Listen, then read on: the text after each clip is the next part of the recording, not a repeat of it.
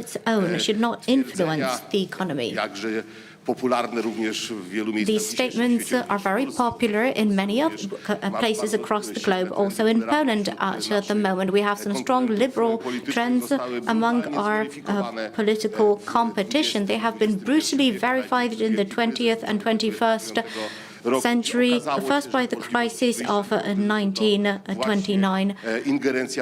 It turned out that the state had to interfere to pull us out of the crisis. And we had the crisis of recent years, the one connected with the COVID-19 pandemic, and also the war in Ukraine and the energy crisis. This shows that the state has a major role to play. The state needs special tools, and those are state-owned companies of the state treasury. They should be a monument to the presence of the state in the economy. And these bodies have played an important role in the crises I listed. I could go on and on to list all the activities that we've taken in the recent period to ensure that Poles, Polish families and the Polish economy have access to sufficient energy resources. It's difficult to imagine the effective functioning of a state in all of its dimensions without sufficient amounts of energy. Energy is the weapon, so to say. We organized a large-scale campaign to bring coal to Poland. That was one of our activities. But state-owned companies are also the greatest payers. They fuel the state budget. In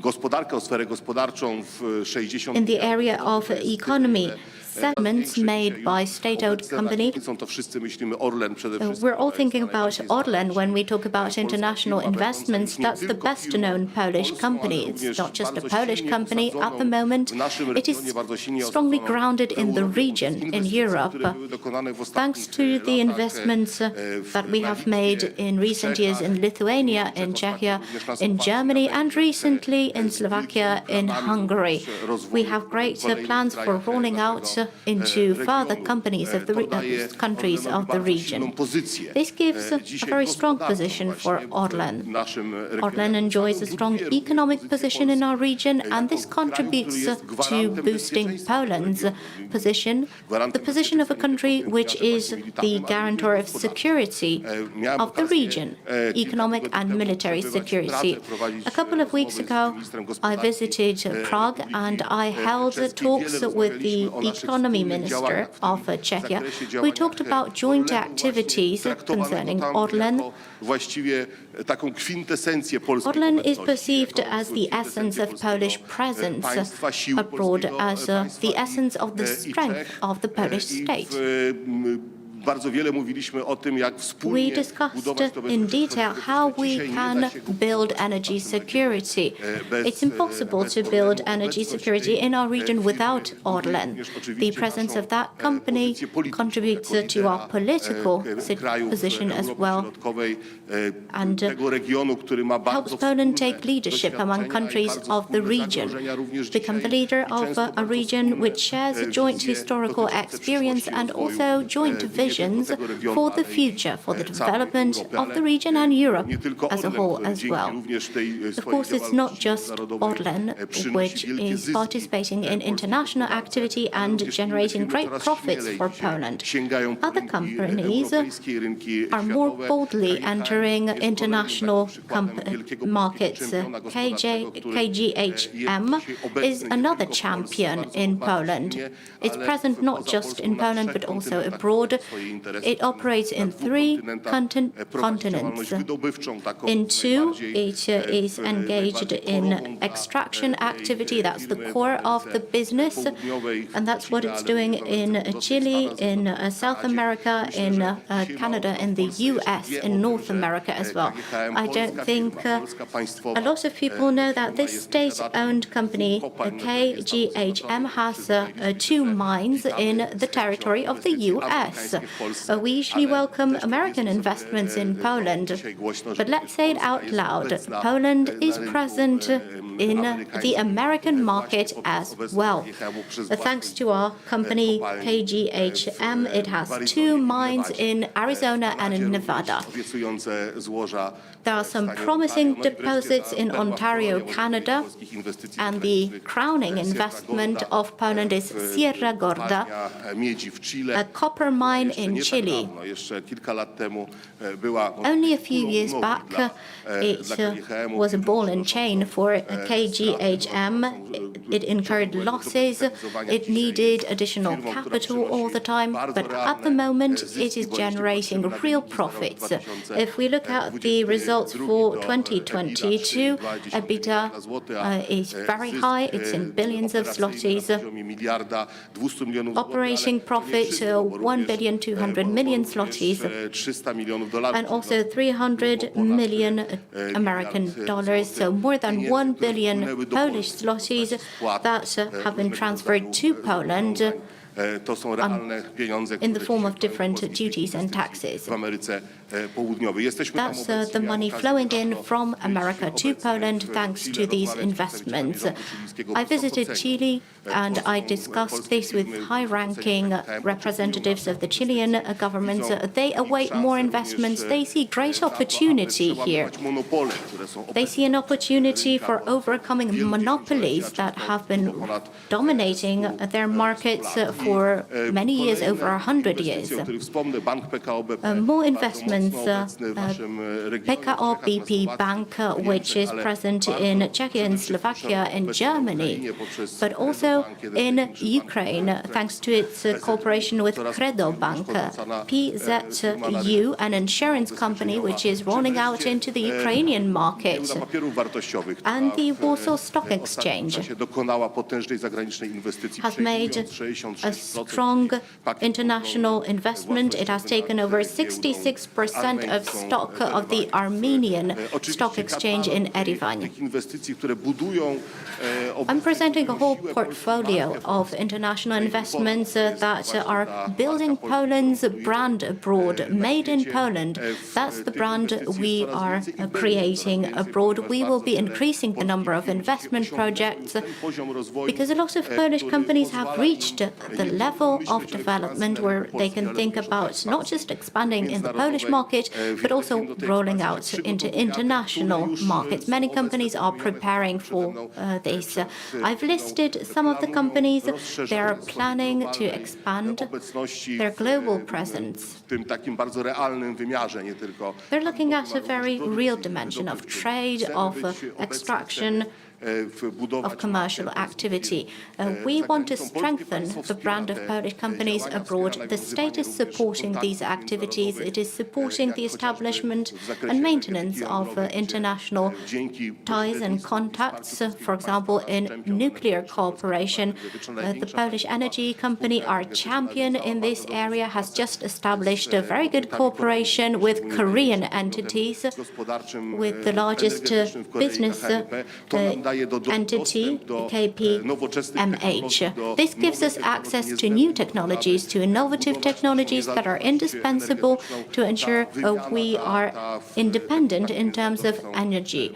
In this area, our international ties are very broad. Someone could ask, why are we doing this? What for? The profits are multifaceted and multidimensional. Of course, the companies that invest profit, that's the reason for their investment. They want to generate additional capital. They want to continue developing. They benefit from access to new markets, new technologies, from exchanging good practices, gaining experience, learning about new methods of functioning that are absent in Poland. It is beneficial to Poland. Poland is building its international position. I recall that when the late President Lech Kaczyński mentioned in many conversations that I had the opportunity to participate in, he said that Poland should be treated as a serious country, as a country that should be taken into account as the subject and not the object of international politics. He said that Poland needed its own brand. He usually gave the example of Finland. Finland has a much smaller potential than Poland as a country, and yet Finland has created its own national brand, Nokia. The late president also used to say that countries with smaller developmental potential, with smaller population sizes, with smaller territories, are treated as serious entities in the international arena. And Poland should use its potential as well.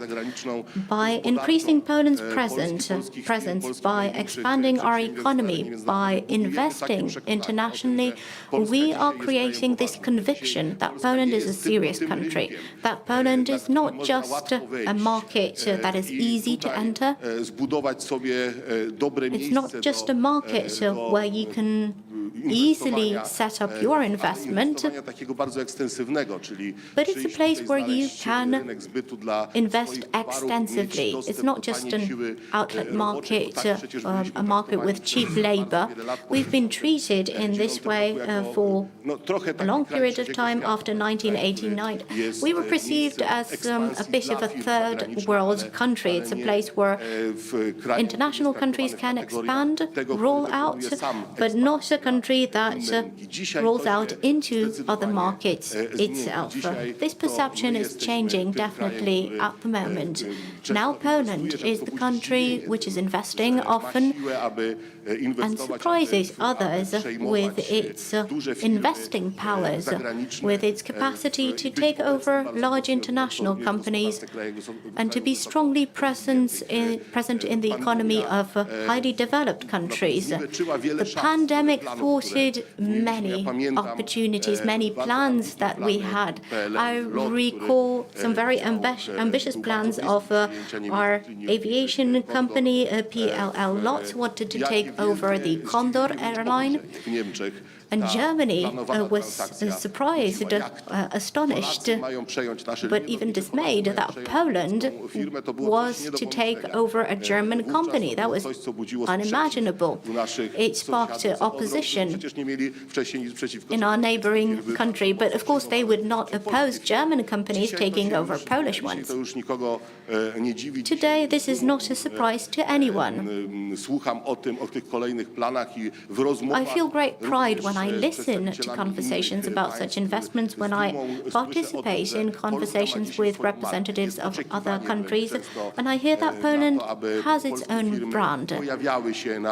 I can see that there is an expectation that Poland will enter the markets of other countries and will provide an alternative to economic dependencies that date many years back. This is about non-European markets, Central Asia, the Asian market in the broad sense, also the African market. And we want to develop our presence in the coming years. Ladies and gentlemen, these ambitious plans could be fulfilled thanks to political stability. That's what we need. We also need the strong support of the state for these projects. Therefore, it is of utmost importance to continue this policy that we have been pursuing for 8 years now. These announcements that we hear today are very dangerous. When we hear that state property in the economy should be reduced to zero. Yesterday, I read a text by Leszek Balcerowicz, who said that the goal of the opposition after winning the election should be to fulfill the slogan zero presence of the state in the economy. What does this mean in practice? It means taking over these state-owned companies, these champions of the Polish economy, by foreign entities, because we do not have capital in Poland, a company with such capital to purchase Orlen, KGHM, or a Polish bank. Just to list those companies that I've already been talking about. And so these great opportunities that Poland has, these opportunities for strengthening our international position, creating the image of a serious state, of a state that is capable of influencing the situation in many countries, to guarantee energy and military security, economic security in many areas of the globe, all of these opportunities will be thwarted. And the role of Poland will boil down to an economic colony of the largest markets of the globe. We need to defend this strategy. Our government calls this the greatest challenge in Poland. We have the chance of becoming a serious country. We have the chance of fulfilling the dream of the late President Lech Kaczyński. We have the opportunity to fulfill the dreams of so many Poles. We are capable of restoring Poland's position, which is in line with its potential, with its capacity, with all the untapped potential vested in the country. I wish you fruitful discussions. I am certain that this discussion will contribute greatly to our plans, to our ideas, and will help us to fulfill these ideas, pursue this policy I've been talking about to an even greater extent, to build Poland's position in new international markets, to strengthen Poland's position across the globe so that Poland is always treated seriously. Dziękuję, panie premierze. Well, thank you very much, Prime Minister, Mr. Jacek Sasin. Sovereignty and security, expansion and the presence in international markets. Who would have thought 10 years ago that the Polish companies would be buying important foreign operators? And this is happening now. This is exactly the case, and things can be still better. Let's give the floor to those who understand this realm very well, as they are practitioners in this area. We changed the composition of the panel, which can only be beneficial to the discussion. Mr. Antadias, chairman of the Polish-Greek Chamber of Commerce. Very good welcome to you, sir. Please come on stage. Kolejnym naszym panelistą jest profesor Witold Wiliński, Professor Witold Wiliński, zapraszam serdecznie, panie profesorze. President of the Management Board of GPW Tech. Miejsca w środku. Moderatorem tej debaty The moderator of the debate is going to be Grzegorz Górny, a journalist, a writer, a chairman of the Foundation Poland, the Great Project. May I come, all of you, to come on stage. Thank you. Serdecznie. Very good morning to you, ladies and gentlemen. Our debate will speak a dual voice, if you like. On the one hand, there is the Polish voice, a theoretician and a practitioner, Professor Wiliński, and on the other hand, there is a representative of the country where Poland is present, Mr. Athanasiadis. Now, with reference to what Prime Minister has said, immediately after the decline of the communist Poland, somebody said that Poland is an ugly maid without heirloom. Today, it seems that Poland is a beautiful girl with a sizable heirloom. And there are many suitors attracted by her. Now, I would like to talk about that with our guest professor. The first question goes to you. What are the statistics underlying the international face of Polish business. Polish private operators and state-owned operators. What is the key for success of these operators? Is there a common denominator, or do they have specificities in the respective industries they operate in? Well, I think we should go back to the origins of the current situation, that is to say, the Polish investment abroad and the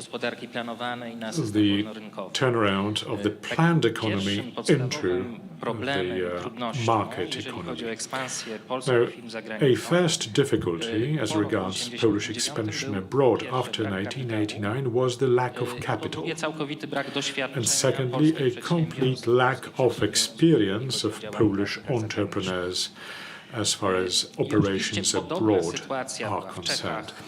This was obviously not limited to Poland, the Czech Republic, Estonia, other countries of the region evinced similar shortages at the time. Now, the practice prompts that in smaller countries, expansion is faster. The reason is that the internal markets are smaller, and if a business operator wants to grow and become a biggie, then they move abroad faster. If you look at Belgium or the Netherlands, where the level of internationalization of their entities is very high indeed. In Poland, in our region, many examples from Estonia and Czechia.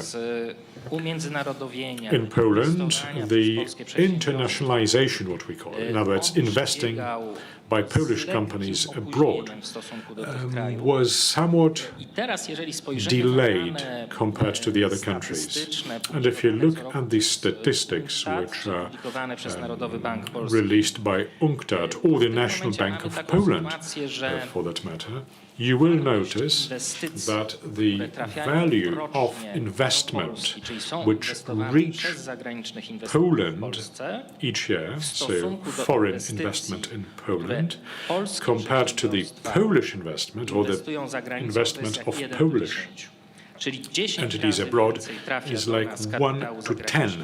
In other words, 10 times more foreign capital in Poland than the Polish investment abroad, 10%. So if you look at the theory and the practice of it, here is what it is. States and companies coming from the states can invest abroad with the growth of their GDPs. If you compare incoming and outgoing investment from Poland, then we still have a lot to do, but we are on the right growth track. And to follow up on that, what about the investment climate abroad? Apparently, we are dealing with deglobalization. They say that globalization is receding, that the growth there is less. Does that impact Polish expansion abroad? That is a very interesting point. With reference to what Prime Minister Sasin has just said, in the global economy, we are dealing with a paradigmatic change. The liberal paradigm transforms into a more conservative paradigm concerned more with its own interest. Interestingly, if you look at the international flows, the change in paradigm started in the United States about a dozen years ago or so. They introduced for the first time the regulations which make it possible to block undesirable foreign investments. And they actually apply this law. They apply it inter alia to the Chinese investment controlled by the Chinese government. Now, another stage in this paradigmatic shift was the change of law in Germany. In Poland, it was actually effected about 2 years ago at a time of the pandemic. In other words, all the countries are now focused very much on their internal markets. They take good care of it, and they start thinking who invests in their domestic markets. Even Germany, seemingly very liberal. 3 years ago, when the Chinese entity took over Cook, that was the biggest producer of industrial robotics in the German market. Now, the Germans were scandalized, they were outraged. This was the family jewel, if you like, in the German market. The Chinese came in and bought Cook. So the Germans started to think about mechanisms to protect their internal market better. Now, to answer your questions about the investment climate for the Polish entities investing abroad, well, if you look at the neighboring states,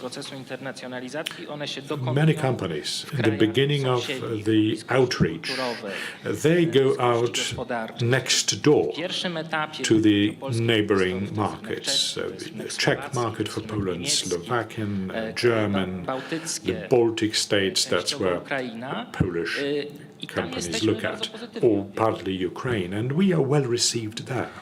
And now I would like to give the floor to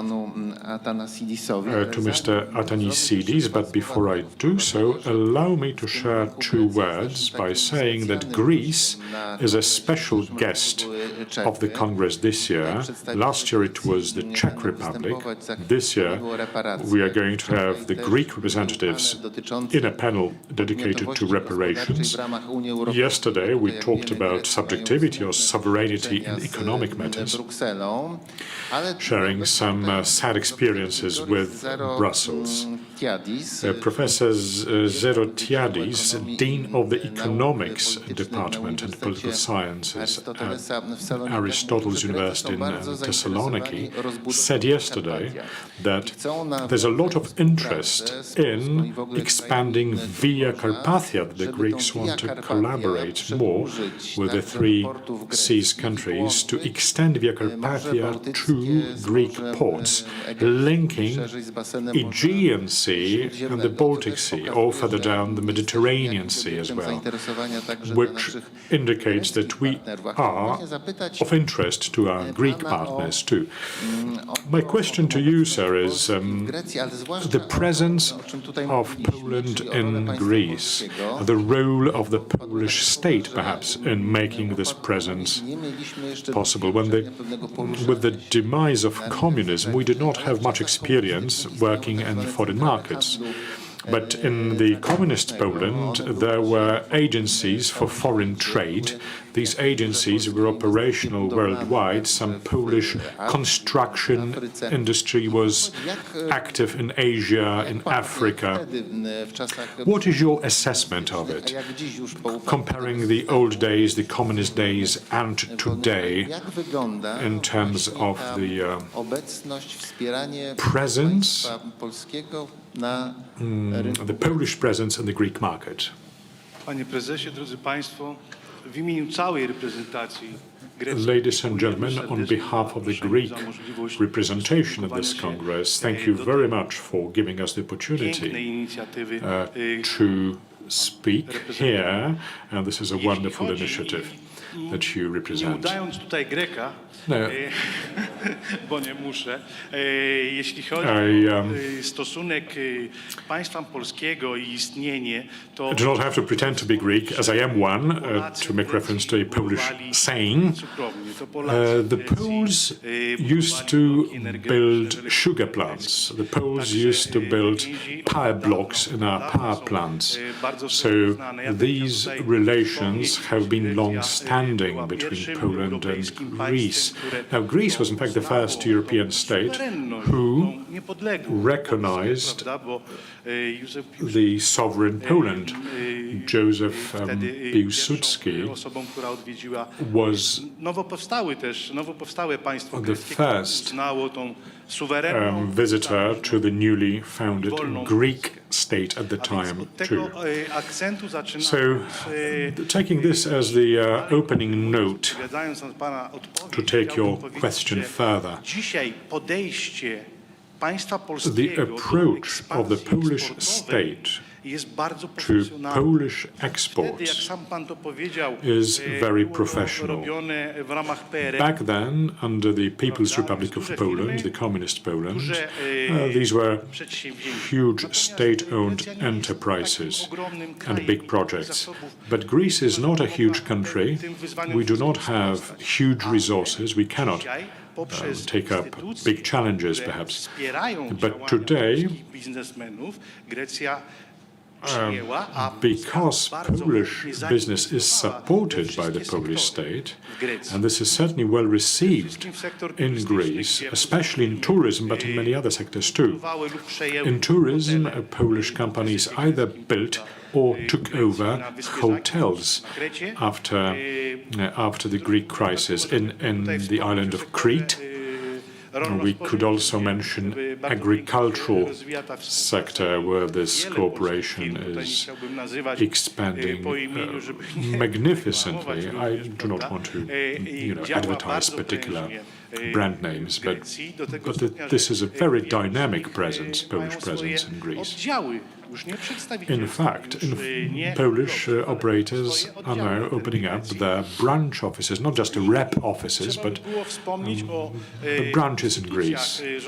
I should also mention the government institutions that support these activities. That is why I said a moment ago that the approach taken by the Polish government is very professional. Now we have PI, the Polish Agency for Investment. There is the counterpart in Greece. They are bilateral chambers that support mutual business opportunity. I would like to underscore the prudence and wisdom of the Polish government, which facilitated the process.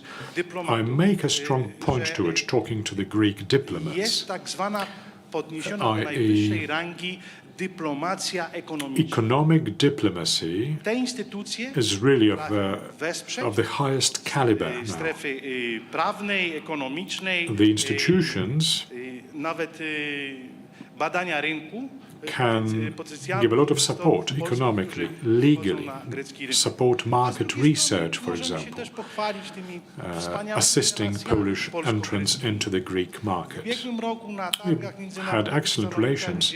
In Thessaloniki last year, at an international fair, our chamber, together with the Polish embassy, we set up a Polish stand featuring an electrically powered bus, a Polish electrically powered bus, an innovative product where at the first edition of the International Fair in Thessaloniki, we had such strong presence. In fact,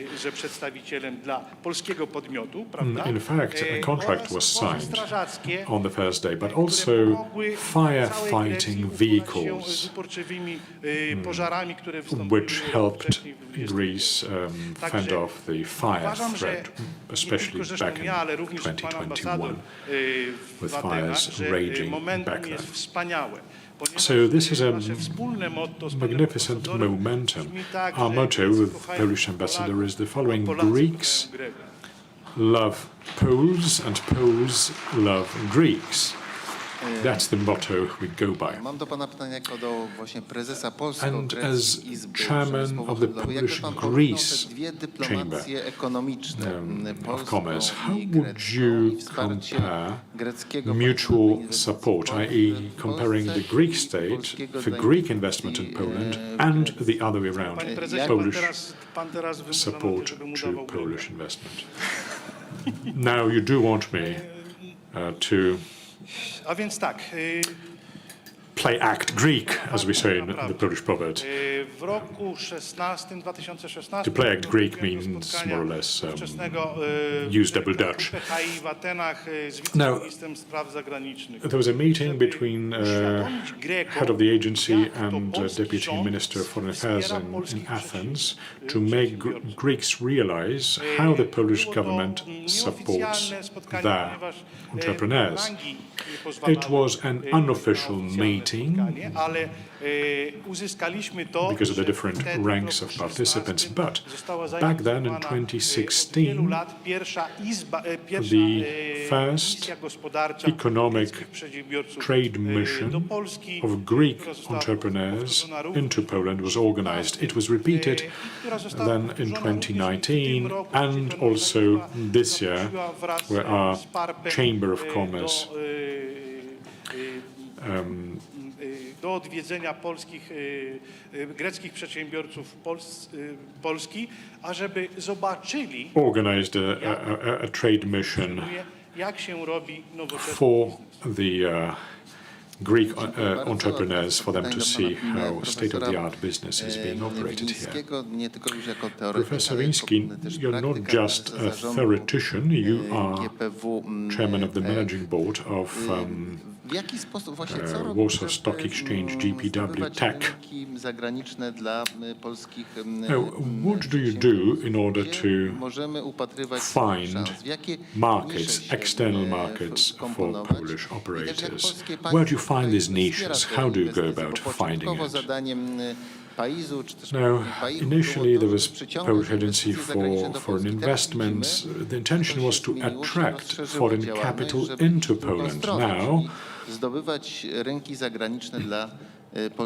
the direction turned around as the Polish entrepreneurs going outside of Poland.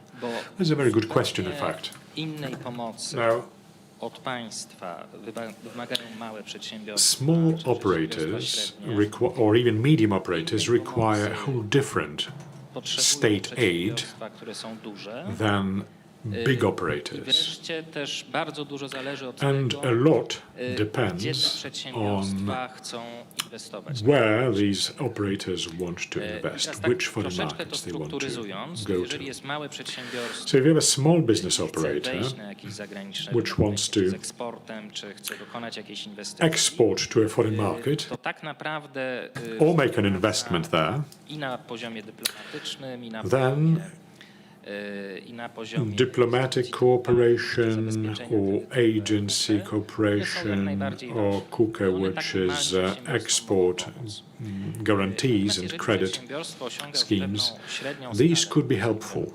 But when the company moves to a medium-size operator, they already have trade partners abroad, then they are much more efficient and they can expand single-handedly almost without support coming from the state agencies. There's yet another category, and that is if businesses want to reach markets that are not liberal enough, which is the case for the EU market, where there are no limitations in terms of the flow of services and merchandise. For example, the Asian markets, African markets, some Latin American markets. Then support of the state institutions is very much needed. If you look at how Germans operate, Angela Merkel, when she flew to Beijing, she had on board representative of the management boards of all the biggest German companies. And this is exactly what we should be doing and should certainly not shy away from that. So there needs to be awareness on the part of the Polish institutions that the strength of the Polish state does not depend only on the business operations in the domestic market, but also on their presence in the international markets. We are in a specific stage of economic evolution, which 10 or 15 years ago nobody was thinking about. But now we should very much think and support such activities. You mentioned investing in non-European markets, non-EU markets. On the one hand, in the EU, we have the free movement of capital, of services, of labor. On the other hand, in the EU, we have a more and more restrictive regulatory policy, which is introducing different limitations. One example would be the transport market. Yes, that is one example, but also the climate policy, which is burdening the Polish economy with different quasi-taxes, for example, in the ETS system. On the other hand, we have non-EU markets, for example, Asian and African ones. The law there is not compatible with the EU legal regulations. But on the other hand, we don't have so many limitations on those markets. How would you describe our presence there in those non-EU markets? How do companies cope with the risk of instability in those countries? Let me refer to your previous question and at the same time answer your most recent query. Looking at Polish businesses and their expansion into international markets, we need to bear in mind that we're lagging behind the US, we're lagging behind the Germans, the French, and so on and so forth. This doesn't mean we're not capable of catching up. The Japanese economy after the war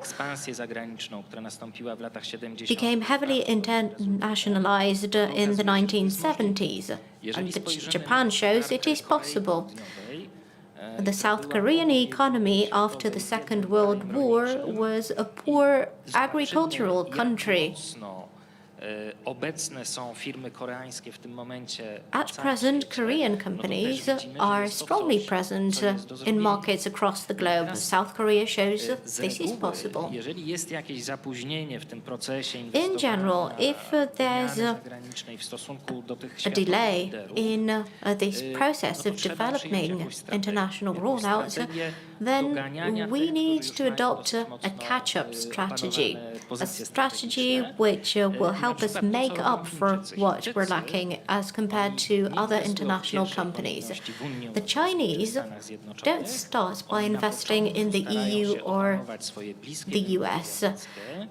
They try to dominate their neighboring Asian markets. Then they move further into Asia, into Africa, and only when they gather enough experience of where they see the effects of scale, that's when they enter the highest developed markets. Back to your question, what's easier, entering a non-European market or an EU market? Of course, sometimes non-EU markets are easier, but we have to adjust our model of operations. And I think that the takeover of the stock exchange in Armenia is a good example here. It's a near Asian country, so to say. The cultural setting is similar to that in Poland. There are good perspectives for growth and for development. Szczególnie jeżeli chodzi o kraje azjatyckie, że w tym momencie od strony takiej At the same time, jest bardzo mocne in terms of geopolitics, there's a strong shift, a pivot away from Russian influence. We see that in Asia in general, in Kazakhstan, in Azerbaijan, in Armenia. All of those countries are turning away away from Russia. They're Oczywiście w tym momencie chcą moving tam wejść away w from czasach, Russian ale technologies. Of course, the Chinese want to step into that vacuum, but that doesn't mean we shouldn't be attempting to do that, to fill that void as well. I have a question to our Polish and Greek guest. Yes, I have the privilege of having two homelands. Yes, you live both in Poland and Greece. What are the biggest barriers, the biggest hindrances that limit the expansion of Polish companies in Greece? Could you please give us your perspective? What can we improve? Where can we look for opportunities?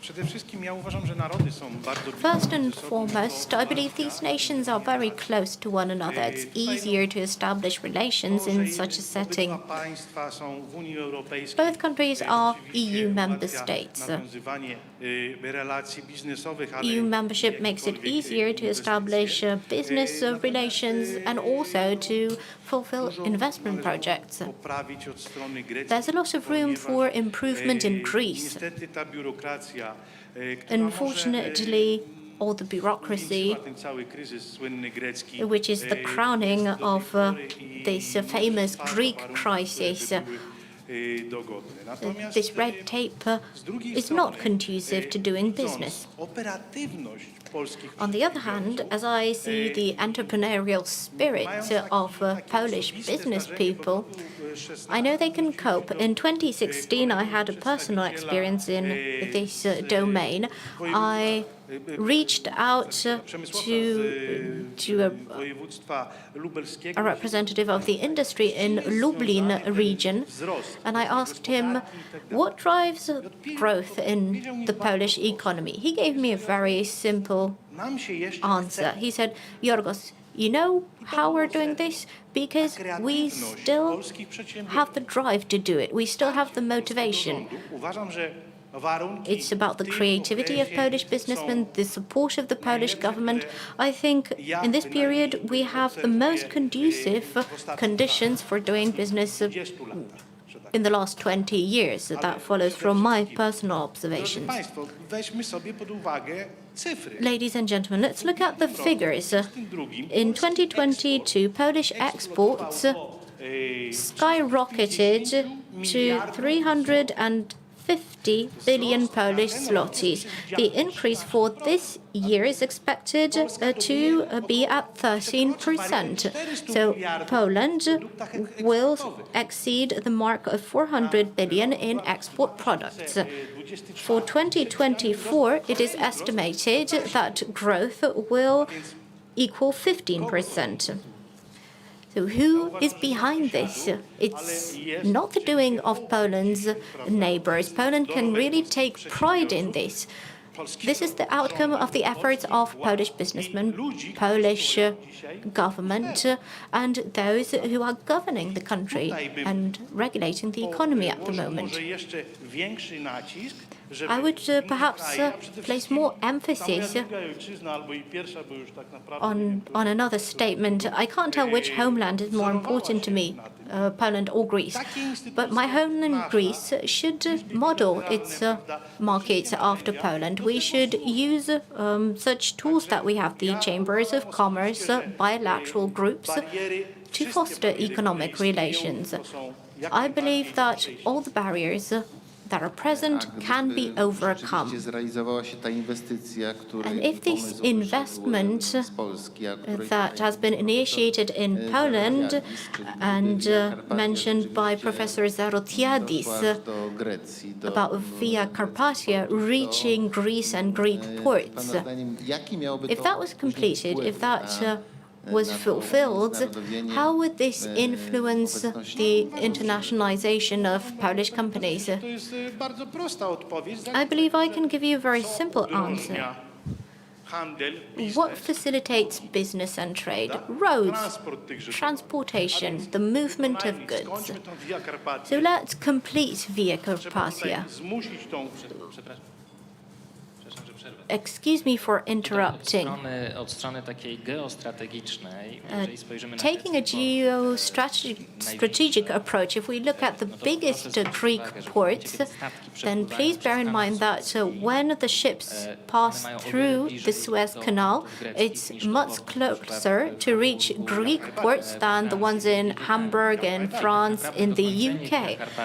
So completing Via Carpathia is tantamount to reducing the cost of transporting goods from Asia and also the cost of exporting European goods to Asia from the perspective of the CEE.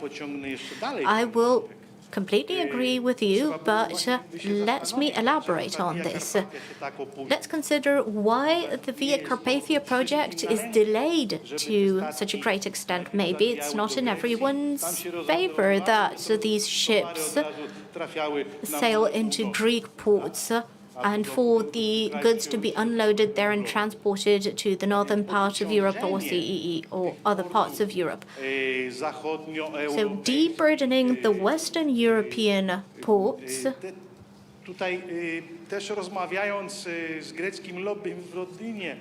I discussed the Greek lobby in London. I talked to big ship owners. It's not beneficial to everyone. So if Via Carpathia reached Greece, then Polish ports would become more competitive against German and the ports in Germany and the Netherlands. Did I understand it well? Yes, you understood it very well. Interesting. Tak, ja chciałem jeszcze wrócić do tego pytania. Professor wanted to go back to the ETS system and Fit for 55 and potential risks embedded in those systems. One of the basic problems in economic terms that is encountered by political decision makers in the EU is that they do not always remember that the EU is not an isolated economic body functioning across the globe. The EU has to compete against the US, it has to compete against China, South Korea, Japan. It has to compete against emerging companies, Brazil, India, Malaysia. Ta konkurencja ona się odbywa na różnych płaszczyznach. This competitiveness is visible in different domains, on different levels. One of those is competing by costs, lowering costs, reducing costs, providing more advanced technologies that are more cost-effective. Nie do końca przemyślany. And it might happen that we will not think Fit for 55 or all of its rules through well enough. And if we don't think about it carefully enough, then we might lose our competitiveness. That's not the only idea that has come up in the EU that impacts the competitiveness of the EU. We had concepts about harmonizing the corporate income tax. In Poland, we have a very competitive CIT rate as compared to France or Spain. Some called on Central and Eastern countries for reducing salaries and dumping the market because we had lower wages, lower social and retirement benefits. Of course, we need to be competitive in this area to attract investments. And we can't leapfrog certain stages to catch up with the West in terms of social benefits, for example, as we will lose our competitiveness and will not be capable of catching up with wealthier states. If I understand correctly, then it is in the interest of Poland to reject these extreme plans, for example, those connected with the climate policy pushed for by the EU, because this cancels our competitive advantage in the EU. In part, yes. However, I get the impression that not all of the costs connected with the implementation of Fit for 55 have been thoroughly calculated, that we don't have reliable analyses, and in 5 or 7 years it might turn out that the expenses connected with implementing Fit for 55 will trigger strong protests, maybe not in Poland, but in Italy, in Spain, for example. So this has not been calculated at EU level. I believe there are no reliable and accurate analyses. I wanted to ask you about the stock exchange. You are the CEO of GPW Tech, and our Deputy Prime Minister, Mr. Jacek Sasin, listed companies that can take pride in international expansion. He mentioned Orlen, KGHM, Orlen, but he also listed the stock exchange. What is your situation at GPW? What are you expanding internationally? We can adopt two perspectives to discuss this issue. We can adopt the perspective of our stock exchange, GPW, a company which is attempting to diversify its sources of income. We are adopting new technologies and looking at possibilities to roll out into international markets. We are trying to take over other stock markets that have not been acquired by our competitors. And the second perspective is that of a stock exchange understood as a platform used to acquire capital that will help Polish businesses expand internationally. This is also an important function of our stock exchange. As concerns the first perspective, I believe that the stock exchange has already taken certain steps to expand internationally. We heard about Armenia, and this is a very good example of our international activity. The second example, it was a failure. About 4 years ago, we tried to take over the stock exchange in Tel Aviv, but we did not close the transaction. And GPW Tech, a tech company, a very ambitious technological company. We had successful contracts related to the stock exchange in Kuwait. We have advanced negotiations with one Middle Eastern country. I can't tell you which one at this stage. We're trying to introduce our technologies as well, but it's the same case as with China. At this first stage of our international rollout, so we will not enter highly developed countries such as Western Europe or the US. We're trying to expand into the Middle East and the closest countries in Asia. Now, looking at this second perspective, so treating the stock exchange as a platform for acquiring capital for international expansion, then ASECO is an important example. This company has for years acquired capital through the Polish stock exchange. 20 years ago, it was a small IT company. Over the years, it has succeeded to become the largest IT company in Poland. It's present in the Balkans, in the US, in Israel, in Southern Europe, and it's an important player. And that's because it has the possibility of acquiring capital from the Warsaw Stock Exchange. That's not the only example. Let's look at the whole gaming sector.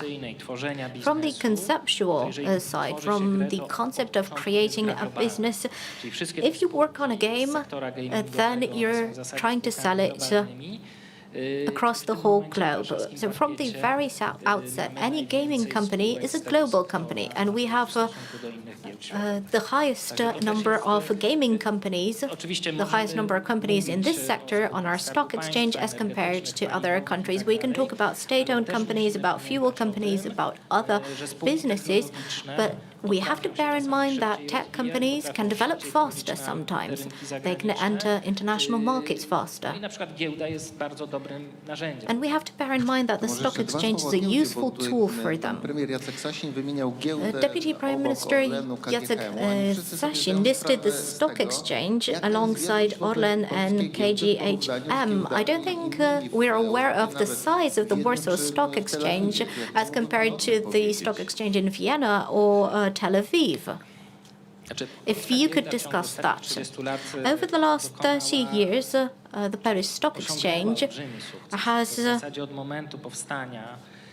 achieved great success from its establishment or reactivation after the war, because that's how we can look at it.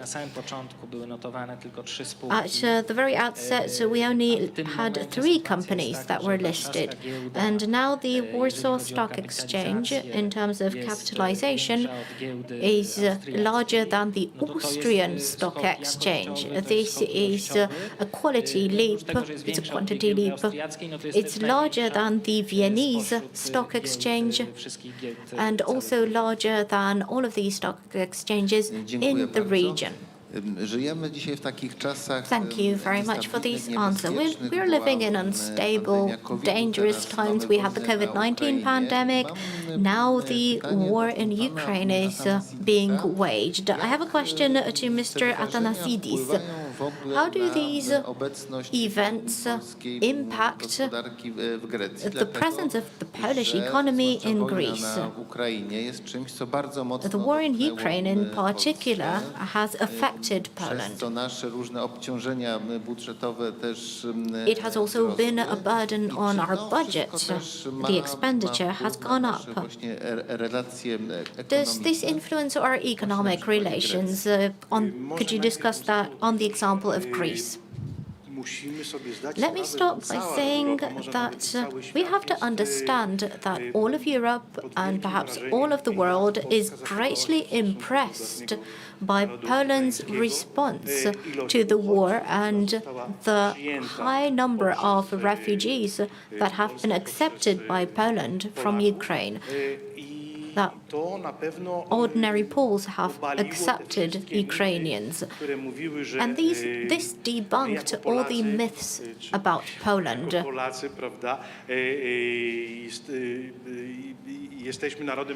It debunked the myth of the xenophobic Pole. We have to understand that Poland is being greatly appreciated for what it did for Ukraine.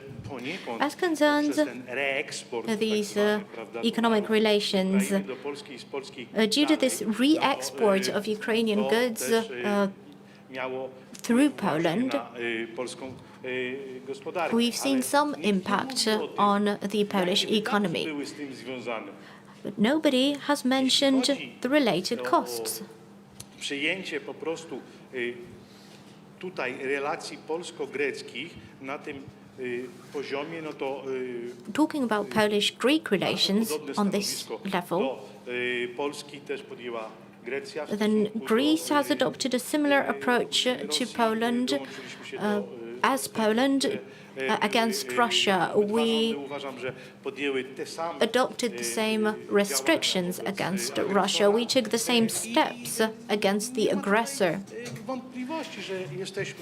It is beyond doubt that we are on the same side.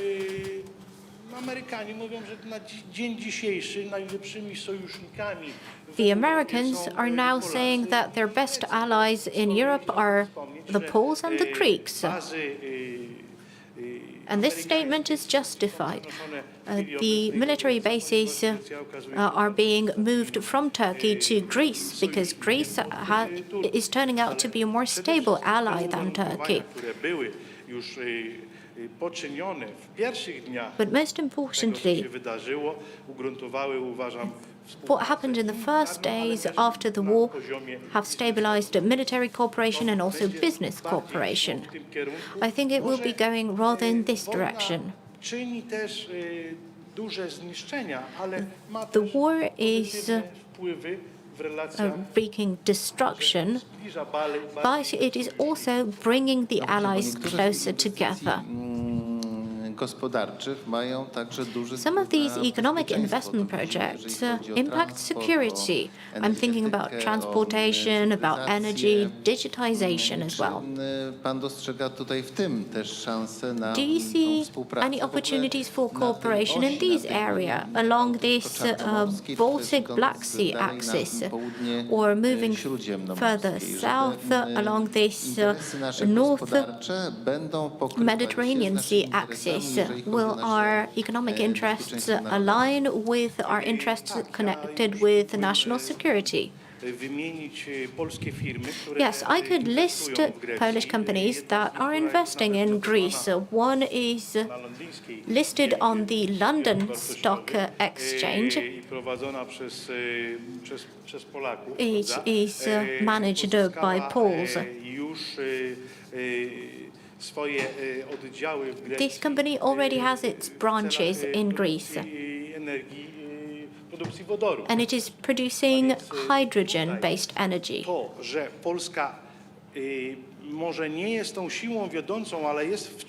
is perhaps not the leading force, but it is at the top of the EU in terms of alternative sources of energy. Energy generated from hydrogen, windmills.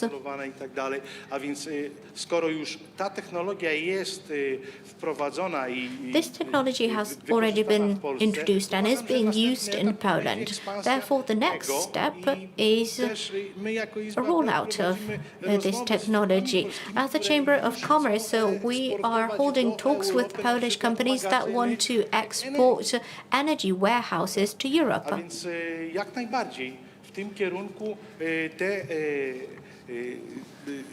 Answering your question, yes, definitely. The conditions created by the war-related crisis will strengthen this cooperation. Well, we've been speaking of economic success over the past few years, although there were reports after the pandemic crisis to the effect that the growth in the Polish economy was the highest amongst all the OECD countries. Now, you mentioned the conversation with one of the Polish businessmen. What is Polish success all about? Well, we do not have such multinational global champions, Chaebols, Hyundai or Samsung. The answer was that the Polish economy was more diversified. That's true. We do not have such giants like the Koreans, but we have more of slightly smaller but still big companies which make us more resilient to economic shocks. Say, Hungarian economy rests on the motor business, food business, and pharmaceutical business. If there is turbulence in one of the three industries, the whole economy will bear the brunt, will feel the impact, which did happen in the automotive industry. So there is a term, hidden champions. Therefore, my question to you, Professor, is, could you indicate the hidden champions of the Polish economy abroad? We have the official names, of course, such as KGHM, Polish Copper, Orlen. Where are the hidden champions who are expected to make us more resilient to economic shocks? Well, the definition of a hidden champion is a medium-sized company, but best in class worldwide. worldwide. It doesn't have to be a biggie, but it must be an operator who is highly specialized in a particular product and, well, not so much monopolized, but enjoys a major advantage over all the other competitors in a given market.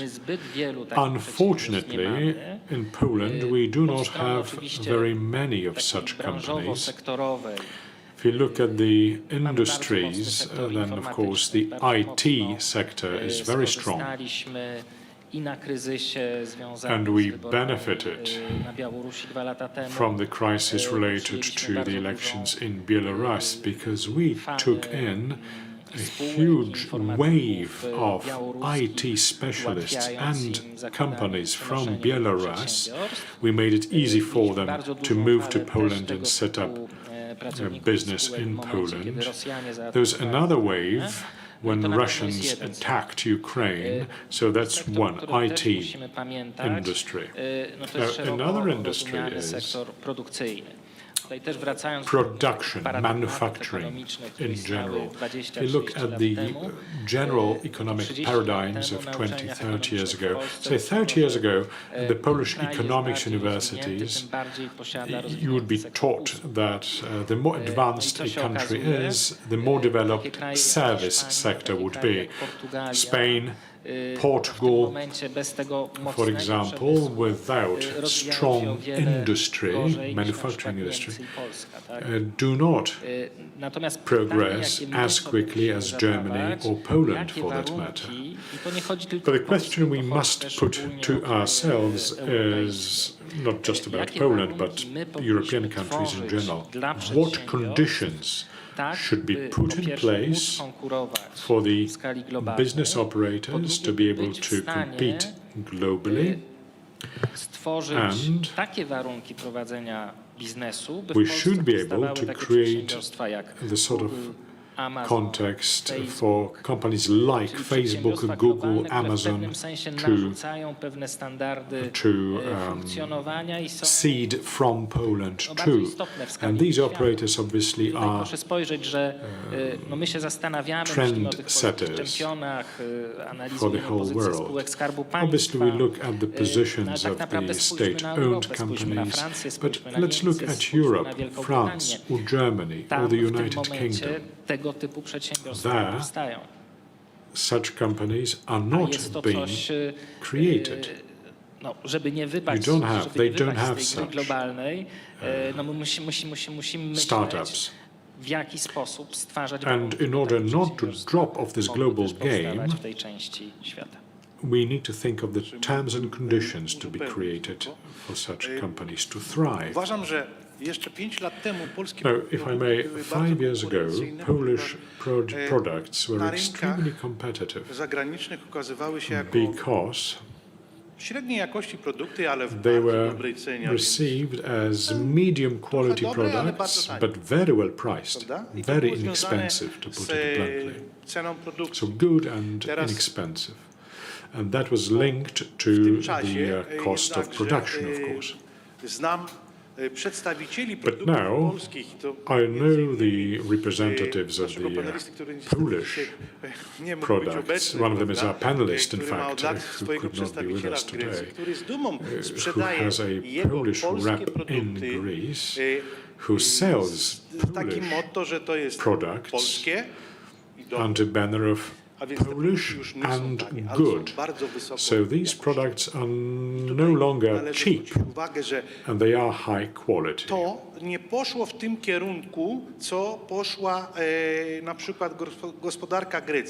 unlike the Greek economy, we keep producing cheap products. Then the crisis came, and we continued producing cheap products. But the tech industry moved forward so much that we just stayed in the same place. So Polish and good is the motto that Tutaj rozmawiamy progressed o biznesie, Polish ale products in biznes Greece. nie we are rozwija talking się about w jakiejś the world of business, but próżni, business ale w does pewnej not grow otulinie in abstract społecznej. vacuum. I warunki, Business jakie grows panują w in tej a specific otulinie, social mają wpływ też na context. kształtowanie się tego biznesu. And the I tutaj szczególnie conditions ważna jest ta sfera in that context kapitału have a bearing społecznego, on how this który business opiera grows. się głównie na zaufaniu. For example, I czy mógłby confidence, pan powiedzieć, jak to social wygląda w confidence praktyce? is Ta important, is an kwestia właśnie important kapitału consideration. społecznego, Trust. kapitału relacyjnego. What about that jeżeli chodzi in Greece? o The social obecność capital, Polski w the Grecji, też o relational możliwości capital. dalszego ekspandowania Has it been naszego. built? Is it there in Greece? Ze Supporting swojej pozycji tylko i expansion. wyłącznie mogę określić Well, to, from my że own dawniej polskie firmy point of view, I can wychodziły tell you bynajmniej albo that in the przyjeżdżały do past, Grecji, szukały the Polish przedstawicieli, prawda, operators którym would reach out to Greece, mogły zaoferować would look tylko i for wyłącznie Greek jedynie, representatives warunki prowizyjne lub and who would work on commission. Dzisiaj polskie typically. firmy działają Today, bardzo the nowocześnie, to, Polish co companies, wspominałem wcześniej, state-of-the-art prawda, business operators, przyjeżdżają as już I z mentioned budżetem, before, który arrive in Greece jest określony na with wejście na dany a rynek. specific A jest to budget spowodowane tym, earmarked że polska for a gospodarka given market. dźwignęła się, stworzyła Now, this is wszystkie due to the fact that the mechanizmy, Polish które zabezpieczają economy ekspansję gained momentum, polskich firm na rynki zagraniczne. and Tak to wygląda it provides for the needs of those companies who want to oprócz tego, że move zainwestować abroad as w Polskę, well. to jeszcze So they are willing włączyć not wszystkie just działania, żeby to wdrożyć swój engage some produkt cash, w dany, but also undertake region, activities Grecji lub that dany would kraj europejski, bo również wiem, że tak really samo to place their products in a given region or in a No given muszę country. powiedzieć, że jak się pana słucha, to Well, serce I must rośnie, say bo that się listening okazuje, to że w you Grecji, really makes my heart polskość, grow to jest marka, czyli dobre, bo it turns out polskie. that Okazuje się, że Poland is mamy becoming wspólne a bit interesy of a i brand gdybyśmy name. doprowadzili Good do Via because it Carpatia do comes from Grecji, Poland. stalibyśmy się Now, bardziej if we konkurencyjni extend dla Via Carpathia to portów Greece zachodnich, holenderskich, and we become competitive niemieckich, with respect to the więc wypada sobie Dutch, tylko życzyć, German żebyśmy bliżej ze sobą kooperowali. ports, Zarówno jeżeli So chodzi o I think we kwestie should, ekonomiczne, o których tutaj simply mówiliśmy, expand our ale też cooperation myślę, jeżeli chodzi o in kwestie economic terms, polityczne, as między we innymi said, but also dotyczące politically, zadośćuczynienia, as reparacji, regards odszkodowań po wojnie. O compensation, tym będzie mówił reparations after the war. In następny fact, panel, the a next ten nasz panel is zbliża się już just about do that. końca, także And dziękuję we need bardzo to wrap up our own panel, I'm za afraid. obecność, za So te cenne thank you very uwagi. much for Dziękujemy your państwu, presence, Dziękujemy. I kończymy gentlemen. nasz Thank panel you i very za much. chwilę następny. So thank you all, and we are moving on to a next panel. Dziękuję ja i panelistom i prowadzącemu szczególnie za reżim czasowy, bo po prostu jesteśmy w And punkcie, thank you szanowni very much państwo. for To się adhering to zdarza the bardzo rzadko. time Dziękuję limit. bardzo We are panom. right on Tak the jak powiedział dot, which doesn't often Grzegorz happen. Górny, przed nami kolejny panel, As Grzegorz reparacje, Górny has zadośćuczynienie, just pojednanie. announced, Mocna delegacja z zagranicy i to z wielu Just różnych peace kierunków, or equitable z wielu peace, kontynentów. reparations, Ale zanim zaproszę na scenę compensation, naszych szanownych gości, chcę reconciliation. przypomnieć Before I invite naszych our partnerach guests on medialnych stage, Kongresu let me Polska remind Wielki you of Projekt. our media To partners. Telewizja Let me Polska, mention Polskie Radio 24, kanał TVP Info, TVP World, portal i.pl, tygodnik Do Rzeczy, tygodnik Sieci, portal W Polityce, Audytorium 17, portal Deliberatio, Wszystko co najważniejsze i portal Trójmorze. Szanowni Państwo, efekty na antenach, na łamach i na ekranach. Dziękujemy partnerom i darczyńcom strategicznym. To PKO Bank Polski, firma PZU i Fundacja KGHM Polska Miedź. Partnerzy i darczyńcy główni: Totalizator Sportowy, Agencja Rozwoju Przemysłu, Fundacja Orlen i Bank Gospodarstwa Krajowego. Partnerzy i darczyńcy: Grupa Azoty, Enea, New Direction, KGHM Polska Miedź, Bank PKO SA, Polska Grupa Energetyczna, Tauron, Fundacja PZU, Fundacja PKO BP Banku Polskiego, Centrum Rozwoju Przemysłów Kreatywnych, Instytut Dziedzictwa Myśli Narodowej im. Romana Dmowskiego i Ignacego Jana Paderewskiego, Fundacja Agencji Rozwoju, Fundacja Banku PKO SA, Fundacja Banku Gospodarstwa Krajowego, Krajowa Grupa Spożywcza, Narodowy Instytut Wolności, Centrum Rozwoju Społeczeństwa Obywatelskiego. Dziękujemy również Zamkowi Królewskiemu za użyczenie wspaniałych wnętrz arkad Kubickiego. Our thanks go to the Royal Castle for making their space available to us. Can we give it a start? Can we move on to the next panel, please?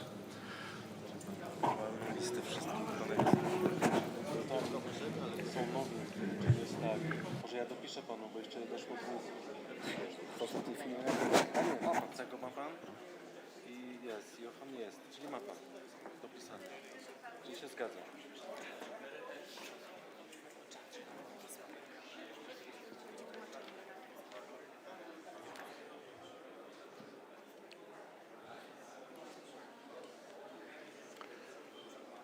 Niezręcznie się czuję, proszę z państwa, troszeczkę jak pani nauczycielka w klasie, o to, żeby zająć miejsca. Nasze debaty są transmitowane, więc miejmy szacunek dla tych, którzy zdalnie oglądają nasze rozmowy, ponieważ debata, która jest przed nami, będzie w kilku nawet językach, więc bardzo proszę, szanowni państwo, żeby pobrać te instrumenty do tłumaczenia. And do please equip yourselves with the headsets if you need interpretation between the Polish and the English languages. It's certainly worth doing if you need to follow discussion in one of the two languages. Zapraszam i polecam. The headsets are available at a technical table in the middle of the room. Proszę o zajęcie miejsc, drodzy państwo, chciałbym przedstawić. Ladies and gentlemen, do take your seats, please. I'd like to introduce to you the list of our panelists.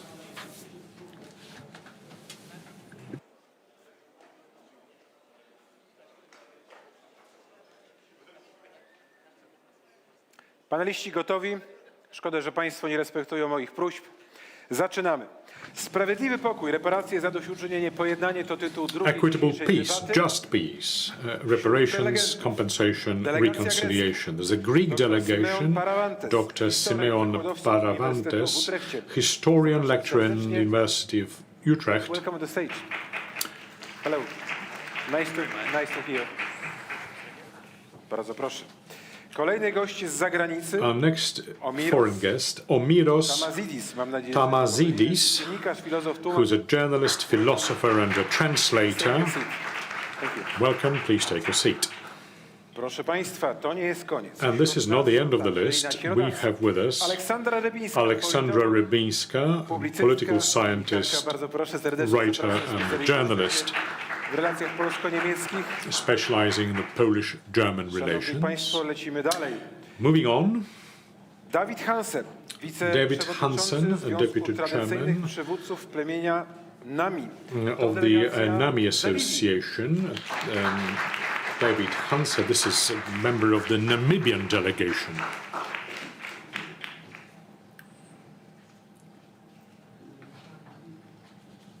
Hello. Kolejny gość z zagranicy. And our to next foreign guest, Nandi Mazeingo, prezes fundacji Nandi Mazeingo, Herero Genocide. a chairman of the Herero Genocide Foundation. Mam nadzieję, że o nikim nie zapomniałem, bo oczywiście jest. I hope I have not nie mogę już na scenie, ale forgotten bardzo go serdecznie witam. anyone. There is Portman. Johannes Portman with us, a translator. He will have a lot to do Jeszcze today moderator, in this szanowni panel. państwo. To socjolog, filozof społeczny, poseł do Parlamentu Europejskiego, dobrze znany wszystkim tym, sociologist, którzy uczestniczą w kongresie. political scientist, Zbigniew Krasnodębski. MEP. Proszę, brawa. Will moderate the session. Professor Zbigniew Krasnodębski, who is well known to all of Sprawiedliwy you. pokój. An equitable peace.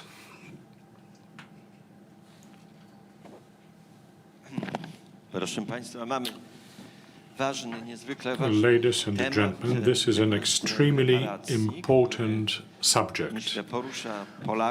Reparations, very important in Poland, heatedly discussed in our country.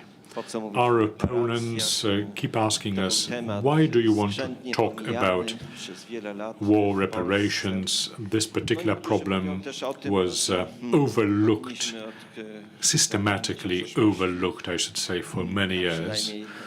Some believe we should forget about the past, or that the past has been already cleared up, and the damages were made good. However, we think this problem is not uniquely Polish. There will be another edition of it in relation to Ukraine. What is compensation? What is making good the damage? Is that the basis for reconciliation and a just peace? It is not by accident that we have invited delegations from two countries, as the two countries share a similar set of problems, colleagues from Greece and colleagues from Namibia. Alexandra Rybinska will present the Polish point of view in this discussion. Why don't we start from Namibia? Now, a lot is said about atrocities and crimes committed by Germans in different parts of the world, including Poland, during the Second World War, and we refer to these crimes as Nazi crimes. National Socialism, the Third Reich, is more and more approached as an exception in the history of Germany, an accident almost. And I remember the times when a lot was written in Germany about the origin of National Socialism in Germany, the trends that originated this political movement. But we do know, and Nama and Herero peoples are a good example of that in the early 20th century, and demonstrates that genocide happened before. It was the biggest genocide committed by Germany in the colony at that time.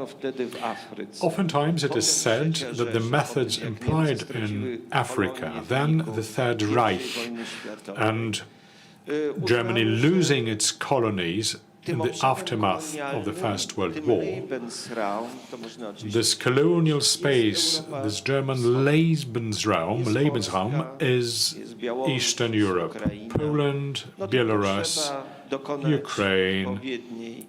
You can have it if you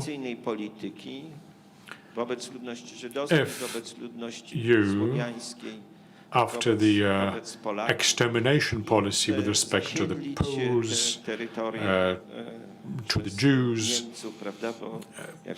that's what you need to do to exterminate these nations and move German settlers there. There was a theory saying that Germans need land, they do not have enough land, so they need to expand, build colonies, and so on and so forth. So, what happened in Namibia was a prelude to what happened later in Poland, in Central Eastern Europe, and in Greece. To begin with, I would like to give the floor to Mr.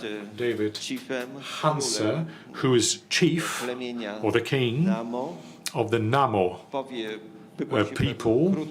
I think he will give a short speech in his language that Mr. Ortman will translate into the English, and then we will hear it in the Polish language too. I give the floor to you, and thank you very much, gentlemen, that you have accepted, ladies and gentlemen, that you've accepted our invitation. I give the floor to you, asking you for a brief statement.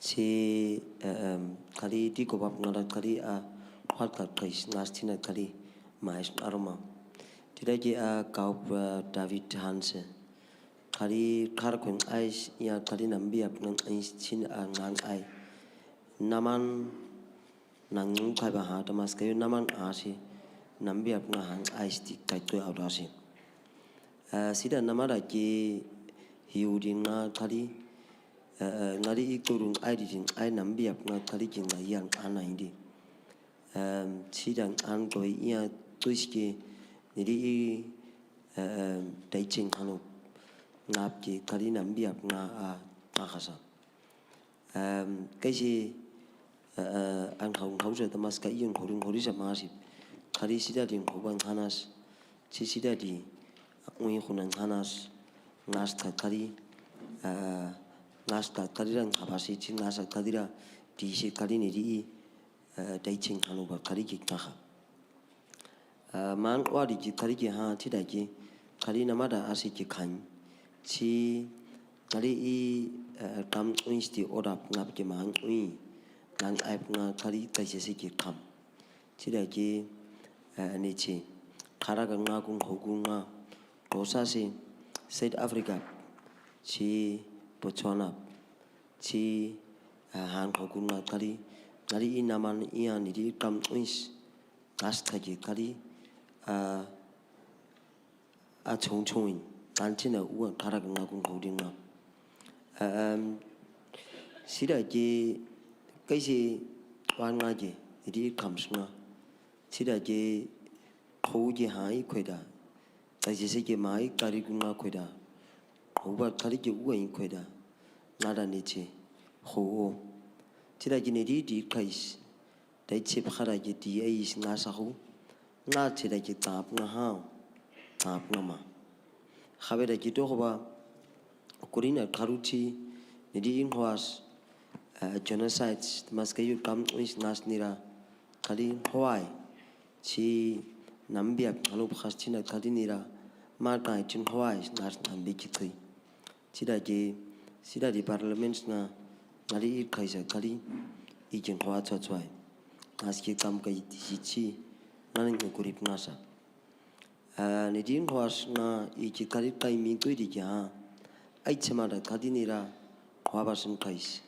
Maybe we will ask for the translation, and then you continue because yeah. Thank you, Prof. Good morning. The first chief he introduced himself, and he's thankful for the invite to be here with all of you, to the foundation and to the Prof.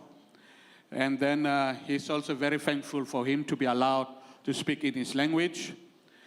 He's introduced himself as chief. In our language, we say Kaup, David Hansen from the Kharkwen sub-tribe of the Namas, and he's also the deputy chairperson of the Nama Traditional Leaders Association in Namibia. Many decades ago, the Namas and the Ovaherero people were living peacefully in Namibia. Then the German imperialists came, and they came to come and take our land, our livelihood, and our dignity. But when they come and they take all our land, and we didn't give up. We start fighting them. And then the Kaiser issued the extermination order to wipe out the Ovaherero and the Nama in 1904 and 1905. But we decided to continue our fight. But then a lot of our people lost their lives, our land, and our livelihood. With this process, many of our brothers and sisters fled through genocide, because of genocide, and today they become the citizens or live in diaspora in South Africa and Botswana. We have lost a lot. We were rich people. Today, we are poor. However, we have continued and we have started to fight for reparations, to fight to get our land back and to get our dignity and life back. Hence, in 2006, with the late paramount chief of the Ovaherero, Kumariarako, and the late Nama Paramount Chief David Friedrich. They pursued the government, and a resolution was passed in the Namibia Parliament in 2006. And is in history, I think, from a Namibian perspective, from a parliament point of view, it's one of the first motions that was adopted by the Namibian parliament with 100%. Everybody in parliament agreed to that resolution, that it is time to face on Germany and to fight for our reparation. Thank you. Then maybe you continue. Ya nabaji kadini di mingtuip na uin ki kasa sit kadini rami sekajaan kapasa. Jadi genocide nas nira kali genocide asing angkai. Si kadini di kam uin ki kam haura. Nidi in huan haragudi. Nidi mata basti jimna kali aich maniran huabasan kais. Si Khalip nira nambiang hanuban. Epchina kali naba mungkaran singung cikahan ali cina cinoh banira satseka. Naba je ueris lisidi. Kali je kalin ali iada. Kali je uaidi. Cida je nabahu kali ninhuadika je chacho. Okay, thank you very much. Then please. Thank you very much. One of the our brother and our brother from Nandi will go in detail in his presentation. However, the GAB wanted to inform everybody here that the resolution, especially had three main points. One was that Germany should acknowledge that they have that genocide on the Ovaherero and the Namibians. Two, once they have acknowledged that there is genocide, we have to talk about reparations. Three, that the Nama and the Ovaherero people should participate or should sit down directly with as effective communities and negotiate with Germany on the reparation package, and that the Namibian government should be just a facilitator in this process.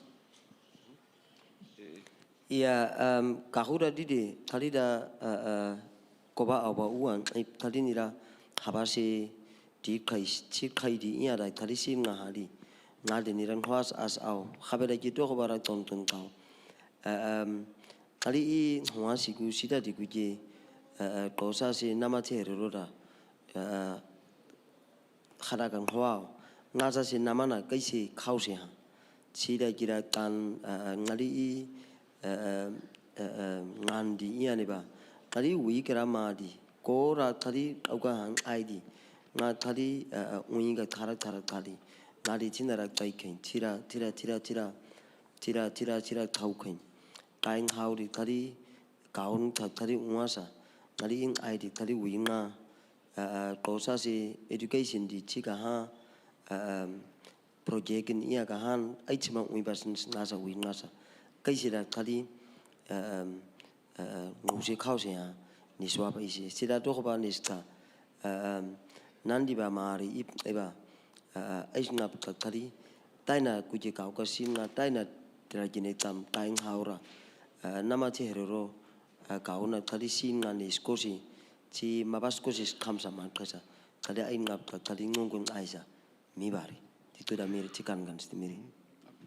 Thank you very much. I'm concluding because I have Nandi who will go in detail what the chiefs, both from the Ovaherero and the Nama chief, has achieved over the years and where we are with our position as here. So Nandi will go in detail. However, whilst I'm concluding, I just want to call out and say that because of this genocide, the Ovaherero and the Nama communities in Namibia are very marginalized, even by our own government. So I'm calling out and through the foundation, and if there's any other organization who wants to take our hand and be partners with us in this fight to continue, that we should engage further, and we are here to engage. I thank you. Thank you.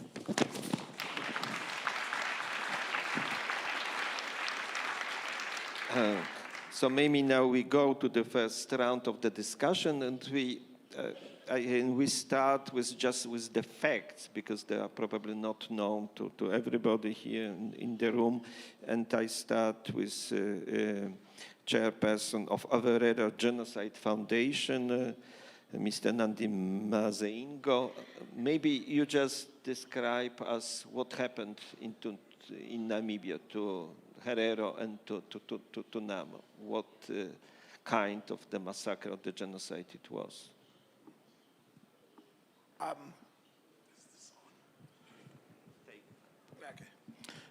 Thank you very much for the opportunity, Professor, and good morning. Is it still morning, I hope? Yes, Nandi is my name. I'm the chairperson of Herero Genocide Foundation, and perhaps just to give a bit of a context, because you are hearing of Herero and Nama. Now, before the arrival of Germans in the territory that is today known as Namibia, there were two sovereign polities. You had Herero land and Great Namakwa land. These were, in today's terms, two separate countries that were living alongside each other. One was the land of the Hereros, and the other was the land of the Namas in the southern part. Of course, today, because of the scramble for Africa and many other things that Europeans did without regard to our boundaries and so forth, today we are one country. And as a people who have shared that history, we have decided to pursue our quest for justice together. That's why often you will hear of Herero and Namas, doing these things together. But back then, we were two distinct countries, I would say, or states. So I come from the Herero side. My chief comes from the Nama side, and supported also by my brother there. My own paramount chief, Professor Dr. Kashiwa, could not be with us. He's at another event in Botswana because, as the chief related, because of that genocide, today Herero and Nama people are trans-national people. We live in many territories. After 1904, our people fled to Botswana, to South Africa. And of course, now recently, many lives all over the world in the Americas and also here in Europe because they are largely economic immigrants. At home, they are denied of opportunities and many other things.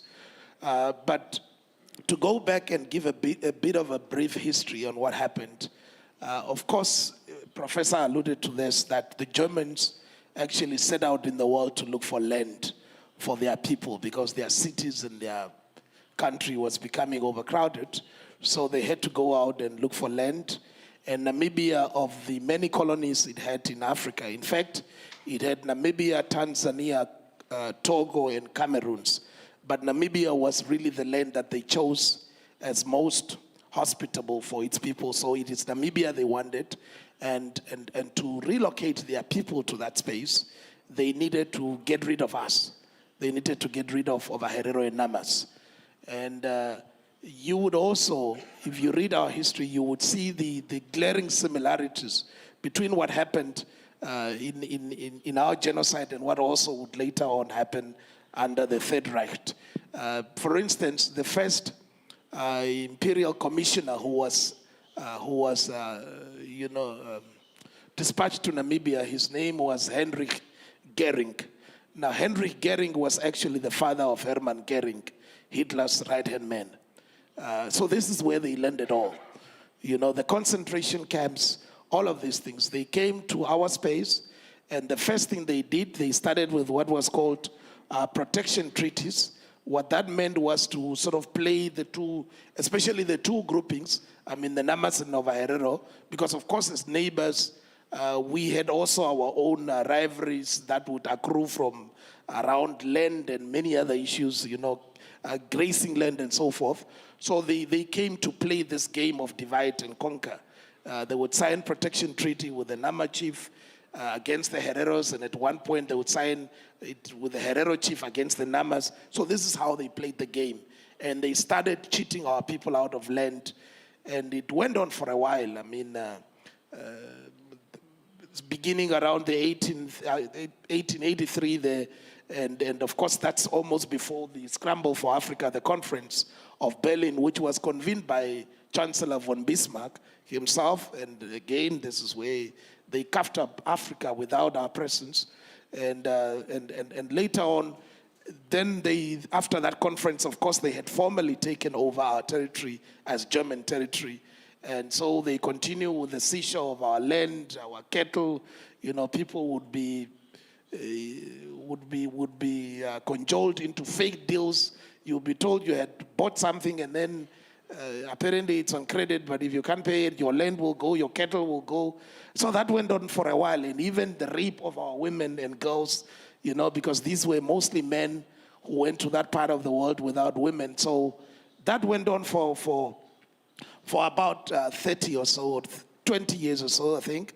And then in 1904, actually, the Herreros were the first one to resist, to take up arms against the Germans. And they killed a few because the Germans, I think, did not know about this uprising. But after reinforcements from Germany and a serious campaign, an intense campaign against the Ovaherero to say this is a beast that has taken German blood and so it must be extinguished. And also they withdrew the man who was the commander of what was called the Schutztruppe, the German troops that were in Namibia. His name was Governor Theodor Ludwig, who was also the commander of the troopers. He was withdrawn and replaced by a brutal man called Lothar von Troda, who came to Namibia already armed with an extermination order to say that he must now finish the Herero question. All of them must be killed, women, children, everybody must be killed, and those who survive must be driven across the Kalahari Desert into either Botswana or some, because Botswana was a British territory at the time. So that is what happened in 1904. In fact, the extermination order, historians will tell you it's the first time that such words were actually committed to paper, because often people do these things, but they don't really go out and proclaim it like as a declaration to say we are here to kill all people, So that was the first time through that extermination order of October 1904. And then, of course, the Nama people who lives in the southern part of the country, witnessing what is happening to the Herreros, they knew that once these Germans are done with the Herreros, they would come for them. So the Namas also, took up arms in that October, after that, the issuing of that extermination order. And so the Germans also issued a similar extermination order in 1905 against the Nama people to say they too must all be annihilated and those who survive must be driven off the territory of Namibia.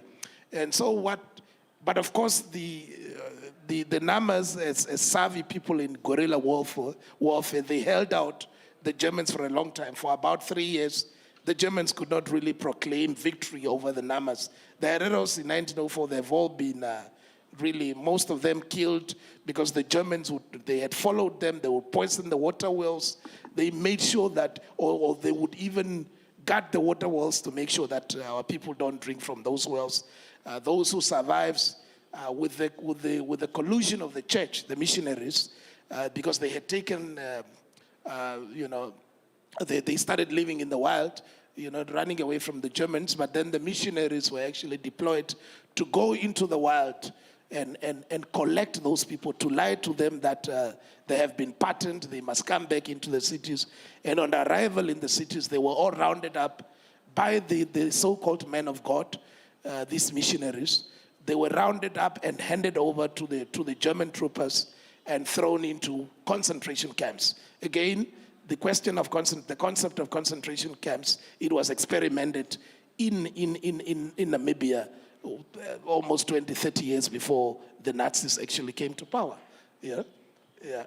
So this is exactly what happened there, and in those camps, people would be worked to death, forced labor, because of course there were some camps that were operated by the colonial government itself, or by whoever, these administrators in Windhoek. But there were also camps that were administered by private business, for people just to make money out of this cheap labor, use this labor for nothing. If people were worked to death, they were underfed, and women continued being raped, and some were even forced to, they would behead. Of course, these racial experiments of checking the brains of black people, these things were already happening, the eugenics and all these things. So people, our prisoners, our people's heads would be beheaded, and then the ladies would be asked to, you take off the skin of your husband and the hair, and then they will put them in boxes to bring them to Europe, to medical centers, to museums. Many of those remains of our people, they continue to sit in many different, in private homes, and some people we here have them in bedrooms as decors and so forth. I think a few years back, one batch was actually returned to Windhoek. But we lost land.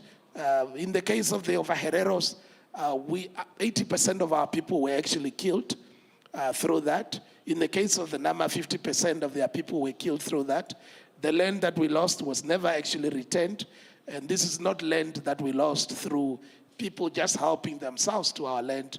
The German state actually passed laws to expropriate our land, our cattle, everything that belonged to us.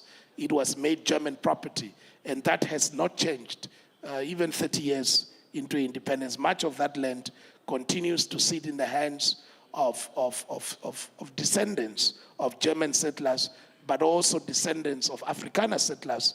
Because, when Germany lost the First World War, its colonies, especially the colony of Namibia, passed to Britain, and it was administered by South Africa on behalf of Britain. So the Afrikaners came in, and so their children are also sitting on our land. So the war might have ended, all of that, but the legacy really defines present-day reality for our people. Okay, Thank you. Thank you very much. Just to remind us, the concentration camp, racism, and extermination, massacre was, before the Nazi, the National Socialist, but Goering was, the father of Goering was already there, and von Trotta, and all this name. But now we move maybe to because they came then in 1939 to Warsaw with the same method actually. Yeah, but maybe we start also with Greek, and may I ask Professor Paravantes, as a historian, that you describe in the situation, the case of Greece. How is in the Greece in the 40s? Sure. Thank you. First of all, thank you very much for the honor of the invitation and the opportunity to discuss such an important issue. And my contribution, I've broken down into 3 parts. The first part, kind of brief, addressing the question of what has Germany done? What have they paid? And then parts 2 and 3, a little less brief than my answer to part 1, will explain the intricacies of that. And so, to part 1, have they paid? Have they paid enough? And the fact is no. They haven't paid, especially in the case of Greece, but you can generalize to other occupied countries, that which they were ordered to and that which they even agreed to. But there are reasons for that. And so as a historian, the why is more important to understand than the what, in a sense. So that's what I'm going to try and get into. And in the case of Greece specifically, this is where parts 2 and 3 come in. I need to divide it between the concept of reparations and the repayment of the occupation loan, because this is a little bit unique to the Greek case, how these two things have developed separately. Now, in terms of the occupation loan, what was that? Well, it was a 0% loan extracted by the Wehrmacht to pay the administration costs of occupied Greece. And before leaving Greece, the Wehrmacht had made 19 payments on this debt. By October 1944, when they left, there was about 228 million pre-war US dollars left on the books. And once the war ended, the National Bank of Greece repeatedly raised this issue about this outstanding debt to get repaid, over and over through the 50s, 60s, and 70s up to the present, and it has not been repaid yet. So I just want to leave that pause, and then I'll come back to it at the end. In terms of reparations, well, why are we dealing with this, and hasn't enough time passed? It's almost 80 years. Well, time means different things to different people based on what you have experienced. And on the 10th of June, 1944, in France, the 2nd Waffen-SS Division marched into the town of Oradour-sur-Glane and razed the town, killing almost 700 civilians and leaving only a handful of survivors. But on the same day, 2,000 kilometers away, at the town of Vistomo, the 4th Waffen-SS Panzergrenadier Division marched into the Istanbul, razed the town, and killed 300 civilians, leaving only a handful of survivors on the same day. And the quest of those survivors to achieve some kind of compensation reached The Hague in 2012, where they were denied. And so they are still seeking compensation. And the children that watch these things happen, there are fewer and fewer every year, but that's why this issue doesn't go away, and why the pain is still there is because there are people alive who remember, or there are people alive who remember what their parents told them about that, and trauma is passed down. So that's why it hasn't gone away. So, how do we get a handle on this? Well, as a historian, I go back. And so in the question of reparations, I look at what happened then at the end of World War II. And the Allies decided, before the war had ended, that Germany would pay reparations. But it's very important to understand that they also decided that the reparations would be non-monetary. They were not going to repeat Versailles, the same mistake. And when the Soviets presented a first estimate of 5.3 trillion pre-war US dollars, it was ridiculous to the Western Allies because there wasn't that much money in circulation in the world at the time. But Germany would pay. And so over subsequent conferences, they came up with a formula. They would have a reparations pool. The Soviets would be given 25% of whatever that pool was, with an additional right to draw 10% of whatever else the Allies got. And the rest of the Allies would get what was left. But a couple interesting things occurred at the Paris Conference for Reparations in 1946. One is that the big Allies decided that the countries which had contributed most to the war effort would be compensated more than those which had most suffered damage.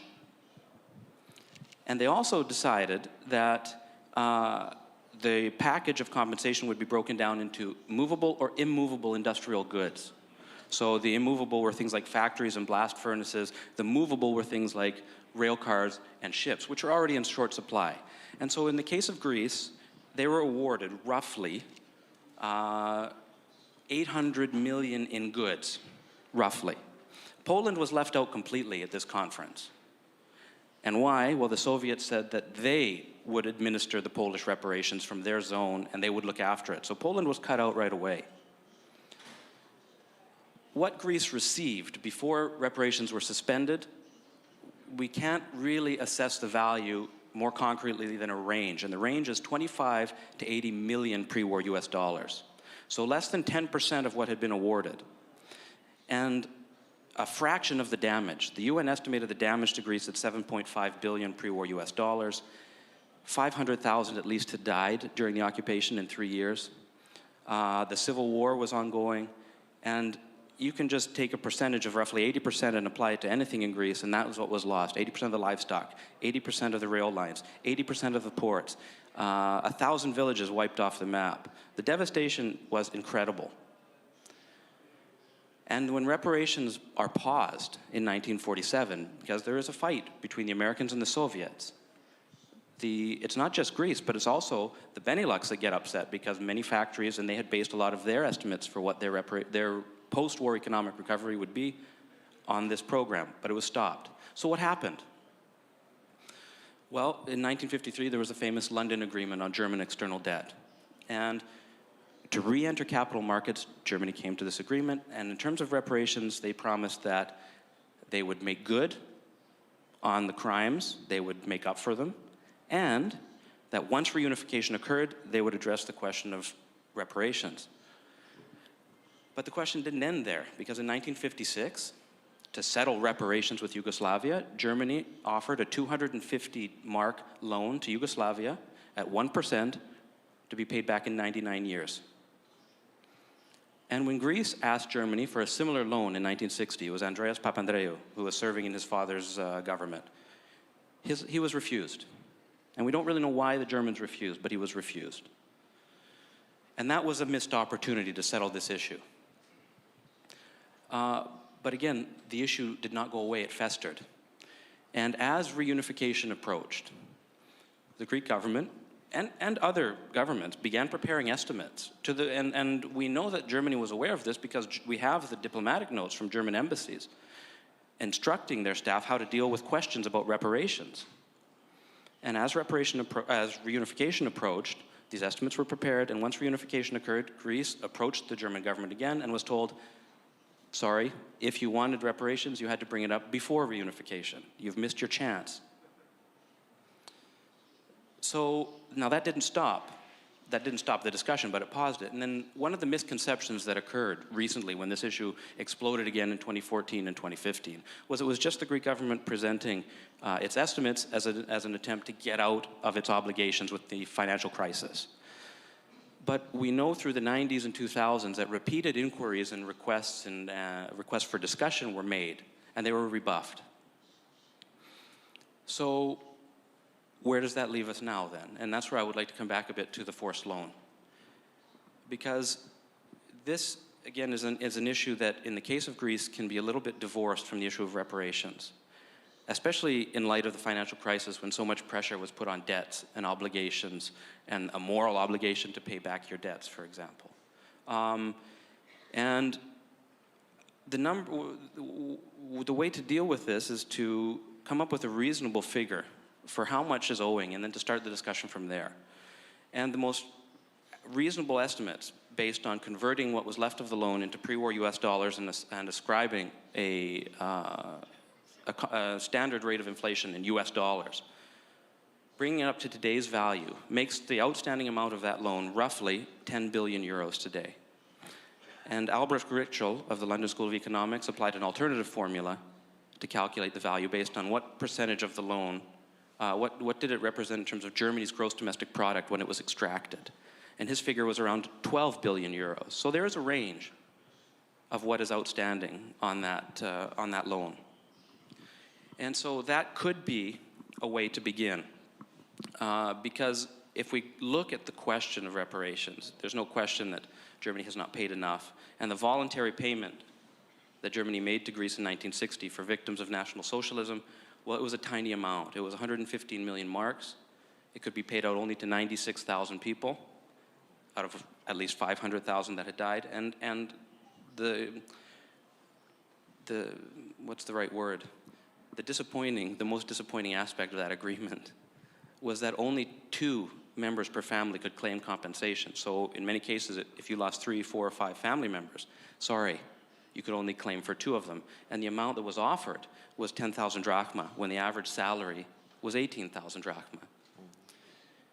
And so other scholars that have worked on this issue say the amount that Germany has paid, and they have paid some, but they're so small that they can in no way be considered to have fulfilled the obligations laid out at any of the post-war conferences or even in the London Agreement. So I think we'll stop there just as the basis, and then we can discuss some more afterwards. Okay, thank you very much. Now we go to Mr. Tachmazidis. I know that you, as a philosopher, you also are concerned about moral aspects of this, and we discussed this, that how is this younger German generation, which probably grew up with the conviction that everything is settled, yeah, and how do you see this problem from the more philosophical or moral point of view? Is it closed issue or not?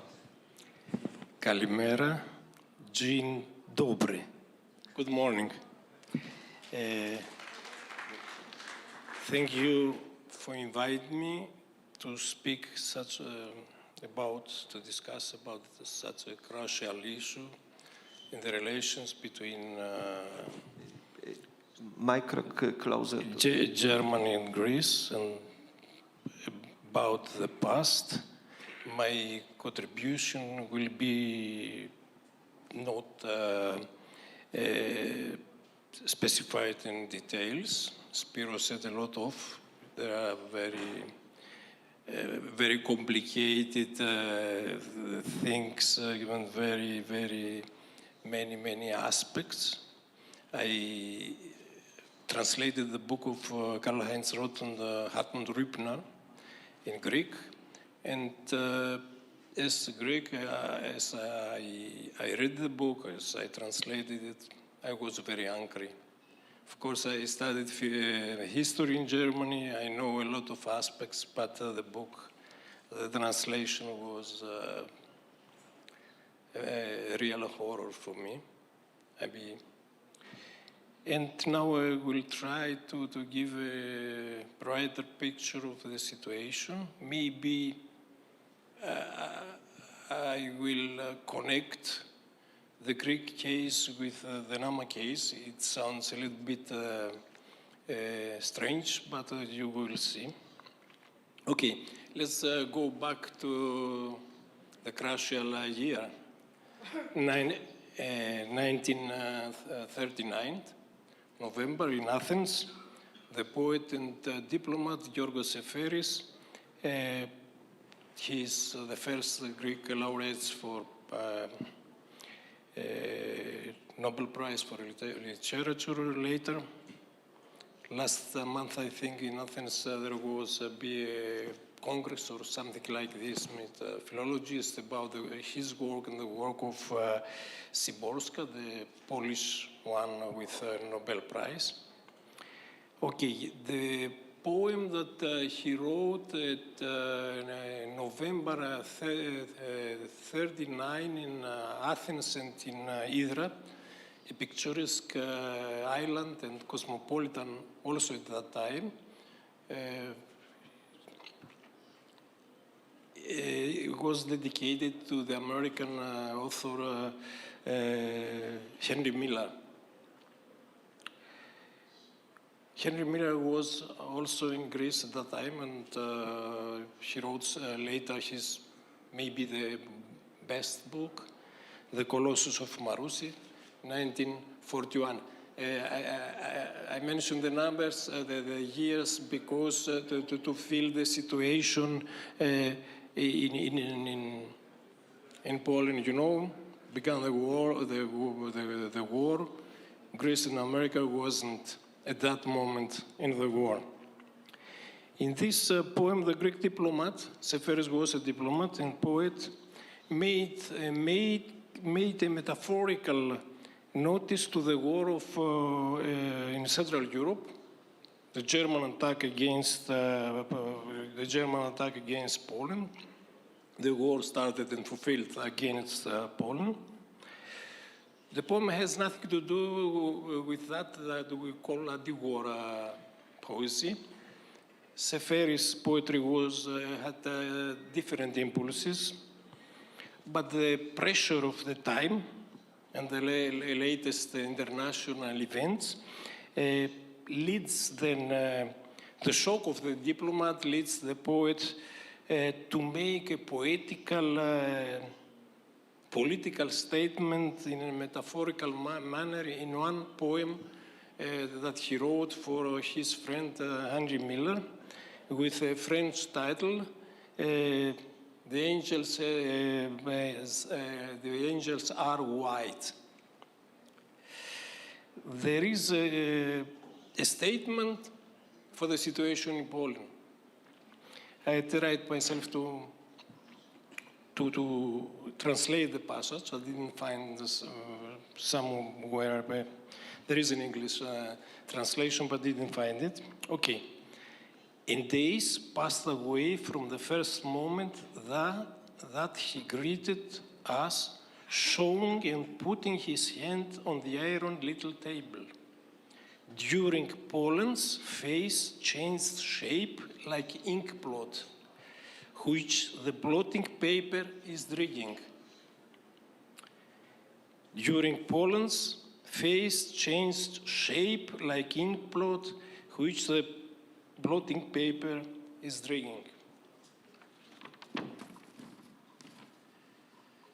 Seferis, so my explanation of the metaphor, used different variations and possibilities of the Greek language, created a vivid picture of the violent attack against Poland. The Greek word for inkblot, which he uses, meaning Greek also bruise. The attack against Poland is an attack against a human body, a soft human body, maybe a body of a woman. And the word blotter, in ordinary Greek form, Seferis used this form, not the literature one, can be easily connected with the metallic and mechanical, with a work machine shop, with the cleaning of metal machines. We can imagine metallic forces on an anti-human march. So I think, can we explain his position on the attack on Poland 2 months later, I think. 1 year later, autumn 1940, Italy attacked Greece, and 6 months later, Germany attacked Greece too, and then the German forces occupied the country. Soon began the oppression and the first atrocities and massacres against civilians in some villages near Thessaloniki, autumn 41. The European inferno reached Greece and the Greek people. Okay, that's now my point. Seferis wasn't an Athenian.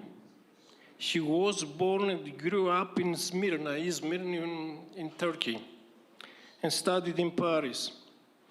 He was an Asia Minor Greek, as many Greeks in the Great Athenian area at that time, but the main part of this population settled down in Thessaloniki and northern Greece after the so-called exchange of populations between Turkey and Greece.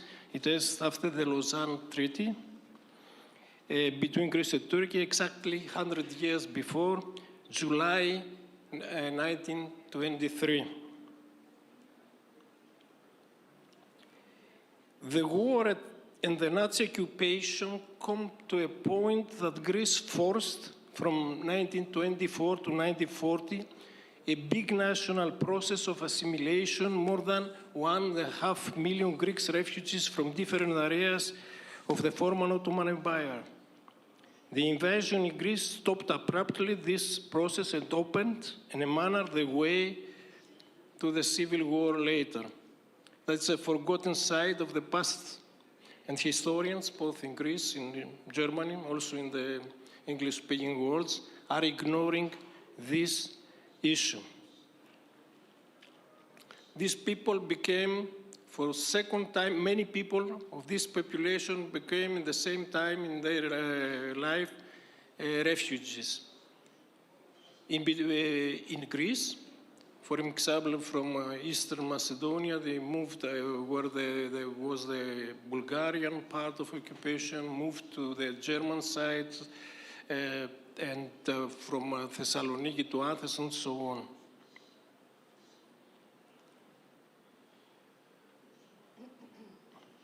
And it is not a matter of morality to connect the situation, these both processes, but also a matter of scientific analysis about the war and the reparations. An example, the transfer to Germany of the Greek tobacco is a subject for discussions among historians in relation to the reparations.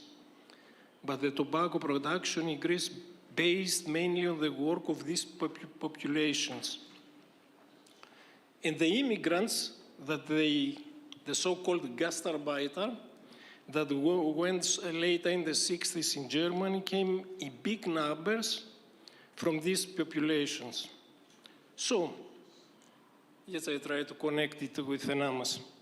Some Greek families met the Germans in a century 3 times.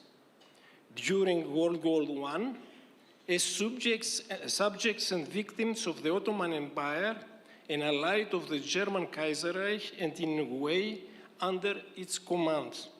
During World War II, because of Nazi occupation, German occupation, last but not least, as Gastarbeiter or vice versa, or as tourists in the 60s.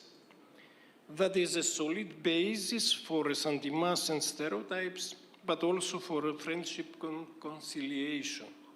What happened in First in World War, in the First World War?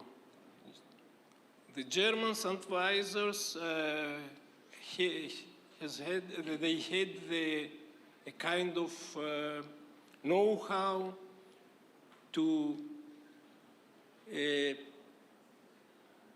make the Greek populations of the coasts all over the Ottoman Empire, make them neutral in a sense. They advised the government in Constantinople that they have to transfer the Greeks in the mainland of Anatolia, and we had in this during this process, that's a German concept, some similarities with the death marches after during the end of the Second World War. In Greece, in 1994, the parliament decided to accept as a genocide this policy of the Ottoman Empire. I disagree with this choice, but it is a choice of the parliament. But if we see what the whole process of transportations of the populations from the coast to the mainland, to the Anatolian, we see a process of death. In a French archive, there stays the term massacre blanc. I don't know, I'm not sure that we can talk in the same way as the Namas and Herrero about genocide, because it's a little bit different many things. But we have surely crimes against humanity. That's out of doubt. The problem is who did these crimes. Of course, the Turks, in the first sense. May we now go to the Polish case, because we are running off the time. So it's okay. But it was clear what is the similarity, that also the fate of the Greek population. There were no concentration camps. There were the marshes, but there was slave labor was there too. That's a big and people died in thousands. And that is a point that we can see that is a kind of missing link, so to put it in this way, between the first genocide and the second, the Holocaust. Also, I must underline that there are many complications, and I think we cannot speak directly about genocide, but we can really speak about human crimes against humanity in many cases. The number that in the Ost region, in the southwestern of Black Sea, the number of the victims is about 350,000, the half of population of the Greeks there. If there is a genocide or not, the Greek parliament decided that this is a genocide. I have some doubts, but behind them, and that's the feeling of all archives and all diaries that I read. The Turks, the Greek said of the region said, the Turks couldn't make something like that. They had other advisors. The Turks who are peasants, they haven't the know-how and so on. Okay. And I think, okay. Okay, but this is clear, I think, that the reduction of this racist extermination policy and genocide or crimes against humanity, we cannot just reduce, on the Third Reich. It's a mystification, historical mystification. But please, I go now to Madam Rybinska and ask not only the questions about the Polish case, because we know all the Polish case, but I know you grew up partly in Germany, and I know also Germany quite well. what is a mystery, I think. I think for many of us, this is this self-satisfaction of the Germans, that they, you know, reconcile themselves, not with Nama, Herero, with Greek, with Poles, but with themselves, yeah? How you explain this phenomenon? Should I speak in English or in Polish? How do you prefer? You can also speak German, probably. But, I think I will pass on that. I spent 19 years in Germany. I grew up in Germany, so I think I know them fairly well. I think the general conviction in Germany is that the Germans have worked through their history, that they have accepted that they were at fault. It is also quite inevitable. They cannot shake that responsibility. It is impossible. So they consider it closed, you could say. This is an issue that they've worked through since, realistically speaking, 1968, when they really started to, with the May of '68 movement, to look at what they called 1,000 years of horrific history. And they considered work through. They've looked at it from every angle. Well, we had, at first, it was a general working through that passed between 33 and 45. And then we had a phase where they started to look at parts of that murderous system, meaning they looked at the Wehrmacht, they looked at the SS, there were many presentations. There were even disputes between historians on who was more at fault, who was more murderous. They consider this to be something that they have worked through, and they even got to a point where they started to look at who else was at fault. Started to look at the Baltic states, Ukraine, all the countries that collaborated. I remember this famous article in the German magazine, Der Spiegel, Willing Helpers of Hitler was the title. So they came to a point where they started to point at others and say, well, look at yourself, look at your faults. Of course, Poland also came into play there. I remember I went to school in Germany in the 1990s and 1980s, and I remember they took us to see the film Schindler's List, and there's a scene in the movie where there's small children. There's a train going with Jews to Auschwitz. There's small Polish children, and they make a movement like this. So when we got back, there was a discussion in class, and the teacher, I was the only foreign student in the whole school. So the teacher looked at me and he said, you were happy we were driving them to Auschwitz. That's how he interpreted the scene. So of course my father had to come to the school and rectify all this.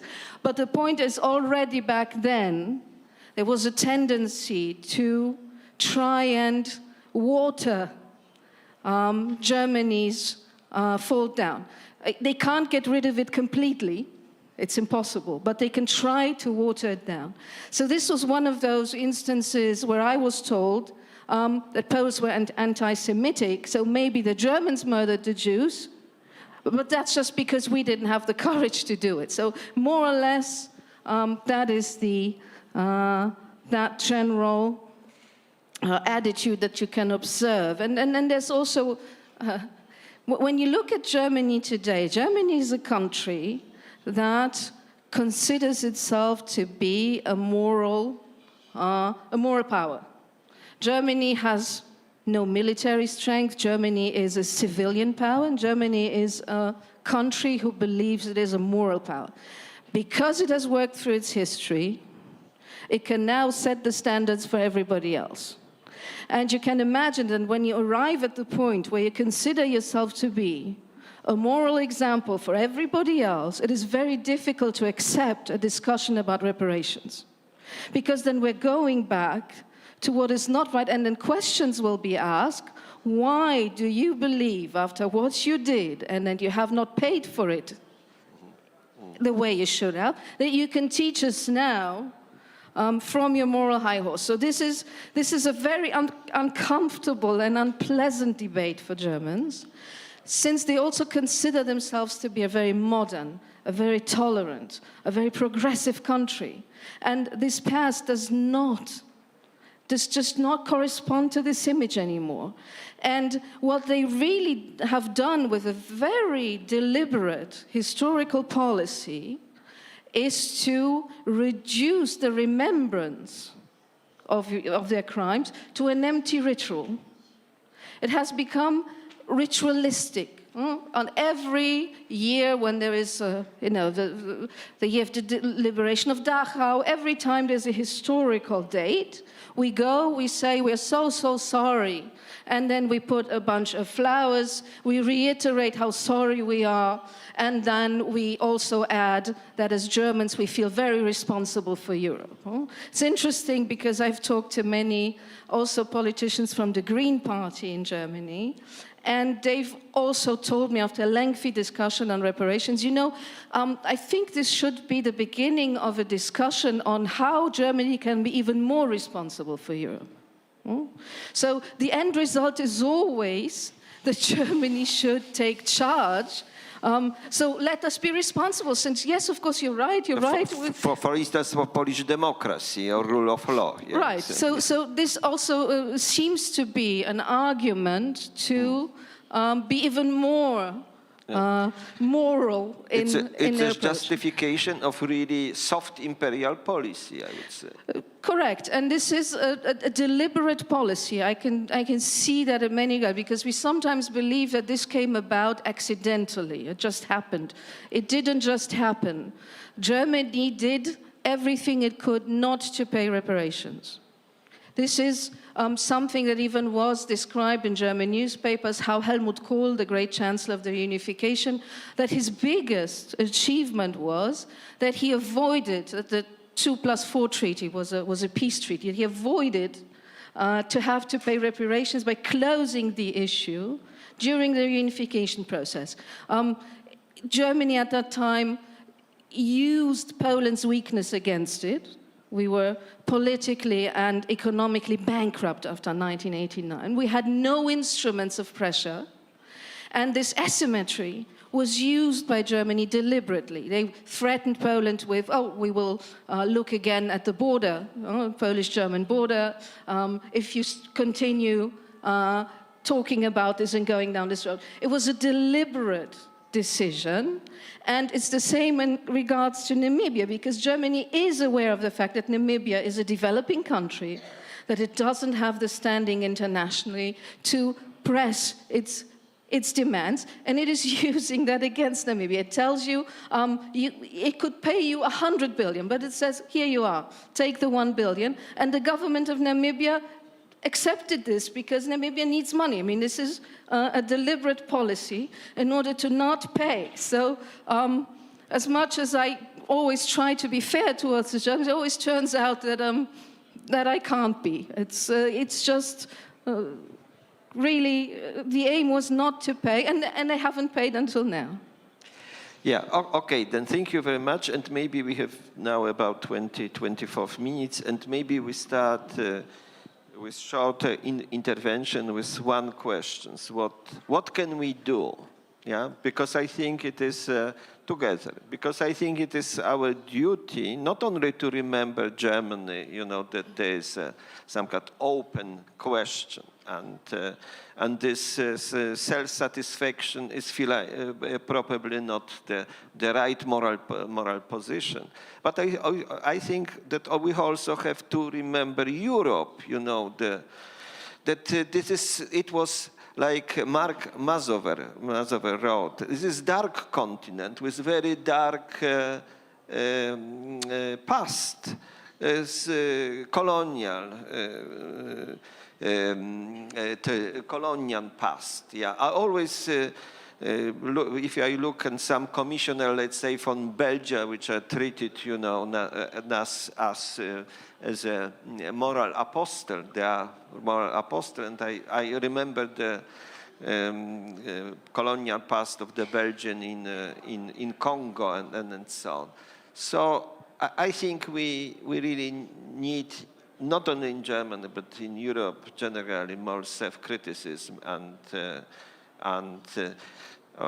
because especially in Germany, they decided, there's times like that, Vergangenheitsbewältigung, you can overcome the past, and they exported this kind of the philosophy of the history to the history of Europe. Well, you can see this in the House of European History in Brussels. But once again, to my questions, what can we do? Maybe we start with Chief and then we go to short intervention. Can we build a coalition for the real reconciliation and the real reparation? Oh, you would like to start? Yeah, please. I think maybe before the Chief comes in, just probably to bring a very important aspect of our struggle as well, because I was listening to all the speakers and I couldn't help but really be a bit envious, because I know, for instance, in the case of Poland, your case is really pushed by the whole government machinery. You have the government machinery behind you. And I think it's almost a similar case in the case of Greece. But in our case, and I'm glad the colleague here spoke to that. In our case, we as the people who were really affected, we are not, to be honest, we are not even supported by our own government. Because as you would know, in the context of Africa, there's a lot of ethnicity and tribalism and all these things. And so on the back of our numbers actually being decimated by the genocide, the people who are, or the group that is in charge of the government today is a different group. It's a, it's a community that comes from northern Namibia. They're about 50 or 60% of the population. And for them, this discussion with Germany is really just an opportunity to get money. It's not really about reparations. Because our own leaders, my leader here, who's a recognized leader, gazetted under Namibian law, he's not even part of those discussions. Our people are excluded completely from this. The government goes out and picks puppets, people that it can use, to present them as a representative of our communities. And then it engages in what essentially is a development aid, discussion. They call it state to state because, and it ties in well with the discussion that we had earlier on, this question of sovereignty, because they are using state sovereignty to say it's only a government that can speak for the people, even though the people have not been consulted to give that mandate and to say, yes, you can speak for us on this particular issue. So in the Namibian case, that is really the challenge that we have, because as communities, we are pursuing this on our own without really the support of the state. And that is why, in our case, really, and I was listening again to my friend from Greece, where they have had so many interactions with the Germans. They offered this and that. In our own case, the Germans have never offered anything to our communities, never at any point. In fact, and did they talk to you directly? No, they do not even talk to us directly. In fact, what happened in 2004, when we had the centenary commemoration of the genocide, there was a minister of Germany responsible for economic cooperation, a certain Heide Merit Sulik, somebody there. She attended that event, and she at the place where we had congregated, she offered an apology. And that really was the last of her. When she got back to Germany, that apology was disowned, and it was really the end of her political career. Because the Germans said, you did that in your own. So, and we had to go to court every time to force the Germans to do anything. We had to file a lawsuit in America. Of course, that kind of embarrassed them. That's why later on they decided they want to talk. But still, that talking is not to be had with us, but is rather to be had with the Namibian government, because they know the government is really led by people who are not committed to this cause. So that is why even right now as I speak, we had filed a lawsuit in the Namibian court to force the Namibian government to include us in those talks. Because, again, it is a paramount chief of Herero in collaboration with the paramount chief of the Namas who sponsor, because that paramount chief, he's now late, but he was a member of parliament, he was a leader of a political party.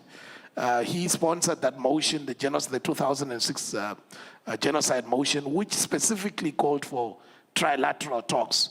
But the government said, no, to hell with trilateral things. We will be talking to the Germans ourselves. And that's why they ended up with this deal of just $1 billion, €1 billion, spread over 30 years. apparently that is enough for destroying two sovereign states and killing, people to the extent of 80% in my case, in the case of the Herreros, and 50%. So that is really, these are the dynamics that we are dealing with, wherein we find it a bit better that if you have a government, maybe you can get, but in our case, we are offense. And that is really the sad part of it. Yeah, I just wanted to add that. But in terms of what we can do going forward, maybe I can first give to my chief. Yeah, please, shortly, Chief Hans would say something. Okay, Ada. Yeah, Ada. Hello, Ada kan gandi kawamiri. Ngagro ngayal mi kami jito ko ngadi kain ali hanuk kai. Jadi nama si kali herero ngan rakua kai. Tuis iya ada kadira di cha.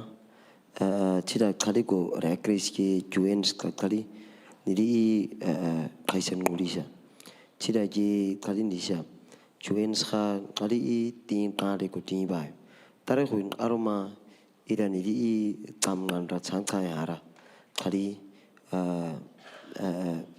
ada mani di wan hara ko din ngat kasa ari am di juku kai khabari jin ari am di kan kharma sida ding hanop ke Comedians kami ocin hanu si misa aku naradici hanu masih niri kali juen sa ariama khabera jito khretan tratom sida di kams ngas ni se juen spas kusio kali nira subuci in khwa tau hanu gun ngagun aku kali ni se ngawi chwa ni wa kam hanu ka khwa ka tida kali nira an ka bai kali genocide ki kali diye chi isnin umbasa kali kane chis nas kau tui kali tanasi mahada wastin khwas ndira chacha titra kompasa kankans. Yeah, please translation. Thank you. Yeah, the chief just emphasized what Nandi was saying in terms of the involvement of the government. And basically, I think moving forward, one of the pressures, or what can we do? I think the chief said that from the Nama and of Herero, we wrote to the United Nations Human Rights Special Rapporteurs and record our case that we are not happy with what the government of Germany and the Namibians are doing. So one of the key aspects, and I think coming out is, like Nandi was saying, is the participation rights, that the 2006 resolution or the motion that was passed was based on that it should be a three-party, with the Namibian government be a facilitator, and then the German government sitting with the affected communities and discuss and for reparation package, which they have avoided. And I think Madame has put it very, very, very on the point to say that they want to be this moral house, but they are not executing it. And the other thing that the chief is saying that now the two governments were requested to respond to the UN special rapporteurs, which they actually did. Our government responded on the 31st of May, and the chief said that he doesn't have a better word for what government have responded, that it is all blatant lies. And that, in fact, the next move for the Namibian, or the Nama and the Herero, is to actually put pressure and to embarrass the German government, because we have done already with the Namibian government to go to court, to embarrass the German government by coming to places like in Europe, and then to speak in Europe and to spread the word that, like Madame was saying, that they want to be the moral compass today, but actually when it comes to implementing, executing, it's not working. And that at the end of the day, most probably, like our professor was saying, this is crimes against humanity, that the possibility to go to the court in Holland, the World Court, it's not exclusive. It can be a possibility. Thank you. Thank you very much. Maybe just also to add there, what Germany, for instance, is saying in refusing to acknowledge guilt to the crime of genocide in our case. They are saying, and in fact, this is language that they have also built into the into the joint declaration or the agreement that they have reached with the Namibian government, they are saying, in fact, using statecraft, they're saying it is only a genocide from today's perspective. And they are using an old racist argument that says, in old European law we hear apparently, at the time of killing our people, we were savages. We were not people protected by law. So there was no law that forbade them from doing that. So this is the argument actually that they have literally used in court papers. I think they call it interpretal or something, theory of law. So again, this is a country that says they are now the moral authority, yet they are using such a racist argument, That is their interpretation. That is why they are saying it is, because naturally, if you don't admit guilt to the crime of genocide, you obviously don't pay reparations. It then becomes a question of you offering to give whatever you want, because then it's not punishment, payment. It's just something that you do out of your own volition. They're actually doing you a favor. Yeah, exactly. That's what they're saying. They're saying it's from a political and moral, whatever nonsense, And we reject all of that. And that is why, for instance, the joint declaration, which is a product of about 7 years of negotiation between the Namibian government and the German state, it only ended at the initialization by the two negotiators.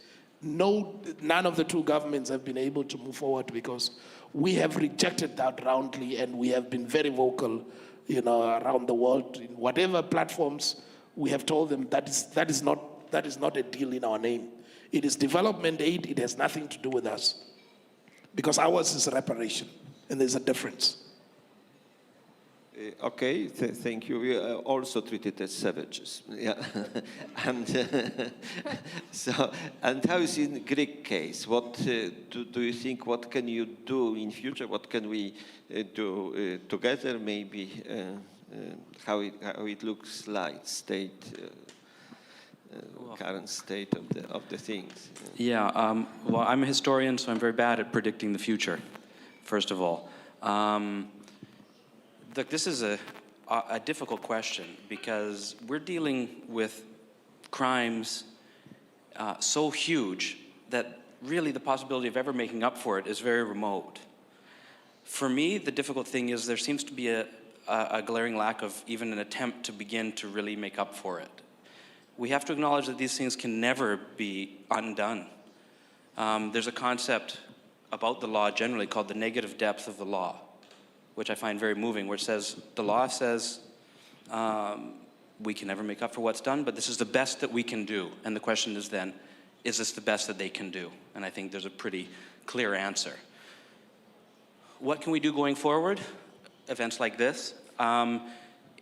Unless you have leverage, it's hard to get them to the negotiating table. It's hard to get any adversary, especially if they're coming from a position of strength, to get them to a negotiating table unless you have leverage. And so that's for each country, every group involved, to see what kind of leverage do we have to exert, to at least begin to talk about this issue. Other than that, I would say things like this, and getting together and commiserating and documenting and speaking about these events, that does a service. Not letting these things fade into the past and be forgotten. And whether or not compensation arrives, well, we can't really control that, but we can make sure that the memory of these things doesn't die, and that we can then move forward over that trauma, perhaps doing that. I think that's the best answer I can give you at this time. Okay, thank you. Then Mr. Tachmazidis, please. I think it's important for the people, not for the governments, to discuss, also the people in Poland, in Greece, to discuss about possibilities, how they can react with this triumph of the side of Germany about colonizing the memory. Germans had a very forced policy to bring through a kind of remembering that is according to the German interests. We must say that. That's so one of the first institutions. I think for example, I can imagine that we be just like as the German Jugendwerk, something between Greece and Poland, maybe during holidays in the Distomo. Tomorrow is the day of Distomo. To come young people there and discuss with the advice of with scientific advice about the whole problems and so on. In Greece, there is the Germans invest in the last years a lot of money in reproducing this kind of German thinking about the past. We have this great project for German-Greek professor that they made interviews from all victims in the 10 or more 15 years, but the interviews, they are not in Greece now. They sourced out just like the classical imperialism did, but in this meaning there are not gold or diamonds, it's the memory of the people, it's in Berlin. I mean, that's another way to see some sides of the German policy about memory. The other thing is they must abandon the policy that they press a specific way to thinking that is German. Sometimes it's against the tradition of the people. There is the so-called Stolperstein. That's against our tradition about the deads, how we behave to this. A Greek, a normal Greek, I think, a traditional Greek, would not walk on names on the deaths. You cannot, you don't go in a cemetery and you make a walk over the tombs. I mean, there are also such things with moral side effects that cannot be acceptable. On the of course, it's not acceptable the way that the German side refused to pay the reparations.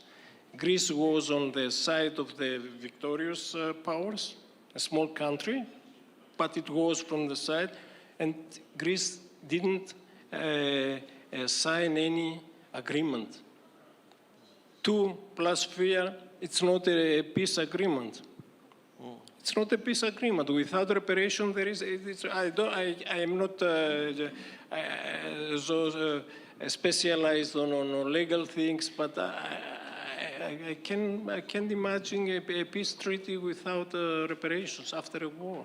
Okay, thank you. I just wanted to mention that one of the first German institutions established after downfall of communism was the German Historical Institute. They know how colonialization of the past and memory is very important. But now I think that it's very important is the role of media. Ola Rybinska is a journalist, but also of women, I would say, because the woman, I don't know how it's in your tradition, but in our, there's a woman with transmitted the memory in the families, yeah, and so maybe I ask as a journalist and the woman about this, how we have to do. I think we have to attack the Germans where it hurts, and this is image. Germany is very attached to its image, and I think that means we have to bring this subject up constantly, constantly, and the more broader, the better. The more people are informed about it, the better. I think that in some parts of the world, people are not aware day to day what past Germany has, so we have to inform them about it. We have to also try and counter the different narratives that Germany is pushing. One of them is that Poland's membership in the EU is some form of compensation. Then by being in the EU, we received EU funds, and this should be treated as reparations. It was complete nonsense. But this was also actually the Greek case, saying that Greece has received so many packages from the Troika, so-called Troika, so this should also be treated as some form of recompensation. This is an attempt to actually get away from the subject. We should also tell them that there can be no reconciliation without recompensation. So if they want to reconcile, it's not enough to say it is our fault. There has to be something that comes after that, and that never did. So I think this is also something. So we should, I think the Polish government has taken quite a good approach with the report that has been handed out now to German parliamentarians, which really, there's an estimate of material damage, of what material compensation we expect. We should also remind the Germans constantly and talk about this, that they often say we did pay some recompensation to victims, to individual victims. Now, in the case of Poland, that was close to nothing. My grandfather received a few thousand marks because he was a forced laborer for the Reichsbahn, sometime in the 90s, but many received nothing. 70 billion was paid out in today's money, in today's euros, which Poland received 1.5 billion euros. Victims received. That's 2% of that sum. And Poland was the country that was the most devastated and had enormous losses, human losses. So that's nearly not enough. And it was very difficult to obtain all through the 90s and the early 2000s. It was literally a struggle. We pulled them that money out of their noses, literally. So we have to remind them of all these things. We have to keep that subject. We have to inform German parliamentarians. And of course, we have to try also to maybe cooperate, try to form some sort of coalition, which I think the more we are, the better. And to keep this alive and not let them get away with saying, now we're all a happy family internationally in the European Union. So if we're a happy family, you're not going to ask for money, right? Okay. So this is one of those things that we have to remind them of. This is just not true, and that they cannot dictate us.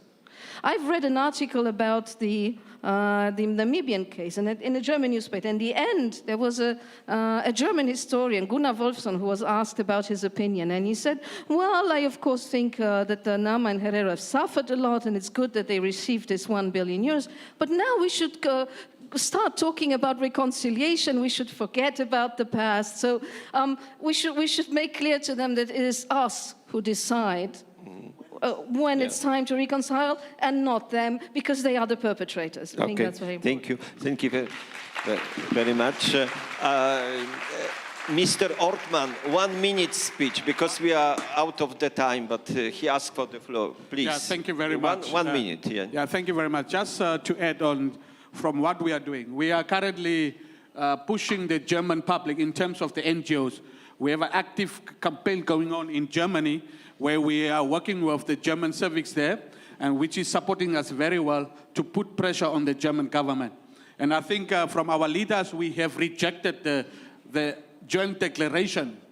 We have rejected it, and we want it, and in fact, that is the point I wanted to bring up, that I think we need to work on that coalition together with us and with the team from Europe, and then we put more pressure on Germany to come to the table and to sit down and talk to us directly. Because that 1 billion euro that my brother was talking about, that they have offered the Namibian government through a development aid, you know, over 30 years, and we count the loss of life, it is 26 Namibian dollars per life. Per life. Thank you very much. Yeah, thank you very much for this excellent discussion. Thank you.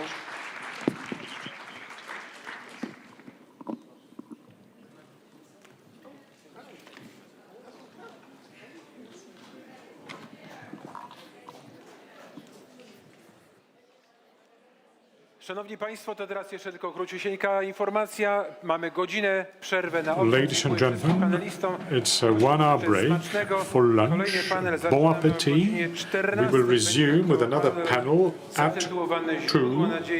We will talk about the sources of hope and the future of conservatism. Patronem medialnym Kongresu jest Telewizja Polska. And our sponsors are 24, TVP Info, TVP World, portal IPL, Tygodnik do Rzeczy, Tygodnik Sieci, portal w Polityce, Audytorium 17, portal Deliberatio, Wszystko co najważniejsze i portal Trójmorze. Partnerzy i darczyńcy strategiczni: PKO Bank Polski, PZU, Fundacja KGHM Polska Miedź. Partnerzy i darczyńcy główni: Totalizator Sportowy, Agencja Rozwoju Przemysłu SA, Fundacja Orlen i Bank Gospodarstwa Krajowego. Partnerzy i darczyńcy: Grupa Azoty, Enea, New Direction, KGHM Polska Miedź, Bank PKO SA, Polska Grupa Energetyczna, Tauron, Fundacja PZU, Fundacja PKO BP, Centrum Rozwoju Przemysłów Kreatywnych, Instytut Dziedzictwa Myśli Narodowej, Fundacja Agencji Rozwoju Przemysłu, Fundacja Banku PKO SA, Fundacja Banku Gospodarstwa Krajowego, Krajowa Grupa Spożywcza, Narodowy Instytut Wolności i Zamek Królewski w Warszawie. Dziękuję, do zobaczenia za godzinę.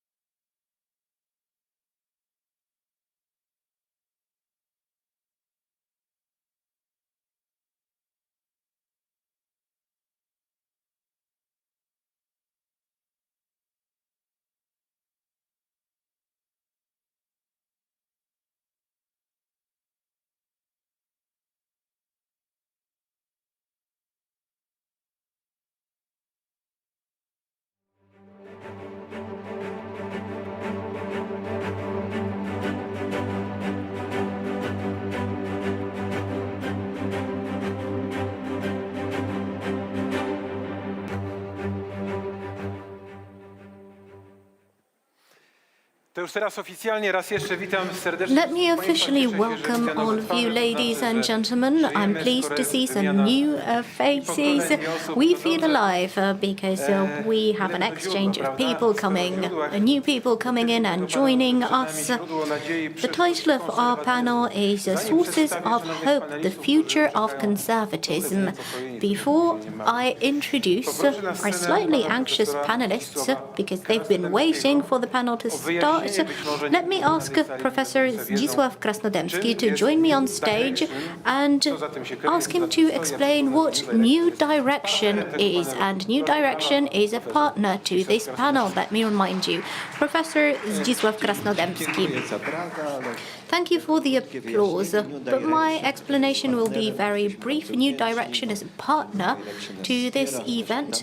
We are grateful for the support. It supported us last year as well. New Direction is a foundation which is connected with EKR. It's a parliamentary group of the European Parliament. We have the head of that parliamentary group, Professor Ryszard Legutko. We also have the ECR party, which is headed by Georgia Meloni in the parliament. And we also have the president of this foundation, which serves as a think tank. It organizes different events, supports such conferences, such congresses. We have Tomasz Poręba with us, and we thank you for the support provided to us by New Direction. Thank you, Mr. Professor. I thought you would tell us more, but thank you for everything you've said. We know what New Direction is. Now let's talk about sources of hope and the future of conservatism. That's the panel we are opening now. I encourage you to get hold of some headsets because we will have some foreign guests. Professor Mary Eberstadt. Madam Professor, please join us. Mary Eberstadt represents the Catholic Information Center and the Faith and Reason Institute. Professor Zbigniew Stawrowski, I'm sure he is well known to you, ladies and gentlemen. Welcome, Mr. Professor. Please take your seats. Bronisław Wildstein, editor, writer, publicist, and essayist. And Professor Michał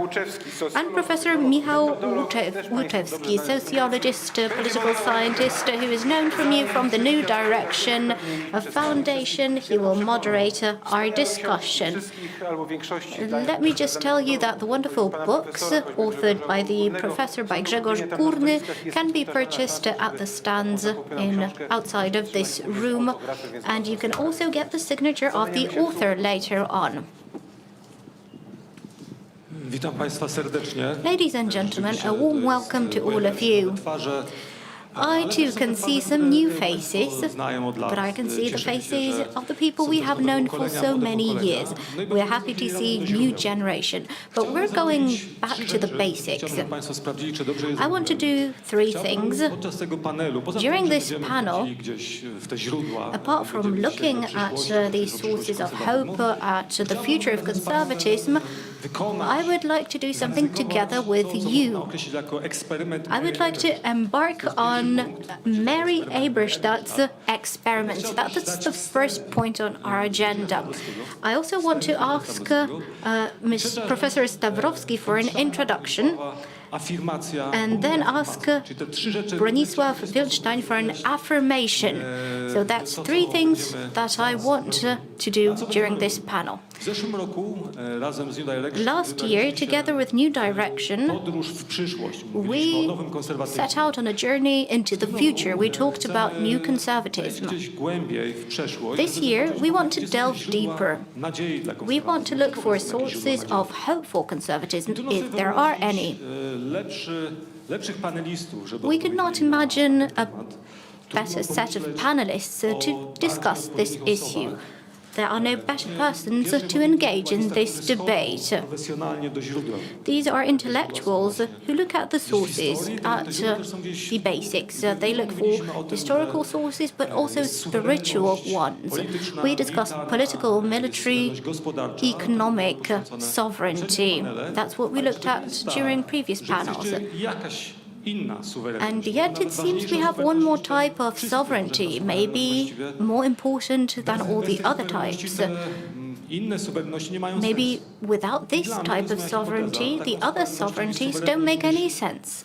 And I think that is the sovereignty of the spirit, the sovereignty of our thoughts, of our minds. I want my words to be words of my own, not something somebody told me or that I heard somewhere. I want these words to stem from my thoughts, my reflections. Without sovereignty of the spirit and the mind, it would be difficult to imagine why we need all these other types of sovereignties. They would not be sovereignties of our own. I would like to start on a more personal note. I would like you to learn more about our panelists who are looking into the sovereignty of the mind, the sovereignty of thought, to make sure that they are thinking their own thoughts. I would like to ask our panelists for their sources of hope. Before we talk about geopolitics, we've already discussed that in depth. I want to ask you about your sources of hope. What makes you get up in the morning? What made you come here? What makes you feel like working or feel like writing? If I can adopt this more personal tone, and I'm looking at Mary Aberstadt, who has come to us from the US, I would like to ask her why she's here, what she was thinking about telling us. So please, Mary, tell us about your sources of hope. What gives you hope for another day? Thank you, Michał, and thanks all. It's a great honor to be here with such distinguished fellow panelists and everyone else. I count myself a great friend of Poland and a great admirer. I've been coming to Poland for the last 9 years during the summer. And to the question, what gives me hope? As a writer, I am sure I have good company out there in knowing that it is easy to pen a Jeremiad. It is easy to look on the worst possible side. It takes more creativity and energy to find the sources of hope. On a personal note, my biggest source of hope is that I am a wife and mother, and I have deep reasons for not believing in the worst case scenario. On a second personal point, I'm with the Catholic Information Center in downtown Washington, D.C., which is a place where many young professionals come to hang out, to take classes, just to meet one another. And I can tell you from meeting them that most of these young people were not born Catholics. They were not born pious. They are coming into the church because of the wreckage out there. They are coming into the church because they want something else than the flat, secular world that they have been handed. And I believe that it is converts like those who will build the Catholic Church of the future, and I find that very inspiring. Thanks so much, Mary. Zbyszku, teraz twój czas. Thank you, Mary. And the same question to Professor Stawrowski. Michał promised to surprise us with his first question, and I do feel surprised. It's a very in-depth question, a very deep question about hope. Hope has to accompany us every day. Otherwise, we would collapse into laziness or into an escape from the world. I agree with the most important point. Energy to continue life, to look at the world with hope, I get from other people. I draw that from my relations with others, my responsibility towards others, for whom I am responsible, for whom I care. That's a source of hope. Also, gratitude is an important source of hope. All those people I've met, some who are no longer with us, those people are still present in a way in my life. I have a sense of continuity. I have a sense of carrying the same message, the same great good, and passing it on to others. I also have contact with young people, with university students. I'm trying to give my students hope. As an academic lecturer, I do that on an everyday basis. When I see these lost people who are full of goodwill and good energy, and yet completely lost in this very complex, tangled world, I myself find new motivation. As a philosopher, I get the motivation to help, at least a little bit, to show them the way, to show them the right direction. I think that's the main source of my everyday hope. You mentioned those who are no longer with us but are still a source of hope for us. I've read a lot of beautiful dedications on the front pages of books. You also find a beautiful one in Mary Eberstein's book, How the West Lost God, and in the book by Bronisław Wildstein. But Zbigniew, you wrote a beautiful dedication. In your book, solidarity means bonds. And you wrote to John Paul II, the master of my faith, to Józef Tischner, the master of my thinking, to my mother, the master of my heart.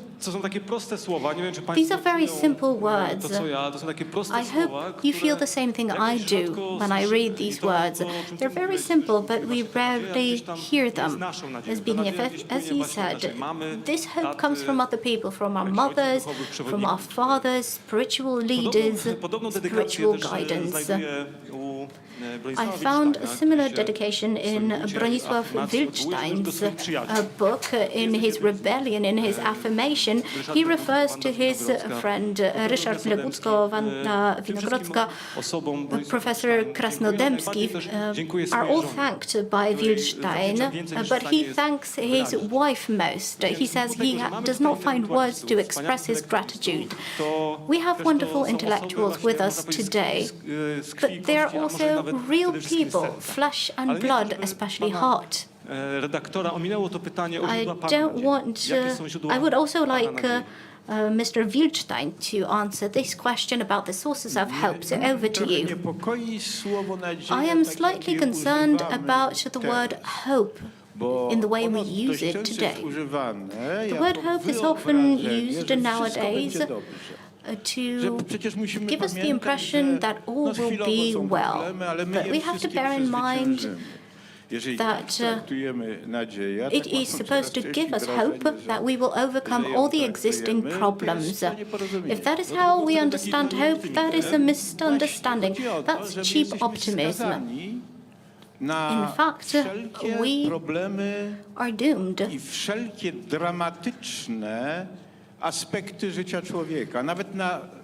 to incorporate all the tragic, dramatic aspects of human life, to all the problems, all the traumas. We have to accept that as a part of our life. We have to understand and acknowledge that and make the first step towards affirmation. If we want to understand that the world is good, as God says in the book of Genesis, one could say that that God created a good world and humans corrupted it. It is limited from our human perspective. Still, we need to accept this world in order to face and address everything that is unacceptable about this world. We need to be well aware of our own limitations. We have to be aware of the fact that we're incapable of creating paradise on earth. Our cognitive and other capabilities are very limited. This world is overwhelming for us. If I refer to my friends, to my community, I know that I would not exist without them. I think this is an even deeper issue. We are created, shaped by a culture which is community-based. But we cannot be reduced to culture. Otherwise, we would not be one human species that is capable of discerning between other people, discerning between our neighbors. We are locked in our culture to a certain extent, but we can go beyond these borders. This last dimension that Madam Professor mentioned is, of course, the divine, the religious dimension. Generalnie rzecz biorąc, ten świat, jak go postrzegamy, który dostarcza nam na However, przykład in general, this world which we perceive gives us a sense of beauty. And this beauty overwhelms us as well. As all other terms, we cannot define beauty, though we attempt to. Bez względu na problemy, z którymi się borykamy, Irrespective of the problems we encounter and will be encountering, irrespective of the tragic aspect of human life that we are doomed to make do with, and that we cannot imagine our life without, we should accept, and we in fact do accept, all of these aspects of life. Still, as soon as we understand this, a lot of positive things will stem from this. Of course, it will not radically change our situation. I asked about sources of personal hope, and I heard that this personal hope is drawn from friends, from being anchored in God, and also from our way of thinking, our attempts to understand what is happening around us, that we're doomed to observing what is happening around us. But this also stems from affirmation. Let me emphasize that it's quite rare that conservatists start with an affirmation. It's rare that they start talking about gratitude. We're not talking about criticism of the modern world, which are easier and easier, because it's easy to ridicule this contemporary world. So something new has come up here. Personal hope, which is our hope as well. Hope taken from our friends, the people who create Poland. But let us move from hope and affirmation further on. We need to diagnose this world. We need to find out what this world is. And let me propose Mary Eberstadt's experiment to you. We talked about the introduction and the dedication of Professor Stawrowski. I've talked about Wilstein's affirmation. I haven't moved on to rebellion, but it's time for Mary Eberstadt's experiment. We were wondering, together with Mary, how we can describe this world, how we can best understand it. And Mary proposed an experiment that I invite you to participate in. Ladies and gentlemen, please imagine we have some sort of intelligence. It can be a malicious intelligence. If somebody likes science fiction, that intelligence can come from space. If somebody is into IT, it can be artificial intelligence. And that intelligence is supposed to destroy humanity, civilization, culture. Still, that intelligence is intelligence, so it can't blow us up. It's not Putin's intelligence. It has to destroy us. It has to encourage us to destroy ourselves. It has to use some sort of tool to manipulate us, to make us destroy ourselves. So please take a minute to think about it. What would that intelligence have to tell us to make us destroy our own civilization? But Mary, maybe you know the answer to this question. Could you give us the main points, the main steps that such a program has to take to destroy our Western civilization? So in order to make all of humanity complicit in our self-destruction, it seems to me there are several steps that could take place. The first and most obvious would be to convince people that procreation is bad, that procreation is somehow passé or unwanted or bad for the planet, etc. And the reason one would want humanity to think this way is obvious. The fastest shortcut to getting rid of us would be to keep us from making more of ourselves. As a corollary, I would think abortion on demand would also be very much part of the program that this intelligence would want to support. Again, for obvious reasons of arithmetic, it's a very good way of getting rid of us. A third thing that comes to mind is that such an intelligence would want to somehow get rid of logic itself, Aristotelian logic, so that we would have no concept of truth or contradiction.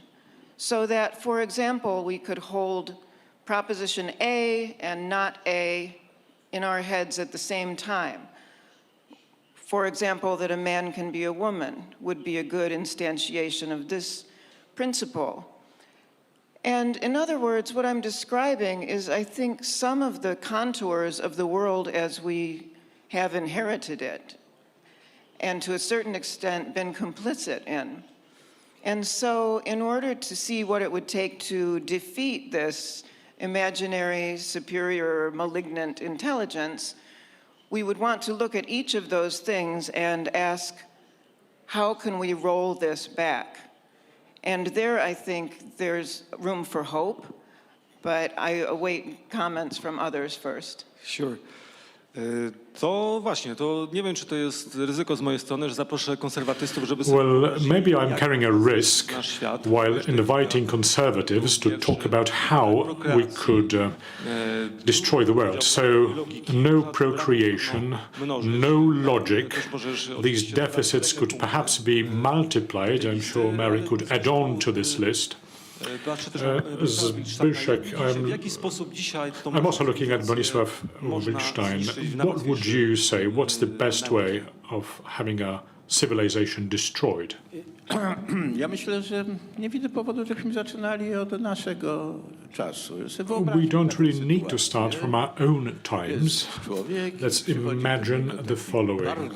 There's a human being, a very wise spirit, approaches him or her and says, well, remember, your creator told you not to eat fruit of this tree, because this is the tree of knowledge of good and evil. If you eat this fruit, you'll be equal to God.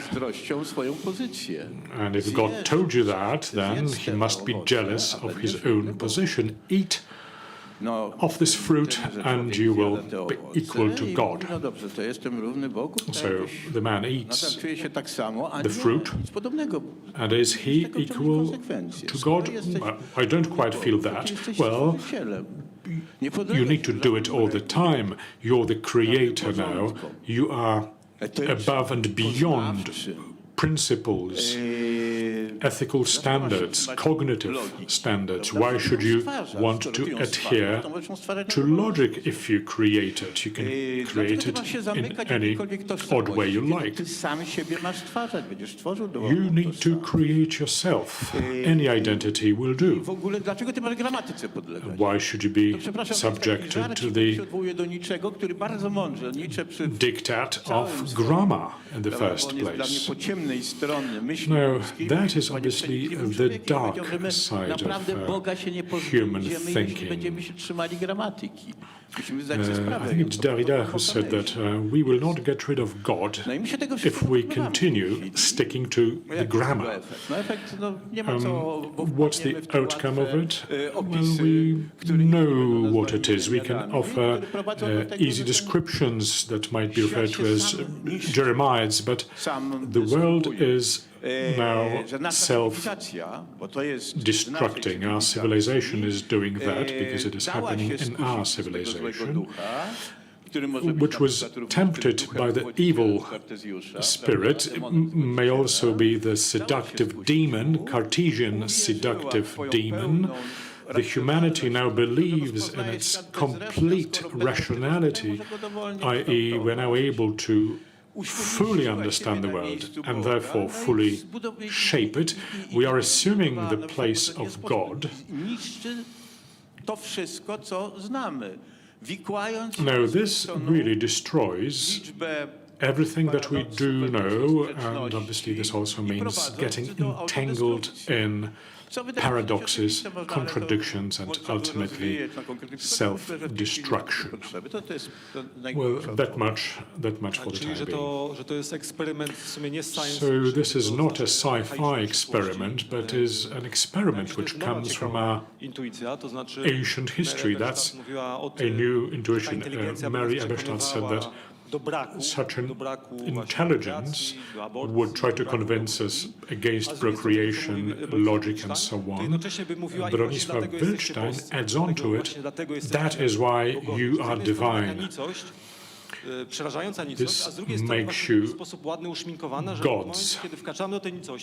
So once you enter the nothingness, this valley of nothingness, you are expected to think you are in paradise, it seems. Zbyszek, would you add on to it?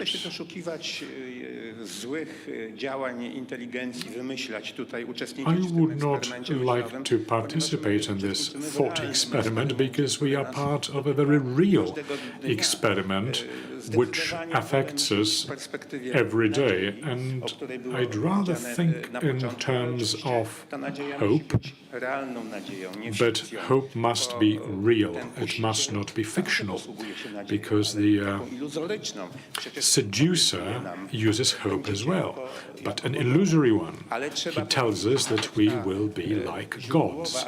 But even this archetypical, fictitious hope is founded on something real. We are called upon in a different manner, on a different path, to be like gods, not as usurpers, but to go the road which is meant for us as part of the creation. Thinking can be a source of hope. A sense of meaning can be a source of hope, as long as we have a sense of meaning, that there is meaning, we have hope. If this is annulled, declared null and void, we will enter the valley of nothingness. Whatever we do, our adventures, our endeavors, our defeats and victories have a purpose, as long as we have a sense of meaning. And the perspective for hope is open. How do you know that the sense has a sense, that the meaning has a sense? How would you answer? Well, there is no answer that would go back to something more fundamental and basic, because a sense of meaning is something the most fundamental. You either have it or you don't. The world around us has sense to it, has meaning to us, is intelligible. It is intelligible, we can cognize it, we can understand it, we can understand its rules. There's a good word in the philosophical and theological tradition, and that is logos. Heraclitus was the first to use it. The world is a cosmos. It is an orderly creation. It is not chaotic. It is not something that we are putting order in, our own meaning into it.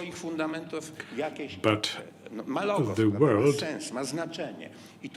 at its foundation, has logos, has sense. It is a call, it is a challenge for us to immerse, for us to submerge in this meaning, in this logos. So that's my first answer. And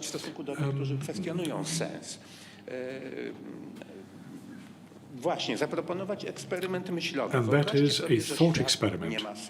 Well, imagine the world has no meaning, no sense. Try and live in it. If you are consistent in your thinking, if you're cogent in your thinking, then there is just one conclusion. Your life will be dominated by chaos, or you will be the creator of a new order. There's no other option, there's no other answer. Now, I would like to find myself in the second answer, also because of human interrelations, because the sense of meaning protects us against the order that we might want to impose on the others. It puts barriers. Certain things cannot be and must not be done, are forbidden, and the existence of a fellow human being is the borderline. Skupmy się na chwilę na tym Well, poczuciu let sensu. us Tutaj się focus zgadzacie on z profesorem a Stawrowskim, sense of na meaning. Wojciecha Do you agree, Wittgensteina, Bronisław Mary Wittgenstein and Mary Zgadzacie Wittgenstein, się do you właśnie agree w with this poczucie assertion sensu, that the poczucie sense of logosu, meaning, istnienia, czy logos, więcej niż my, co możemy dopiero rozumieć i odkrywać, czy to jest more jakieś than we źródło can now nadziei? understand or discover, is that a source of hope for you too? Yes, of course. And I think on the practical level, what we are talking about is the intelligibility of the world. The fact that we can understand by our reason and our senses things about our world. And that is why I do think that there is hope today. There are grounds for hope, even against the dark backdrop that we all agree to, that were not there even 5 years ago. And let me speak specifically about the United States. So we all know that the birth rate is cratering across the Western world, but it is only recently that this has become an object of discussion by politicians, by intellectuals, by people wondering for the first time, it seems, how important this might be in the long run. And I'm not talking about religious thinkers. One can find others commenting on this. I think that is one hopeful sign that I don't remember seeing 5 years ago. Second, very important, the Dobbs decision in the United States, getting rid of Roe versus Wade and abortion on demand, is very important.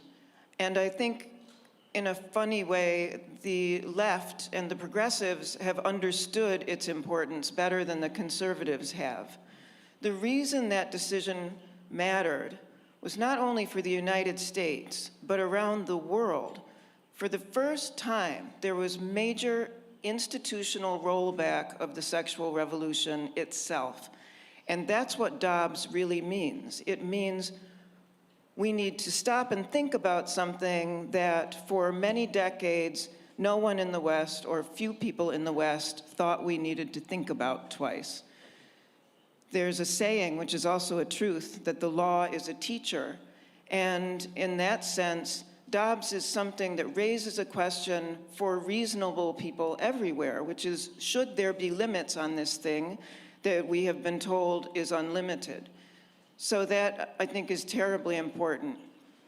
Third, in the matter of Aristotelian logic and its condition, during the past 6 months alone, we have seen signs of perhaps a reassertion of the importance of logic in one very specific area, and that is the transgender phenomenon.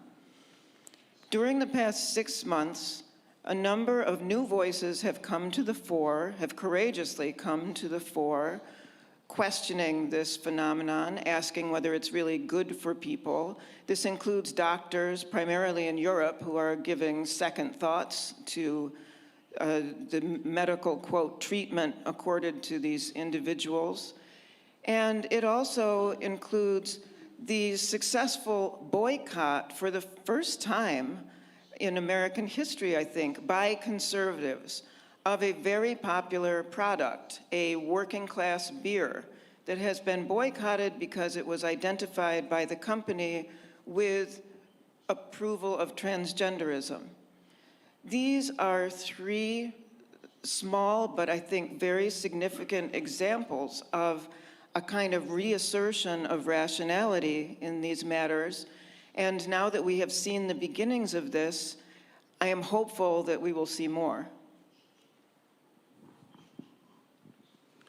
Tak, mówimy cały czas o sensie.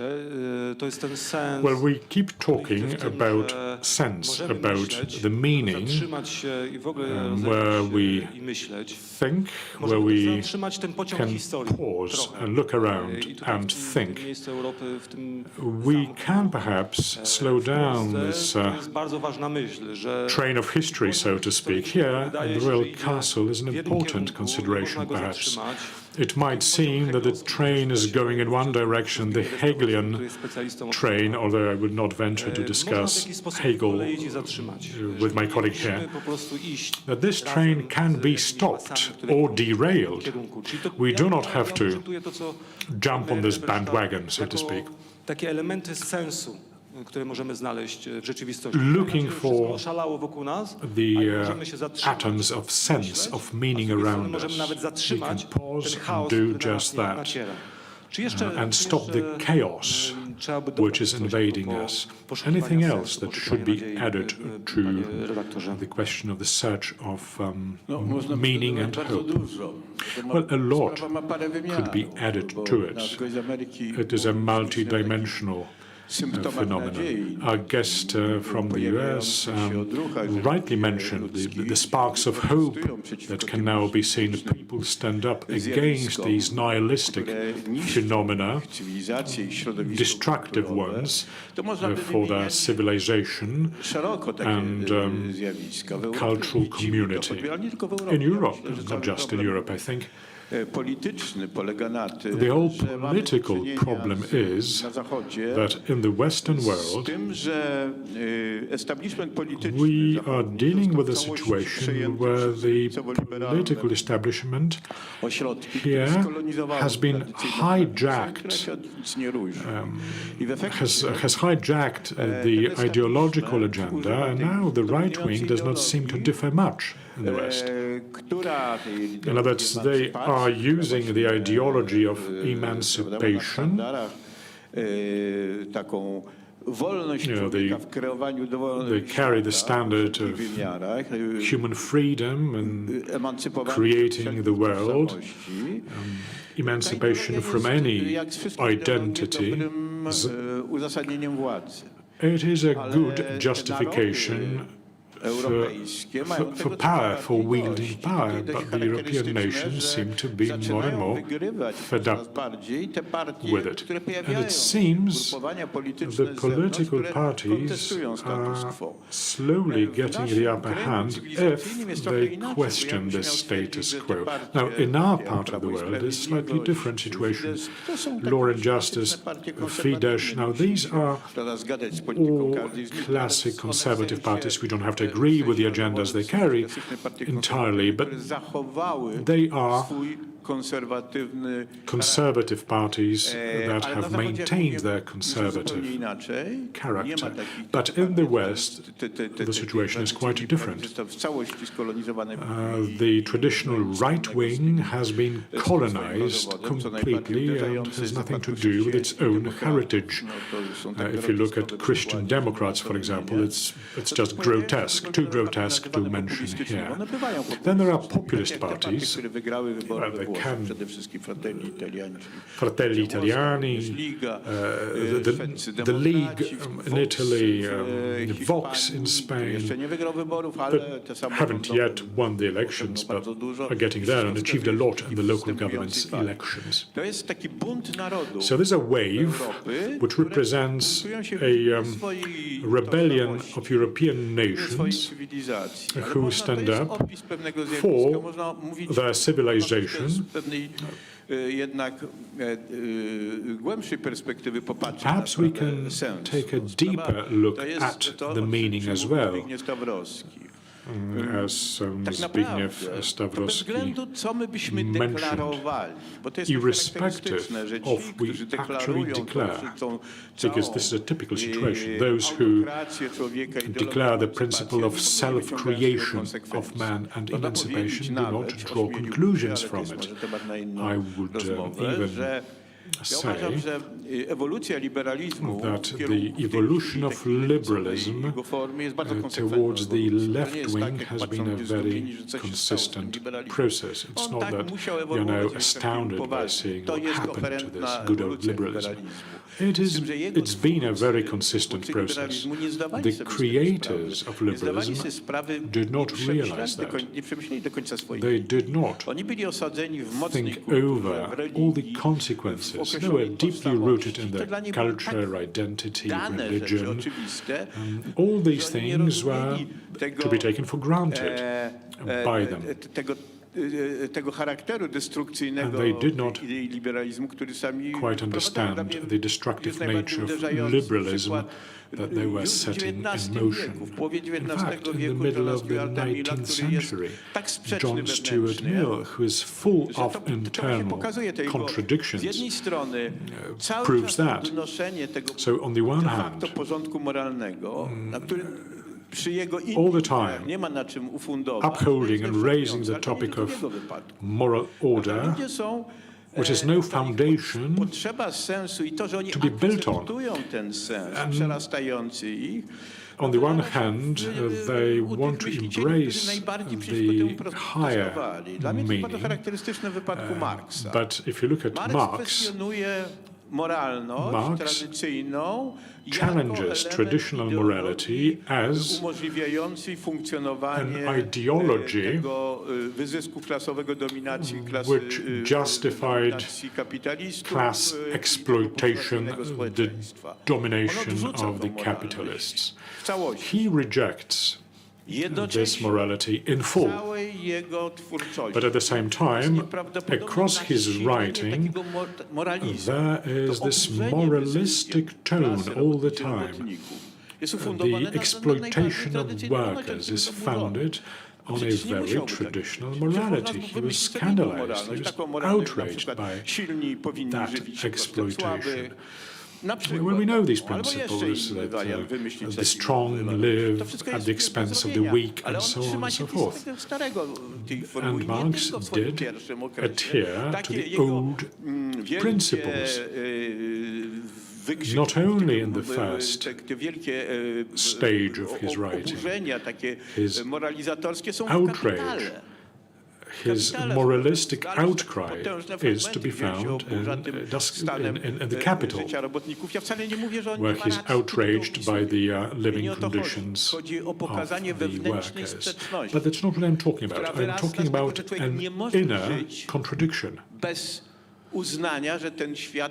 In other words, people cannot live without acknowledging that their world has a certain order to it. You cannot talk about logic unless you presume some kind of order that we can understand. And despite all the relative conditions, we are still engaged in uncovering the order. It goes well beyond us. We can only discover it, or uncover it rather. And take the cult of science. Not quite commensurate with science now is, but you know, this cult really goes back to the 19th century and the hope that science will explain it all. But at the same time, you know, believing that we live in a world which is not founded and we can construe it any odd way we like. So I am talking about inner contradictions. And these are conducive to the following outcome. We see conflicts which break up this emancipatory logic and the civilizational construct that it carries. Strong criticism of liberalism here, and also of Marx. Last year we had an Oxford professor, also invited by a new direction, Nigel Bogard. He visited us last year and said that he always thought he was a liberal. He was in favor of freedom of speech, but it turned out that he was a conservatist at heart because he discovered that freedom of speech was not respected at his university. This is interesting, an idea represented by Agnieszka Kropowska, a combination of liberalism and conservatism. Let us not forget about these liberal sources, freedom of thought, of speech. It's important to us. Zbigniew, you attempt to combine liberalism with conservatism. Mr. Wildstein just rebelled and said he will reply to this. But that's great. We want a real debate here, and this is what it's all about. Zbigniew, how do you see this combination of liberalism and conservatism? We're still criticizing other ideologies. I will ask you the question, what for do we need conservatism? But first, this question about liberalism and conservatism. I've heard a slightly different version of the story about a converted conservatist. A conservatism is a liberal whose daughter becomes 12 years old. That's the story I heard. That's the liberal whose daughter is 4 years old and starts going to preschool. That's when we all turn a conservatist. At least in this group, we are used to criticizing liberalism. We often identify as conservatists.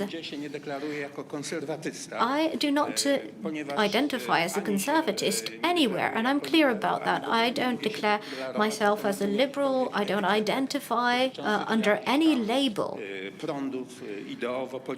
I don't identify with any ideological and political movements. I'm just looking for purpose, for meaning, for the sense behind these terms. I ask myself simple questions. What is liberalism? What is socialism? What is conservatism? All in all, when we ask such questions, we can find something meaningful and something absurd in all of these concepts. But not in conservatism. What is absurd about conservatism? Right, let me go back to conservatism. Fully informed conservatism emerged at the end of the 19th century. Did we not have conservative behaviors or approaches before that time? Yes, of course. They were just believed to be normal, natural behaviors. Such a prudent approach is instilled in our human life. We all try to protect and care for something that we believe is evidently good. We care for fundamental principles for life. We have our self-preservation instinct. We share that with animals. Already there, at that animalistic level, we have this cautious approach, but this also refers to values such as community, as spirituality. Everything that we believe is important to us, everything that we receive from our families, from our communities, from our homeland. But all of that is very subconscious and spontaneously we know we should be caring for those things. So this healthy conservatism is anchored in human nature.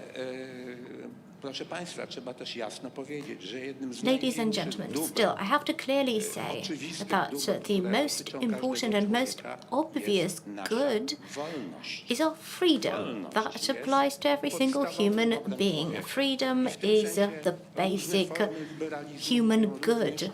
Different forms of liberalism are embedded in what is worth caring for. I would say paradoxically that the best conservatism should care for freedom, understood in the best way. The question is, how do we understand freedom? That's the problem of today's world. I'll give you a quote, ladies and gentlemen, very brief.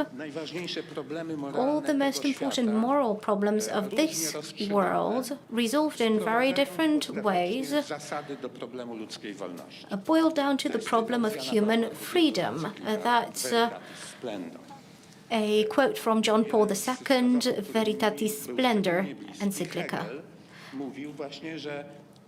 One of the philosophers I greatly appreciate, Hegel, said that freedom is a problem of our world. The issue is, how do we understand, define freedom? However we define it, that's the world we shape for ourselves. The most important figures in our world, the most brutal and barbaric ones, and the best ones in our history, reflect how we understand freedom, because the way we understand freedom can differ greatly. One important element of freedom is our independence, our capability of saying no. Our human freedom is awoken when we learn how to say no. Let's imagine a 3-year-old who is stamping his or her foot and is saying no, no, no. That's when human freedom is born. Or that's when the parents start getting angry, right? Well, of course, that's the start of freedom. By learning how to say no, we start opening up to learning how to say yes, to start discerning between good and evil and protecting the good in this world. This is important to us, to our families, to our community. The biggest distortion of contemporary freedom in the most distorted forms of contemporary liberalism is that people understand freedom just like 3-year-olds do.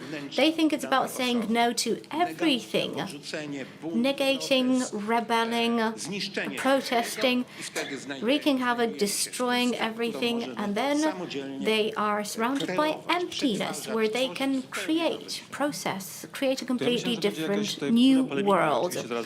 I thought that we would have a strong discussion, but I can hear you speaking rather in one voice. Mr. Wildstein is talking about affirmation. Let's move to rebellion. You wanted to intervene, you wanted to comment. Proszę bardzo, ja bym zaczął może od tego przykładu, który podał Zbigniew Stawrowski. Let me start with the example of the 3-year-old, the small child described by Professor Stawrowski. The identity of a child is not born when it starts stamping its foot and starts saying no.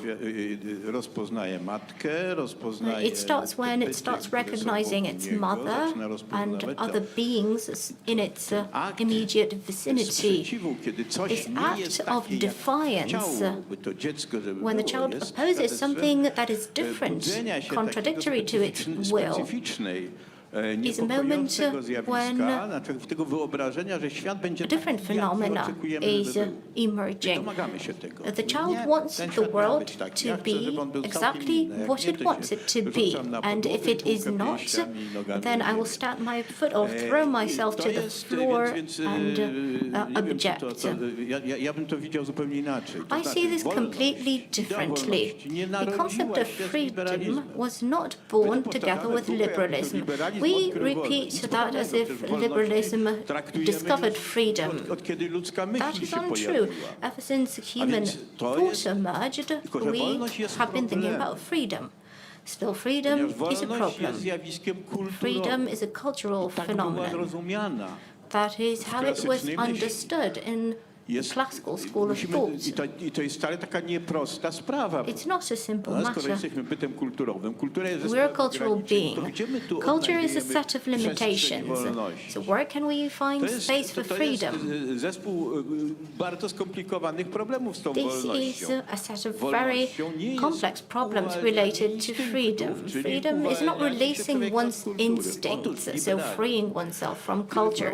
Liberalism, which introduced a new anthropology, an individualistic anthropology, reversed this way of thinking. wyłącznie negatywna. Freedom czyli is wolność od only jakichkolwiek negative nakazów. freedom. So freedom Czyli de facto from to jest taka any imposed animalna wolność. restriction. So it's sort of animalistic freedom, because culture is a set of limitations, of rules that you have to adhere to. A więc liberalizm nas prowadzi do tej Liberalism is pushing us in that direction. Następują różne kombinacje. Tylko we can say there are different combinations. pewne realne, we're trying to blur a certain contradiction. Let us not cover that up. We have to face that contradiction. Dość fundamentalna The dla whole myśli politycznej fundamental liberalizmu concept idea for the umowy ideological społecznej thought of wyrasta liberalism, właśnie z jakiegoś zupełnie the social contract wyrasta ze zmistyfikowanej stems from antropologii. a mystified anthropology. No co nam mówi ta idea What does this concept tell us? No, że This porządek społeczny to jest taki concept of porządek, the gdzie ludzie social się contract, porozumiewają i that we have an order where budują people dla siebie communicate stan, and create mniej więcej wszyscy, create prawda? optimal Ta idea się conditions używa for do one dzisiaj another, where ostatnio everyone sławna, to is jest happy. John Rawls, prawda? We had John Rawls, dwudziestowieczny a filozof famous 20th polityczny. century political philosopher. To jest oczywiście, to nie jest tak, no można powiedzieć, no nie, to nie trywializujmy, to przecież ci twórcy Let's not be tej idei trivial about this. We could say the authors of the social contract to hipotetyczna umowa, czyli created a hypothetical agreement, a hypothetical contract. These are some hypothetical assumptions concerning the orders, the rules that we are obliged to adhere to. Whenever we hear rules, then we become concerned because we don't like that word. I'm concerned about the time because we're running out of the time for a panel. Right, I will be finishing off. There is a misconception about this basic concept. There are no people beyond culture, beyond the community. There are no people who are freed, who are in this natural, original state. We are specific people, anchored in a specific culture, and we are shaped by a specific social order. A last sentence from me on this issue. I want to show that we have a fundamental disparity between these ideologies. I think that liberalism is an ideology, and this ideology is in strong contradiction with the Western philosophy.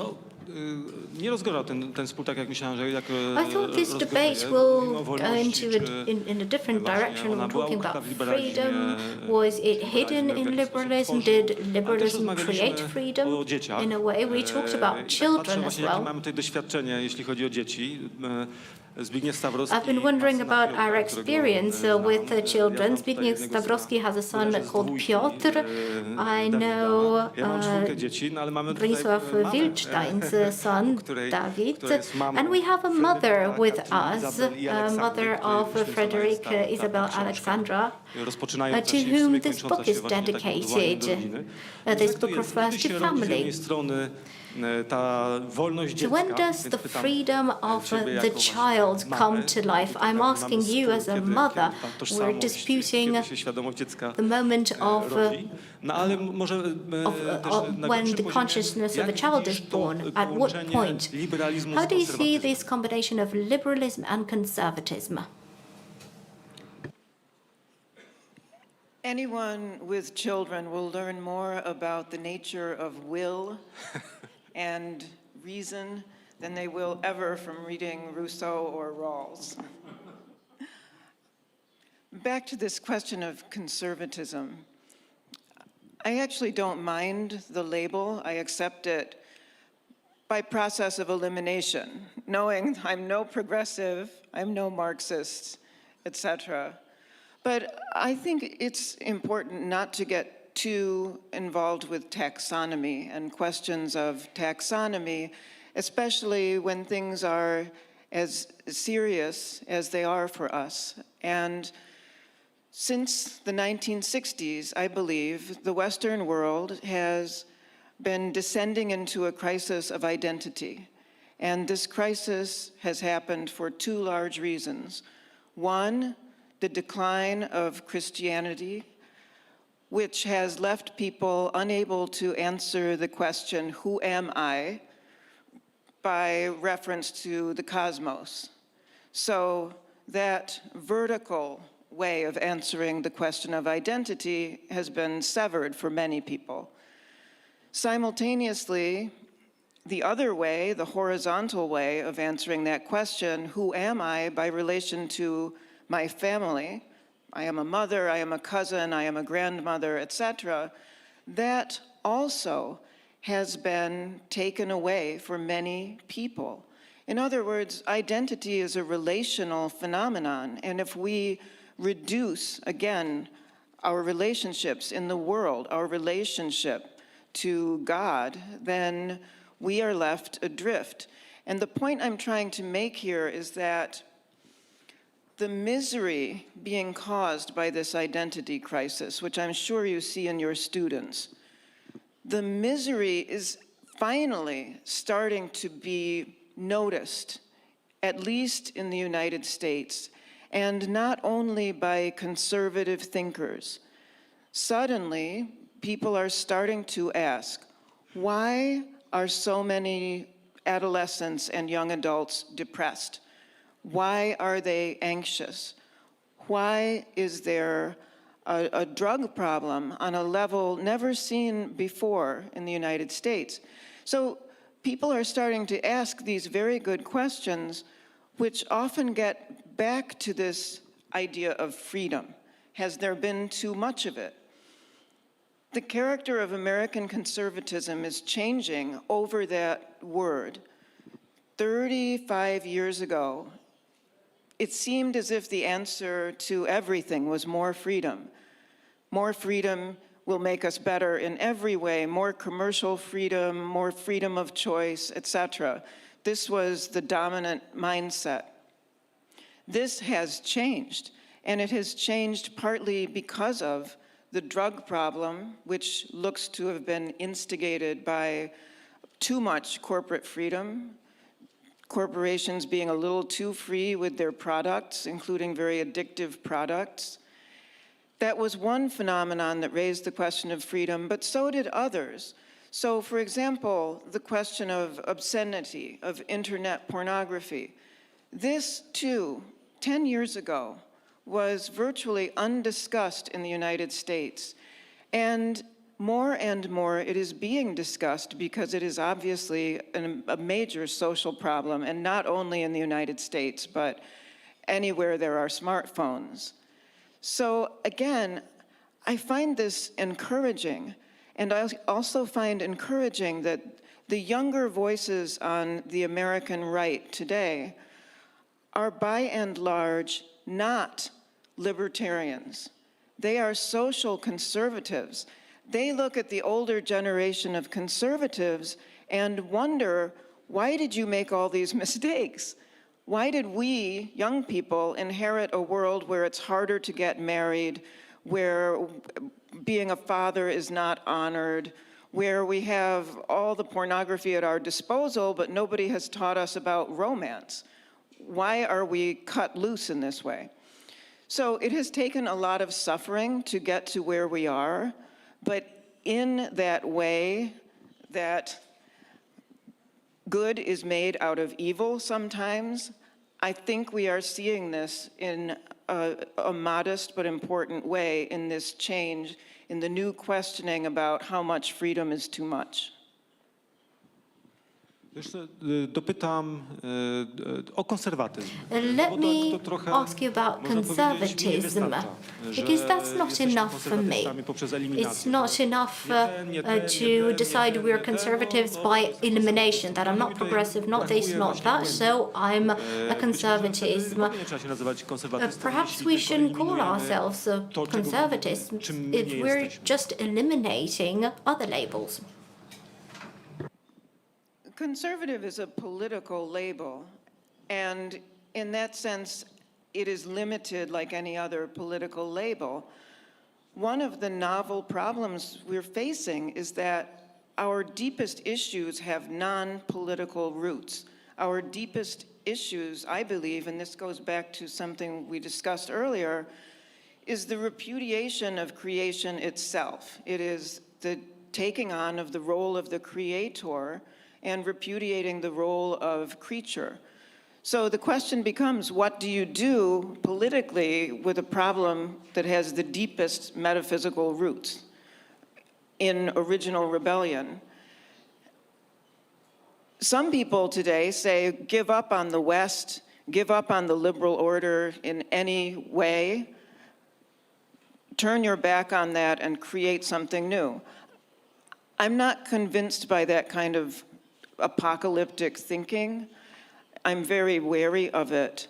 I think instead we should look at where we can use the law to try and swing things in another direction. So, for example, how can we play with policies that would make it easier for people to get married and stay married? How do we reward people for having children? Governments are looking at these. Governments have looked at these kinds of questions perpetually, but I think with new urgency. And that is a place in the political sphere where experimentation would have a part. Similarly, speaking again only for the United States, with the problem of internet pornography, which is major, the real problem is that laws against obscenity have been left unenforced by largely libertarian political leaders, whether they are left or right. And the day will come, I believe, when that substance will be seen as toxic and regulations imposed on it. We aren't there yet, but it's another example of how the law might be used to the common good. In other words, we can ameliorate problems that arise from metaphysical origins with political solutions sometimes. Zbyszku, chcesz? Tak, bo cały czas ten sam problem tutaj się nam przejawia na różnych poziomach. We keep seeing the same problem, just on different levels. Conservatism as an ideological concept thought emerges in the late 19th century as a rebellion against the French Revolution. This approach is conservative to date, reflects not just conservatism itself, but the world that we are living in today, a world marked by revolution. A revolution which has become permanent, which is fostering its constantness all the time. We have a permanent revolution. That's what we're dealing with. And so humans adopt natural approaches to combat this with political, with legal, with other measures. But the foundations of the natural approach of caring for good, I wouldn't call it conservatism. I have a better metaphor.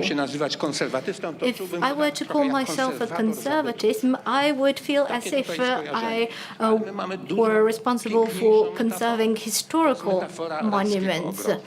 We have a better metaphor of the Garden of Eden. We were placed in paradise, and we are supposed to take care of the Garden of Eden. Chantal Dessau painted this image for us.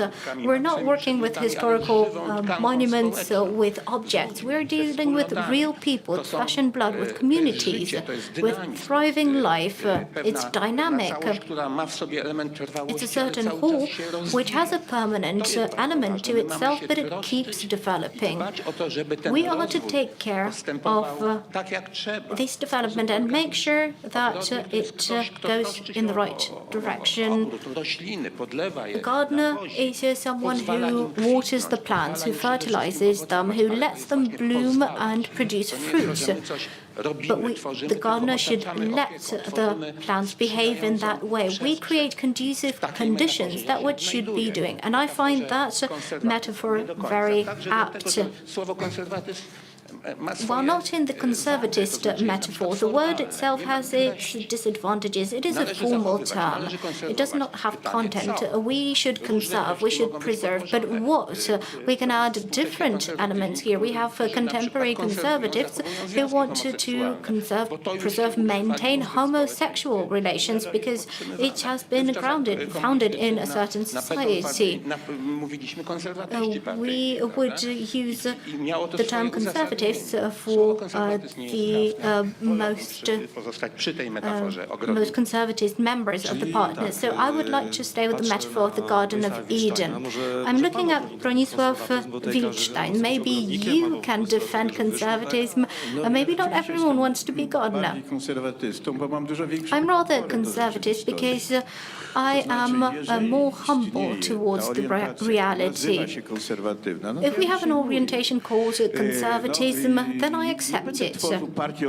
I will not create a party of gardeners now. Though I like the metaphor of a garden. It's a very old metaphor which is linked to conservative thinking. It's perceiving civilization as a garden which is evolving in an organic way.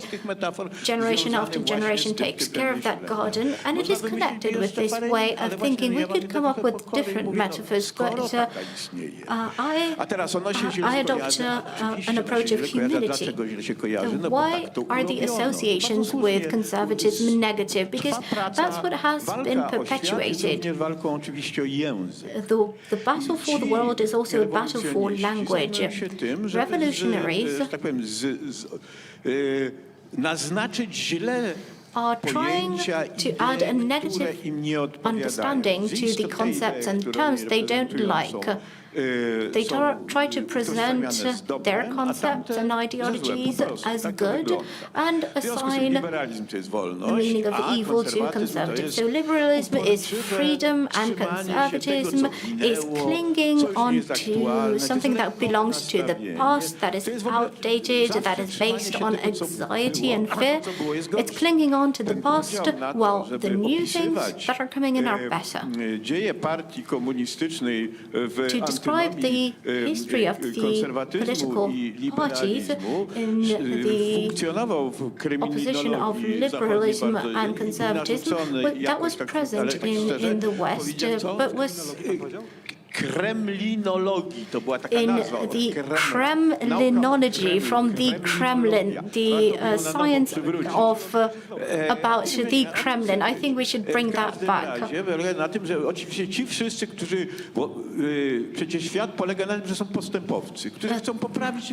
the world we have progressivists, and they're everywhere. They want to improve the world, and we have the conservatives that want to keep things as they are.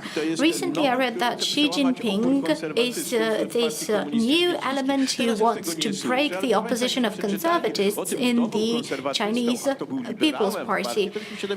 If we read some archives about who is conservative and who is liberal in the Communist Party, then perhaps we would find out that Stalin was a progressive in his dogmatic Communist Party. Let's not descend into madness. Let us not allow certain formulas to be imposed on us. Połączyć ze zespołem złych znaczeń. Conservatives, there have been attempts to link conservatism to negative meanings, but if we think about the ideology behind this thinking, this stems from anxiety. They're trying to assign this meaning to conservative, that we are afraid of what is new, and liberalism is about catching up as soon as possible, about rushing to catch up with everything, to catch up with the speeding train of history. I don't like that description. This has been compromised on so many occasions. Everyone knows how the world is evolving, and it turned out everyone was, to put it mildly, mistaken about this. Madame Eberstadt said that this is a certain political formula, and it has to impose limitations, but we're living in a political world. Politics emerges from something deeper. z jednej strony mamy świadomość tego, to jest taka bardzo powierzchowna w tej chwili sprawa, ale warto This is a slightly superficial issue, but let's recall this. The world is changing, evolving so quickly around us. We're losing certain points we can cling to. We should have something permanent, some permanent qualities in this world, so that we can adapt to the world. And that is what conservatism calls for. Zbigniew Stawrowski talks about historical monuments. I love monuments. Why should they be dead? If I visit Chartres in France, then I don't see anything dead. I see a loss of life in the Wawel Castle or the Mariacki Cathedral. I feel at home in those places. It's not a pile of stones for me. That's what conservatism is about. It's about understanding that the past is something that we have, something that we can lean on, something that we can draw from, something that we can build on. And we should be doing that with the awareness that we are rooted in something, that there's the garden metaphor for you again. That's what the concept of conservatism is about to me. Well, this fiery speech was ultimately in defense of conservatism, but if you set up a party of gardeners, I might join, mind you, but that was hard talk, so to speak. So the question goes to Mary Eberstadt. Where is politics in all that? It's important. We cannot just remain intellectuals who look at the world and describe it. Politics is important, and that's a challenge that Bronisław Wilczstein put on the table. So a question to you and also to Zbigniew Stawrowski. We are in the Royal Castle here, the Kubicki Galleries, and our Congress opened up this beautiful monument of history to us, which gains a new life owing to us. Zbyszek, maybe ask you first. What do you want to conserve? Stones? Fossils? Well, I do not respond to such teasing, you know. I think I view the reality just as you do, along the same lines, but we are looking for a different language and we rely on different metaphors. The Royal Castle is not just stones, it is beautiful gardens as well, mind you. And these two are mutually supportive. So it's not about a heap of stones, definitely not. Edmund Burke, you know, the classics,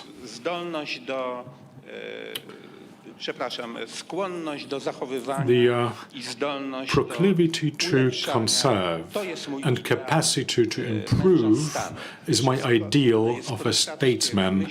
All the rest is vulgar intellectually and dangerous in practice, in free translation of the quote, of course. So, conservatism, which is well understood, which sees the entire reality, which sees culture and its dynamic nature, that takes care of human beings and their freedom. Let me remind you, Edmund Burke, while writing on his reflections on the revolution in France, he protested against accusations tabled by Dr. Price, who was head of the English Revolutionary Society and who proposed, based on the French Revolution experience, that we should effect radical changes in England too and destroy the old institutions. And Burke said, really, a matter of freedom, but to date we've been all convinced that we are living in a free country, that our institutions provide for this freedom. The question is, what freedom? That's an important question. We should not be afraid of freedom, but we should ask about it, the same way as we are asking today about conservatism. Bronisław się niczego nie boi, tak mi powiedział tutaj. Również konserwatyzm może mieć wypaczone formy i też warto o tym powiedzieć. Jeszcze jedno zdanie.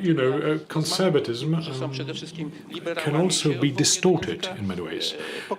Please bear in mind that liberals and the language shows that there is no freedom without being rooted in the community and common values. When I talk to people who are more conservative than myself, I remind them that we're all human beings, i.e. we are free. Why don't we link the two?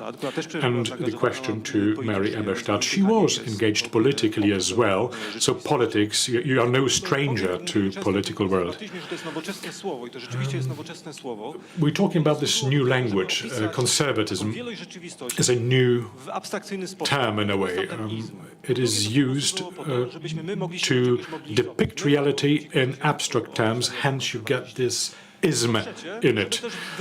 We use it to describe ourselves, and 3, it is used to determine a target, an objective for us. And I agree that words like that should be taken with a pinch of salt, yet they have this mobilizing power in them and a political component in them too. So we need conservatism to perhaps be more mobilized. Mary Eberstadt. These disputes over conservatism and liberalism and other terms matter, of course, because language always matters. At the same time, since our subject was hope, there is a kind of lived conservatism that doesn't even go by the name, that has an inspirational force of its own, that will be very important to what might be the renewal to come. So I would like to close with a story about that. A few years ago on an American campus, a secular campus, a young woman came up to talk privately, and she said she wanted me to know that she had become a Christian. And I said, great, why? I suggested, was it the artistic patrimony of the Catholic Church? Was it the intellectual patrimony? Was it St. Thomas Aquinas? Was it Neoplatonism? Was it, etc.? I threw out every abstraction I could think of that might move an intellectual. And she said, no, it was none of that. She said, when I was in high school, coming from a very secular background as an only child, I had a best friend. And my best friend's family was a Catholic family, and there were several children in it. And I used to go to their house. I found it very strange at first. It was noisy, it was chaotic, but I could see how they loved each other. And more, I wanted to spend time with them. She said, quote, I wanted what they had. That kind of unknowing witness by this family that will never be named is an asset that we all have, a moral asset going forward, and we should never underestimate it. Wspaniałe słowa. Wonderful words, wonderful words.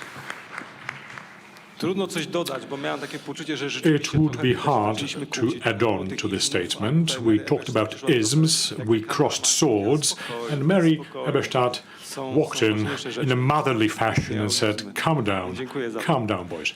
Well, thank you very much for that. We are slowly wrapping up our panel as our time is almost up. It's not an apocalyptic end, though. Zbyszku, jakaś taka twoja ostatnia myśl, która daje ci nadzieję? Zbyszek, the last thought that inspires hope in you, not necessarily, you know, high philosophical language from a specialist in Hegel. An idea, a picture, the story we just heard. A girl sees something beautiful happening, friendship, love, family. What would it be for you? Well, there's one point I failed to mention. What we refer to as conservative attitude is a normal attitude towards the world.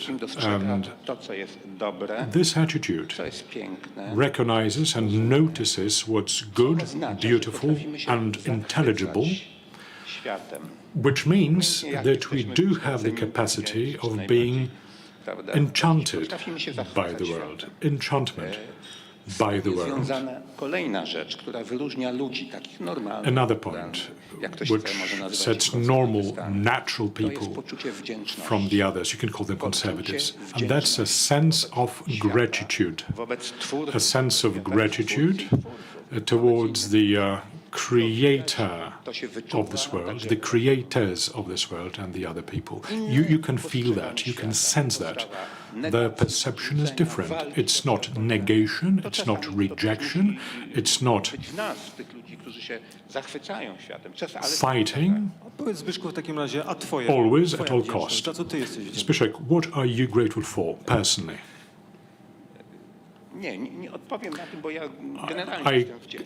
I cannot answer, because generally speaking, I am grateful. I am grateful every day for something, for the people I meet, primarily, I should say. But referring to what you said, madam, as a certain threat coming from this world, and that is young people reject having families, children.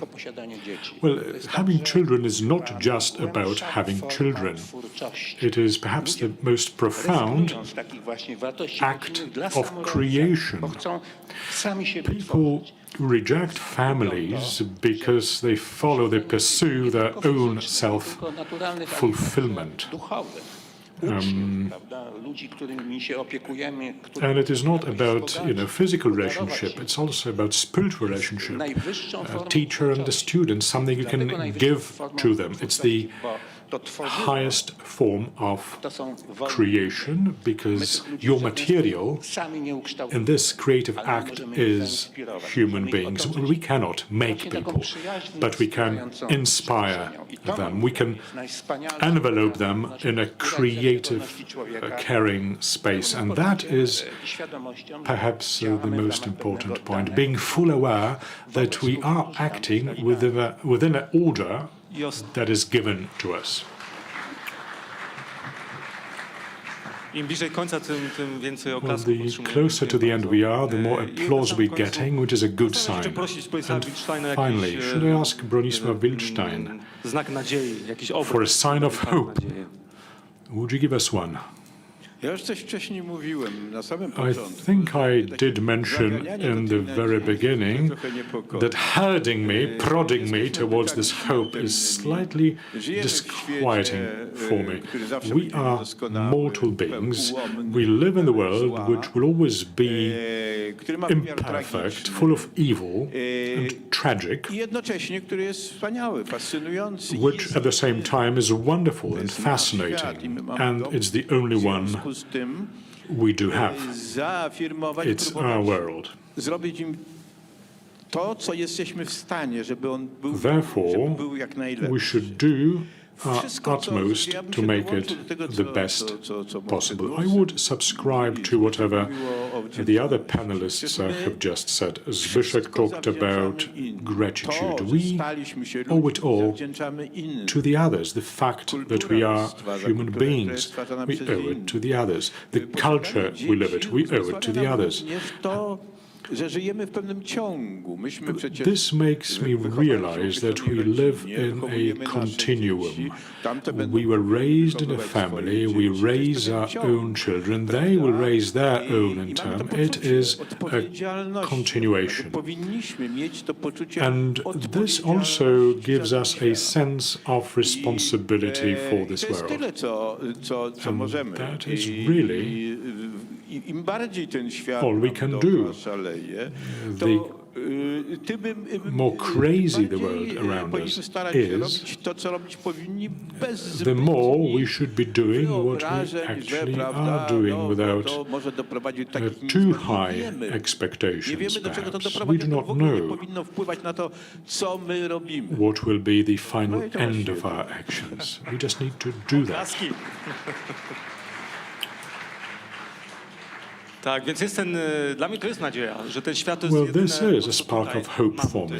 This world is all we nie możemy sobie have wymyślić jakiegoś innego świata. here. Obiecałem państwu eksperyment Mary Eberstadt i to się okazało, że to ani nie było Eberstadt, ani eksperyment. We started from the experiment, To jest eksperyment myself and Mary Eberstadt. It was not our experiment. It was a Cartesian experiment. On top of that, it is no experiment, it's reality, as Zbigniew Stawrowski said. We live in the world To jest ten suweren, kiedy już nie ma tego suwerena. together with evil No i jaka to jest rzeczywistość? intelligence. To jest rzeczywistość braku.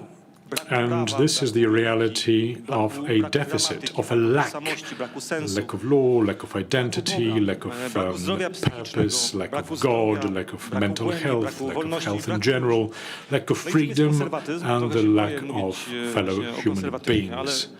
Co tam? Conservatism, I now fear to use the word, but we are going beyond the valley of nothingness. We are looking for the logic, for law, for the grammar, for identity, for purpose, for love, God, A jednocześnie freedom. ten konserwatyzm ma jakieś And źródła at the nadziei. same time, I zobaczcie, że tych źródeł jest dużo. the Tak conservatism naprawdę to jest źródło does nadziei, które jest w prawie, produce nawet w polityce, sources of hope. nawet u Arystotelesa. Even Mam nadzieję, in że nasi przyjaciele z Grecji the się cieszą, political słysząc, life, że tutaj even in Arystoteles Aristotle, I tak hope często our się Greek pojawia. friends Ale are happy to ta hear nadzieja jest gdzieś the ukryta name of their poza nami. To jest nadzieja, którą compatriot odrywamy. used To jest nadzieja so logosu. often. But the logos is Prawdziwa, suwerenna first and foremost nadzieja. the hope. I myślę, The że mieli hope państwo is tutaj, particularly the hope of logos. okazję This is the doświadczyć sovereign takiej source suwerenności naszego of myślenia, hope. suwerenności It's naszego good to ducha, experience zgody, niezgody, ale the właśnie sovereignty of our gdzieś tam thinking, między of ogrodami, common pursuit, między zabytkami, of ale search tak here naprawdę in the blisko royal naszego serca. castle, I chciałbym close bardzo to the royal podziękować gardens and close to our hearts. panelistom za So, tę suwerenność all the myśli, panelists, suwerenność thank you very much ducha. for the sovereignty of Ja biorę spirit dla siebie. Mieli państwo and do czynienia thought. i z eksperymentem Mary Eberstadt, So it was an experiment dedykacją that we proposed, z buntem Mary i Eberstadt informacją experiment Profesora and Wilczka. contentions Niech by sobie państwo Mr. Stawrowski pomyślą o tym, co się and tutaj zdarzyło. Ja tutaj nie mam żadnej Bronisław konkluzji. Wilczstein. I have no conclusions to offer, Z taką myślą. but Co I will państwo leave you myślą? with one Za co mogą być thought. państwo wdzięczni? What is it that you can be grateful for? Waszej wiary. Who was the master Kto był of your mistrzem faith, or still waszego is the myślenia? master of your faith? I kto jest Who mistrzem was the waszego master of your Dziękuję thought? And who is the master of your heart? Thank you very much.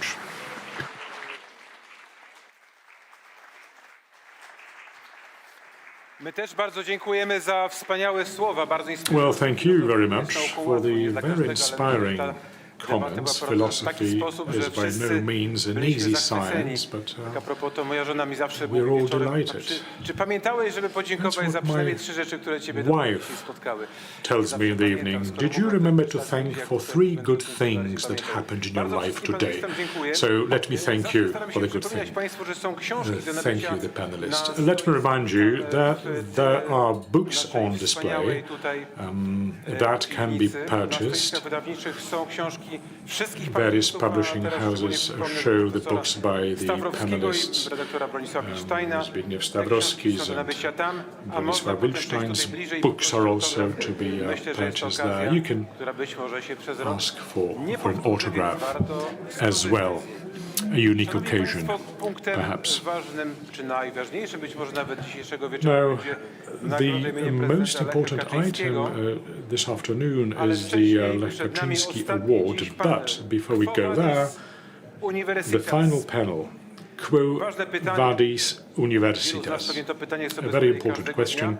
Many of us will probably put this question to oneself every day.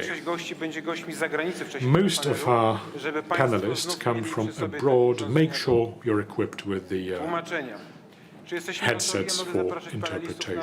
Are we ready? Can I ask the panelists on stage, please? All right, ladies and gentlemen, may I ask you to take your seats Please welcome.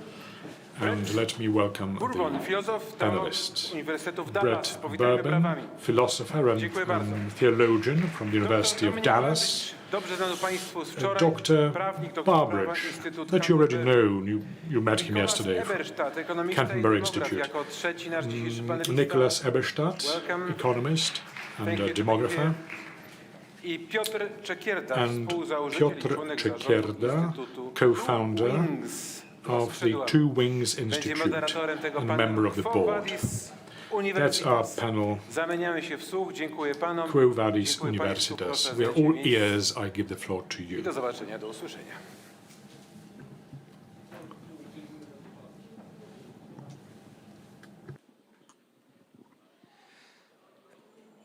Bardzo dziękuję. Witamy Państwa serdecznie. Bardzo dziękuję Thank you panelistom very za much, and przyjęcie thank you, zaproszenia. the panelists, for having accepted our invitation. It is a great honor for me to engage in a discussion with you. It is a bilingual discussion. I will moderate the discussion in the Polish language. You speak English, and all the audience will understand you very well. To dokąd zmierzasz uniwersytecie?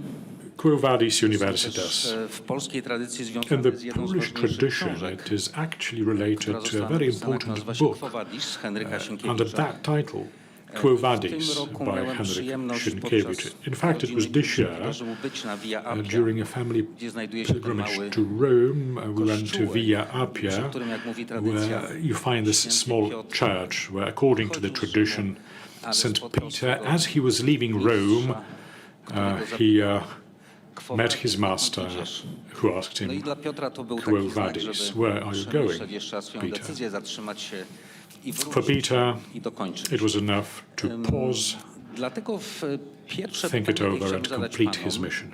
a mamy tutaj rzeczywiście Therefore, my znakomitego first question to you, akademików, absolwentów gentlemen, we have a distinguished participation in this panel coming from the best universities. How would you describe the path that the university is taking today? What would be the name of the street, Via Universitas? How would you describe it? Bardzo proszę.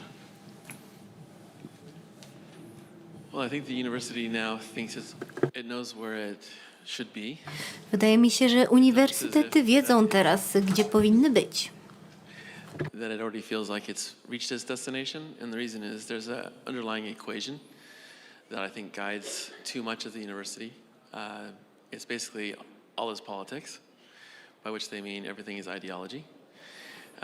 In which case, truth and all endeavors are determined by that ideology, and because the administration, many of the professors, and too many of the students have the same equation.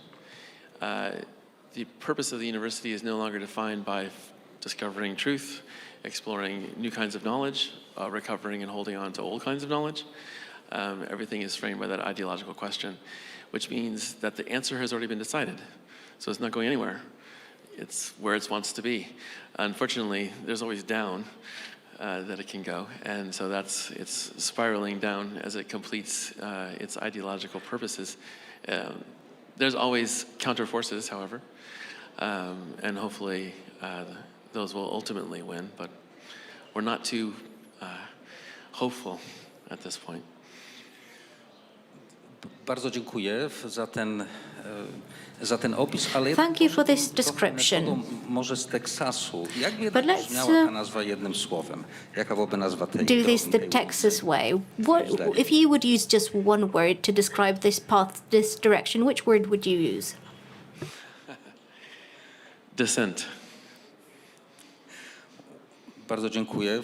Mamy tutaj zarysowane jedną perspektywę. Thank you. So you've given us one Przenieśmy się w takim razie perspective. może do Europy. Let's move on to Europe. Jak twoim zdaniem brzmiałaby dzisiaj nazwa drogi? What do you think? How would you describe this pathway taken by universities? Thank you. I think it's might be helpful here to invoke some of the reflections on wider society by Alistair MacIntyre. So he's a British philosopher, worked a lot in the US. Scottish, which is British for me. And he diagnoses in his book After Virtue 3 specifically modern trends in types of people or understandings of how we manage society that he believes were not really there previously. And so the first of these is the manager. So he talks about management as a profession in itself, regardless of purpose. That prior, you would have people doing crafts or particular economic activities that have a particular end and therefore an internal good that is being fostered. But instead, a managerial class, which is a type of administration of others, regardless of what particular craft or practice that you're doing. The second other modern type he identifies is the therapist. This is the person whose role is a kind of psychological reconciliation of the person with themselves. With a therapist, for the first time, you get people being paid to listen, which used to be done for free. And so you have that changed relationship from moral advice towards a kind of psychological therapy. And the third type he describes as the activist. He says that previously we used to have people involved in politics who would have other jobs or would have a job with the state, so a kind of civil servant or an officer, army officer, etc. But we've instead now got this persona of someone who defines themselves with respect to a kind of lobbying or an political activism as the core feature of their identity or what that they feel they're bringing to society. Now, McIntyre is talking about social trends writ large, but I think you see some of these features driving the modern university, that we've got a sort of managerialism which doesn't really understand what the true purpose of the university should be. We have a resort to therapy as what used to be a pastoral dimension to mentorship. And we have the domination of activists who see the university as a platform for a political agenda rather than a place of learning. Bardzo dziękuję. Thank you very much. Alistair McIntyre is an important benchmark for the research we have at our university. Thank you for discussing this important distinction. But I would like to ask you for one word to describe this pathway that universities are taking at the moment. Just one word. It's a despair. I mean, we talk about the descent, but for me, it's also a despair in terms of a pessimism within the person themselves. Bardzo dziękuję. To czasem tak się układa, że życie to jest taka droga. Thank you very much. In fact, life is sometimes such a pathway. We talked about hope in the previous panel. We're talking about descent and despair. Let's find out what the third word is. But I assure you, ladies and gentlemen, we will be going in for more optimistic directions. Nicholas, just a moment ago, we had a few minutes to talk, and I learned that you visited Poland in 1983. Everything looked different than it does today in Poland. You graduated from the top universities, but you decided to stay in think tanks. How would you describe this path taken by universities? Well, thank you, Piotr, and thank you, ladies and gentlemen. It's wonderful to be back in Poland, which in 1983 was on the front lines of freedom, and is on the front lines of freedom and sovereignty today as well. If I had to give, maybe this is a phrase, not a word, the path of the English language universities would be Marxism for dummies. And let me explain what I mean. There's still an enormous amount of important and really exciting work going on in the universities in the Anglosphere, the ones I'm most familiar with. Even though I'm at a research institute, I pay quite close attention. But for reasons that maybe our sociologists or others can explain, the English language universities, which carry the tradition of Locke and of Mill and of Hume and of the Federalist Papers and of the U.S. Constitution, of the thinking of liberty and freedom, have been invaded and colonized by some of the most illiberal tendencies in thinking from the continent. And of course, the source of evil here, the evil original hand, is Karl Marx. And the most sinister thing, in my view, about the Marxist worldview is its assertion that ideas have no legitimacy or worth in their own, that ideas are merely a manifestation of the class interests or the ideological convenience of particular characters and actors in the class struggle. It's a profoundly anti-intellectual approach, and it degrades the legitimacy of the competition of ideas in a world where truth and courage should be kind of at the forefront. Now, my impression is that most of the proponents of this profoundly anti-intellectual movement or tendency haven't ever actually bothered to read much Marx. I don't think they actually know Marx, and that's why I say this is Marxism for dummies. It's kind of, they've taken sort of parts of the lineage of Marxism from the Frankfurt School or from postmodernism, and they have a set of intellectual weapons where they can make their own claims and make their own approaches that there is no such thing as truth, that everything is relative.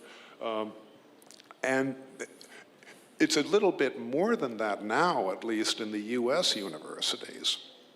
I mean, I'm sure this doesn't happen everywhere, and I know it doesn't happen everywhere. But all too often, if I go to a university and I'm giving a seminar or a lecture and questions come up, the students look around to each other before they answer. They're trying to read the room. They're trying to see who's going to be taking notes on them and who's going to get their names and who's going to denounce them. It's a little bit like a self-imposed Czechoslovakia in 1947. Now, I mean, Czechoslovakia's school systems in 1947 lacked freedom because they were occupied by the Red Army. We in the United States don't have a very good excuse. Bardzo dziękuję za tą pierwszą. Thank you very much za tą pierwszą część, która for this first part of our debate, which is an introduction to universities. dla akademii. Before we move on to what we can do for academia, what important, profound things we can do for universities, let's look at the situation today. When I visited universities, which have a fantastic mission, it was striking for me to find out that we are living in a moment of tension. What Bronisław Wilczyn talked about in the previous panel, the mission of Harvard is veritas, truth. We have dominus illuminationis as the mission of other universities. So I'm wondering, how our opponents, how we could formulate this mission to make our opponents agree with it. In Poland, we have severe tensions over defining what a university is. Until recently, there was a strong tendency to say that universities should be strongly connected with the business markets, that we should be producing highly skilled labor. I think that nowadays the mission of Polish universities is to produce highly scored papers for international journals. Somebody can publish an article in the Nature journal, 1, 2, or 3 articles, and suddenly it turns out that his methodology or concept or outcomes are mistaken or erroneous. And of course, they won't withdraw from their thesis. They will not publish a correction because that would negatively influence his academic records. If we have these missions, veritas, dominus illuminationis, even if that is just symbolic, then what is the real mission of universities? What is the essence? What is the drive, the motivation for universities? Well, I don't think there's a single essence to a university. University has a sense of universal. There's lots of different kinds of knowledge, and the modern condition and modern science has altered even what knowledge can mean. You know, Newman thought that the university, the universal aspect of it, could be gathered under theology, which he thought was an essential discipline in any university. That can't work now. So there is the project of the sciences, which the goal is still to discover what's true. So that's held in place. In the humanities, of course, many don't believe in truth anymore. When I was at Stanford, every class I had to, in essence, make a quick argument against relativism because almost all the students just accepted some form of relativism despite its incoherence. They could see that there was something wrong with it. And then their own interests partly dictate how they pursue their education at that point. For us, in America, we have the German model, so it's a research place for our own work, and it has a goal to educate, which is a separate kind of goal. And traditionally in America, there was a civic understanding of education, often more associated with the high schools and elementary schools. That's still an important element in any democracy. So, except at this point, I mean, my students are incredibly ignorant about everything. Some don't even notice that World War I and World War II have those numbers, and they had some relationship with each other. And these are students who do well on the tests and went through all the educational processes before. And we're in a world where knowledge is essentially, it's a contested but very important element of our existence. And the internet has only made that even more so. And yet people's ability to decide what's real knowledge, what's not, has also diminished. So there's always the university should concern itself with that basic set of concerns, and both holding on the knowledge of the past, but also looking for knowledge of the future. But I'm not sure that's a good description of what is often done in the humanities, even in its best. There's a kind of understanding and reflection upon life that's essential. Some argue, too, that the only way to break the ideological hold on universities is to professionalize them again. That is to keep them in their ivory tower and have the professors just talk to each other in some kind of way, dictated by the disciplines, in which case the purpose of the university will be determined by each discipline in some kind of way. it's, the fragmentation of society is reflected by the fragmentation in the universities, but at a deeper level in some ways, because of these questions of knowledge and intellect and understanding, which are exactly what we're supposed to be teaching. I used to say I'm teaching my students to think, and I still believe that, but it's actually much more difficult than it used to be to get them to do that. And that's also very ultimately too vague. In our discussion here too, I think it's important to see the university as separate and also part of the wider culture. One of the things I think is interesting is some of the woke leftist kinds of talk, they were percolating in the university in the 80s and 90s, even before. But you could argue against them, and somehow the world outside had no sympathy with a lot of the nonsense. Now somehow the world outside has become like the university. Another name for the university might be a hospital theater kind of thing. But I think what we're actually producing is a kind of barbarism. Strangely enough, even the tearing down of statues and the ideological attitude, also as Nick mentioned, the students themselves are turning on each other. There is no leader here. So it's kind of cultural force. But the effect is to reject and forget the past, which is what the classical definition of what a barbarian is, and there's no future. And I don't know about the others here, but when I was studying philosophy, I had a strong sense of the tradition. I was an analytic philosopher, so its tradition went back maybe just 100 years, but you were contributing to something from the past, and you were inheriting it. That was what education partly was a kind of inheritance. And that contribution would continue. But if you don't have a sense of history, then you can't contribute to anything. And you don't have a sense of future either. The despair that Mary was talking about, I think, is tied to this as well, which is why the church and a nation can offer something that people can contribute to, that they inherit and goes into the future. So students, I think, are very lost because they're in the middle of this kind of present mentality, and the university encourages that in the way that they offer education, because they don't give a good background in history or any other disciplines. So there is, I think, a need to bring somehow the university back together, even if we can't do it as Newman wanted with theology. Bardzo dziękuję. Zobaczyłem w tym obrazie, który opisywałeś, że jest jakiś bardzo skomplikowany, poważny świat idei, przeszłości, który możemy complex world of history, ideas that we may want to stand up to, but it's not easy. So at the moment, we'll give you a very easy set of tests to get your diploma. But there may be a hidden purpose to it as well. Can I ask Nicholas now, what is your idea of this hidden, true mission of the university? Well, since I was trained in economics at one point, I tend to look at the role of education in a national economy.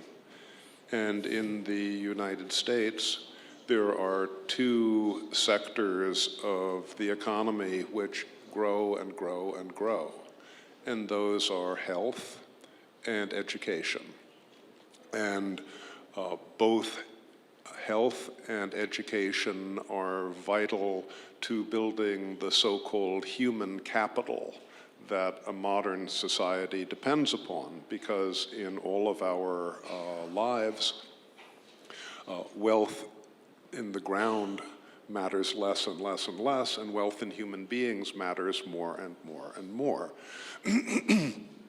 So this provides a impetus, I think, and a protection for all of the educational sector in our country, at least, from the kindergartens up to the universities, and the research, the scientific research that takes place at the universities is seen not just as vital to the development of the economy, but vital for our national security.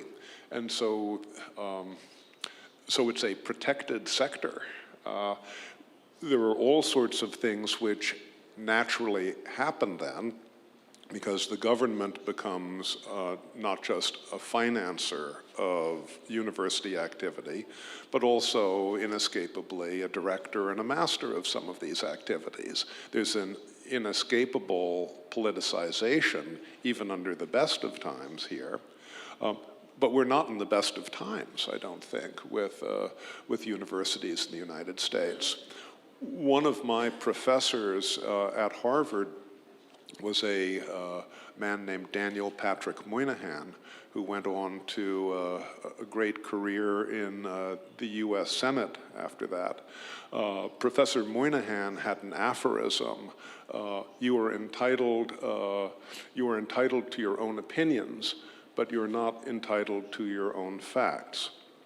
In much of the universities today, it's been turned on its head. The Moynihan nostrum has been turned on its head. You are entitled to any facts that you want, but you're not entitled to your own opinions. You must have the opinions that are politically established.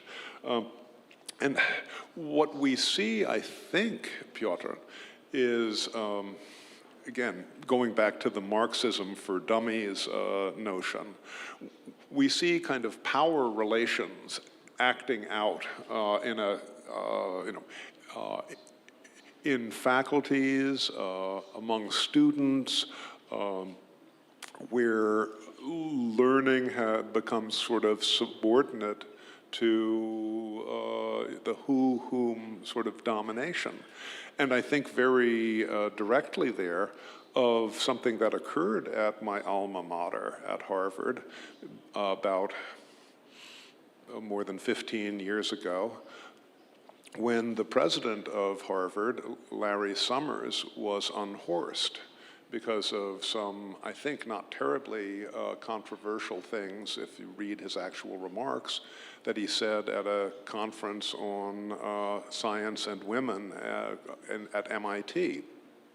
It was a wonderful excuse to attack and pull down a thought leader who was trying to bring more discipline and rigor at that time to a sprawling university that didn't have as much discipline and rigor as maybe it ought to have. It was a wonderful excuse. And if that could happen at Harvard, then the little Gauleiters at other universities knew that really it might be something that they could do too. And so after that, I think administrators in the United States everywhere lived in fear of the most radical elements in their universities. And if there's a word that we haven't used yet that I think is important for US universities, we've used administrators, but fear. The level of cowardice is really quite stunning. Bardzo dziękuję. Z tego obrazu wyłonił mi się, przyszła do mnie taka myśl, że żyjemy w czasach, które już przekraczają. Somebody said that we live in the times that go beyond postmodernism. Well, you have your truth, I have my own, but then there was some truth on the table all the way. But now, duże znaczenie siły, pewnej siły. Seems to be the key word. It's not about you have your truth and I have mine. It's we do what we want and facts do not matter. Przenieśmy się teraz na Oxford. Now, why don't we move to Oxford now? Mając możliwość bycia tam od czasu do czasu, robienia czegoś. I visit there once in a while, and I see this place as a place full of contradictions, perhaps the most contradictions in the modern world. On the one hand, Oxford is where you can hope for most subtle intellectual and spiritual experience. Można by zrobić w pewnym sensie przewodnik do encykliki Fides et Ratio. Place which could serve as a guide to the Fides et Ratio encyclical, where you can see how science influenced religion, but at the same time it is a place of a very brutal, if not common and vulgar, attack on what is an important part of university. Gdyby dzisiaj ktoś napisał prawdziwą misję Oxfordu, to If you were to write the true motto for your university, other than Dominus Illuminatio Mea, what would it be? Thank you. Well, I would defend the motto. I would like to continue the place of our Lord in the center of everything that we do. But I accept that these things have changed. And you mentioned the Harvard University motto, Veritas. And I think, and probably Nick will be able to correct me or anyone else on this, but basically it had a different one originally. So I think it was something like Deus Veritas Est, like God is truth. And then at some point, maybe in the 20th century, they just... był jakiś pierwszy etap. Yeah, they would remove it to just have Veritas. Now, for a Christian organization to become non-Christian, it's also a political move about how you want to reuse the university for a different purpose. But on the other hand, it's also something that is in a way non-threatening, because in the Christian tradition, truth is a transcendental property of God. So God's essence, what God is, ways of understanding God are through these transcendentals of the fours of being, truth, beauty, and unity. So in a way, whenever you start to comprehend the depth of truth, you are approaching an understanding of God, and it may be indirect for us. It is limited, but even through understanding the creation, you start to understand and open yourself up more to the Creator. But you're right that, I mean, with your analysis of Oxford, that there is a huge contradiction at play, that we have a university orientated towards our Lord in its motto, and we also have vibrant liturgical life. At the moment, Oxford is probably the most Catholic city in the country. The amount of daily church going and new churches and the Catholic chaplaincy events, they're happening on a scale that's probably more than even in Newman's time. And we also have a very strong Anglican presence, which is the ordinary religious presence for the university. The Anglican Church has great variety, so you'll have extremely orthodox conservative groups that follow a tradition of Pusey in Pusey House, etc. And you get more liberal or open-ended approaches that tend to dominate most of the college chapels.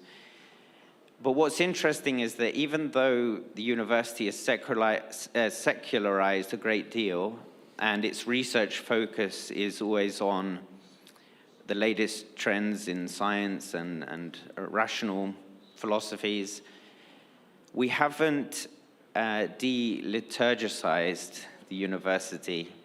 We haven't gone against its traditions, and there has been a lot of attempts to do that and a lot of democratic exchange on this. So, for example, there was a vote in the students of whether to remove the obligation for wearing sub-fusk at the exams. Now, sub-fusk is the wearing of a gown with a suit or a blouse with skirt for ladies, white shirt and a white bow tie. Now, typically, students will also add a flower, although a flower is not compulsory, so you have a white carnation for your first exam, pink carnation for your following exams, and a red carnation for your final exam. So when you walk through the university today, right now, because right now is exam period, that's why I've run away to Poland, but right now is exam period, and you'll see all these students walking around with gowns, and you think, how strange that they're still obliged to wear those gowns. But actually, they took a vote, and they, by majority, wanted to retain this obligation. They likewise have taken votes in colleges about high tables. So here we've got a raised platform in order to help speaking. In the colleges, as you know, you'll have a raised platform for the professors with their dining table, different to students on a lower dining table. Surely in this age of equality, we should get rid of that. But actually, again, when you ask students to vote on these things, they actually prefer to maintain the traditions because it provides a sense of identity, also wonder, beauty, and authenticity that you won't find in any other university. And in fact, these trends are being even more increased than before. And why? I mean, I think part of it is down to Instagram. So imagine you're 18 years old and you go to, you know, an ordinary university in an English town, and you have normal white rooms with plastic chairs, and you are there to start your degree, you know, in philosophy, and then a teacher in a t-shirt stands up to, you know, tell you about John Stuart Mill. Instead, your friends from school who went to Oxford or Cambridge, they post photos of candlelit dinners with tutors in gowns, wearing ties, speaking at length with wine. It's a totally different experience, aesthetically so. And in some ways, with social media, we're moving to quite an aesthetic age. And people are asking, what is the beauty of that type of life versus the beauty of this other? So it's interesting that Oxford was late to removing its traditions, so late that it ended up not needing to remove them because social trends have now started to go in the opposite direction. No właśnie, skądś zawsze przychodzi nadzieja. W czasach Yes, hope must spring for somewhere, sometimes from a very unexpected direction. Now, the direction suggested by Dominic, religion at the university. In 1702, my alma mater, which is the Wrocław University, celebrated 300 years of existence. It was founded by the Jesuits, as many other universities in Europe. To the best of my knowledge, not a single Jesuit has been invited to the 300th anniversary. But my question to you, gentlemen, is the following. Falling back on your wisdom and experience, could you please give us an argument or two for a contested point, which is religion is the best guarantee for rationality? Would you take up this challenge? So I think for me, there is a certain unity of knowledge.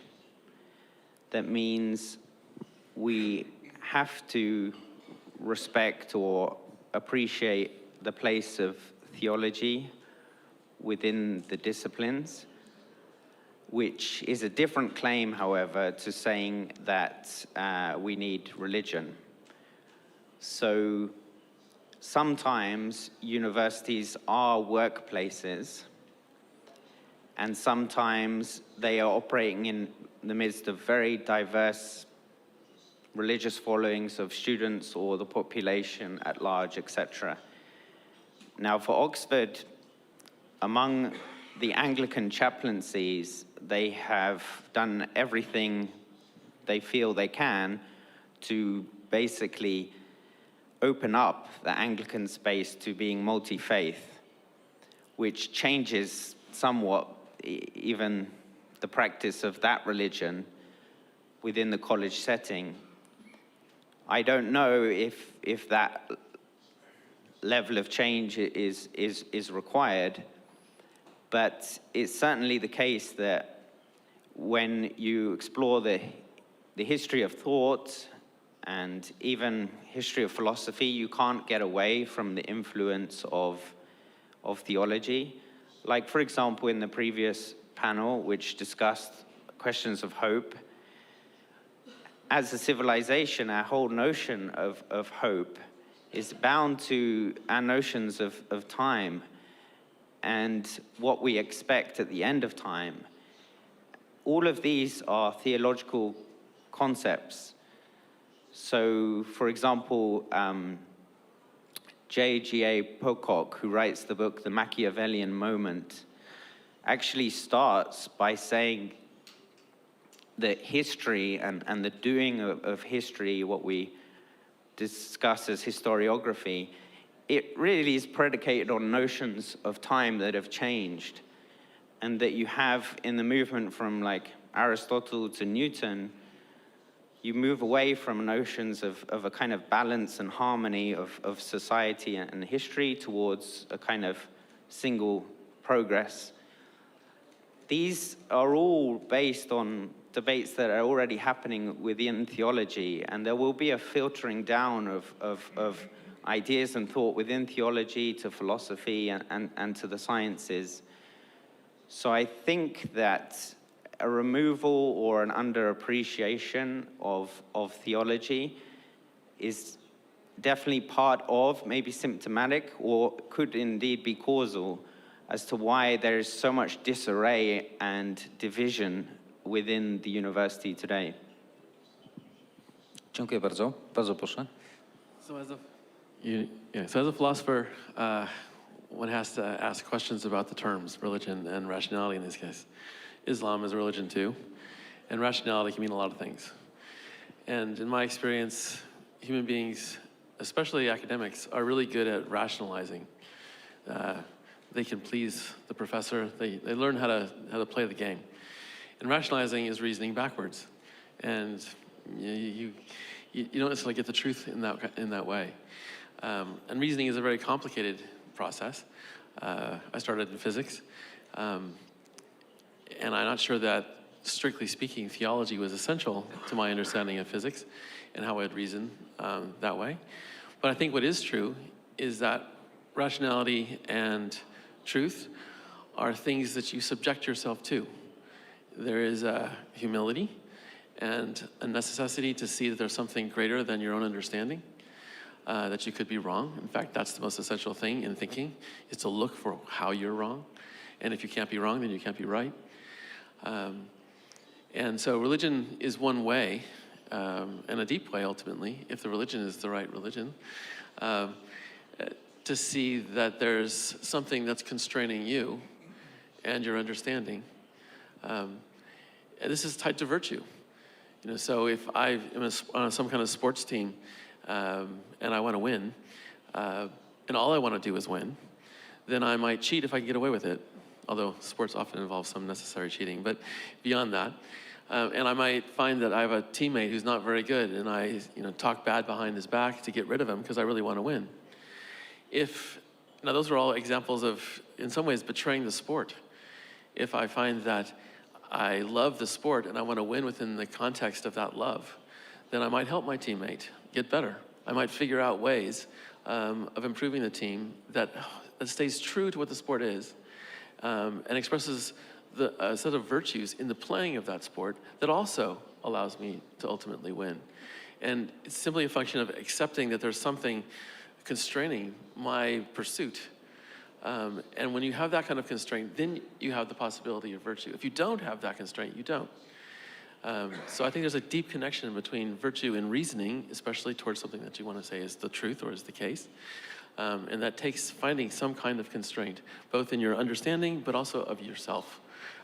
You shouldn't hide that your technique or your procedures are fraudulent in your science paper, right? That's a lack of virtue. That's also a lack of truth. And if you don't feel like that you have to be held by that, then I think you're a failed human being. Bardzo dziękuję. Czyli religia, myślenie... Thank you so much. So religion, religious thinking as a mirror in which we can look at ourselves, check if our rationality is not making mistakes, if it's not limited. How did it come to this, that religion is something prohibited, something that is instilling distrust? That's a very deep question, and I think there's a long historical answer to it. I'd start much more superficially.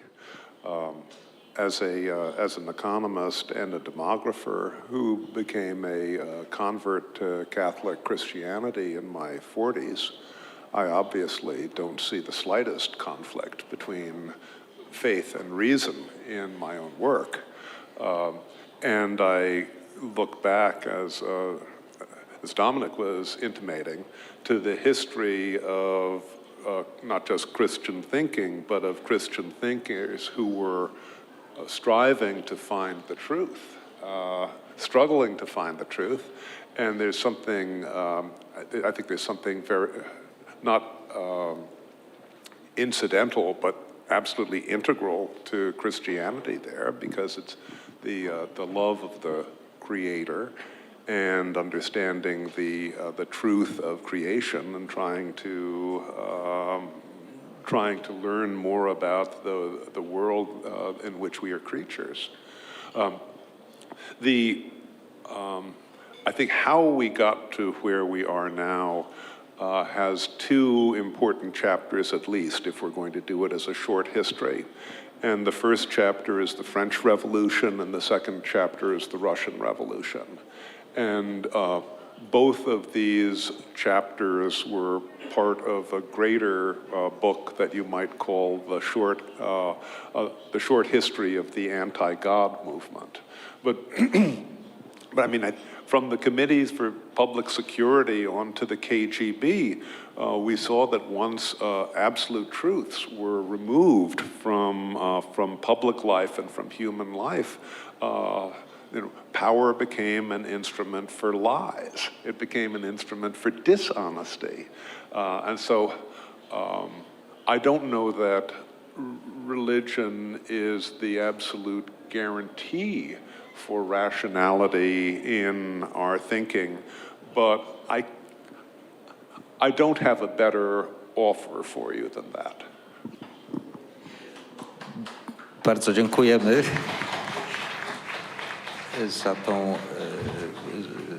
za tą propozycję. Thank you very much for this offer, for this answer. Mojej radości naturalnie przechodzimy w stronę.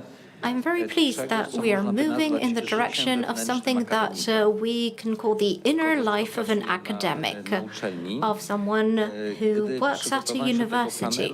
As I prepared for this panel, of course, I wanted to see what you look like, and so I found a wonderful picture of Brett. He's sitting behind an academic table. And if we could take a photo, if I wanted to take such a picture to show my pure happiness, then I would need to take a picture just like that of Brett. I can see that you love your work, you're all for this work, and perhaps we don't even have to pay you for your work. Okay, we won't tell anyone outside of this room about that. But let me ask you about the inner life of academics.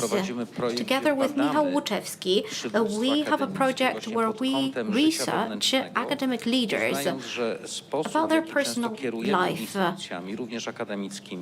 We want to check whether how we manage universities is an emanation of our inner life. Maybe the crisis we are witnessing is an emanation of a crisis in the inner life of academics. I wanted to ask you where you take your strength from, the sources of hope. Let us move towards the light and wise hope. Of course, the book by Alan Bloom, Closed Mind, was an important book for those looking for such sources. It's a very moving book. there's an important fragment by Saul Bellow, who says we are excessively dependent on culture and history. Perhaps we're in a better position than students in ancient times. We can still organize a symposium or a feast where we can read, where we can hold a discussion and engage in conversations. I think I know what I'm talking about because 2 or 3 weeks ago, I experienced something very similar. In Wrocław, we organized a meeting of academics from very different institutes, from very different locations, from different worldviews and different religious sensitivity. After a very intense day of research work on academic leadership, we decided to go to a restaurant and have dinner. And we were supposed to have a literary evening. Everyone read out something important to him. Someone brought a poem by Wisława Szymborska, who is a Nobel Prize winner in literature.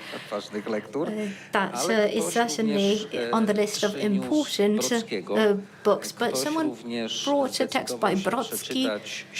Someone else decided to read a text by Saint Faustin, I think one of the most frequently published religious Polish authors in the world.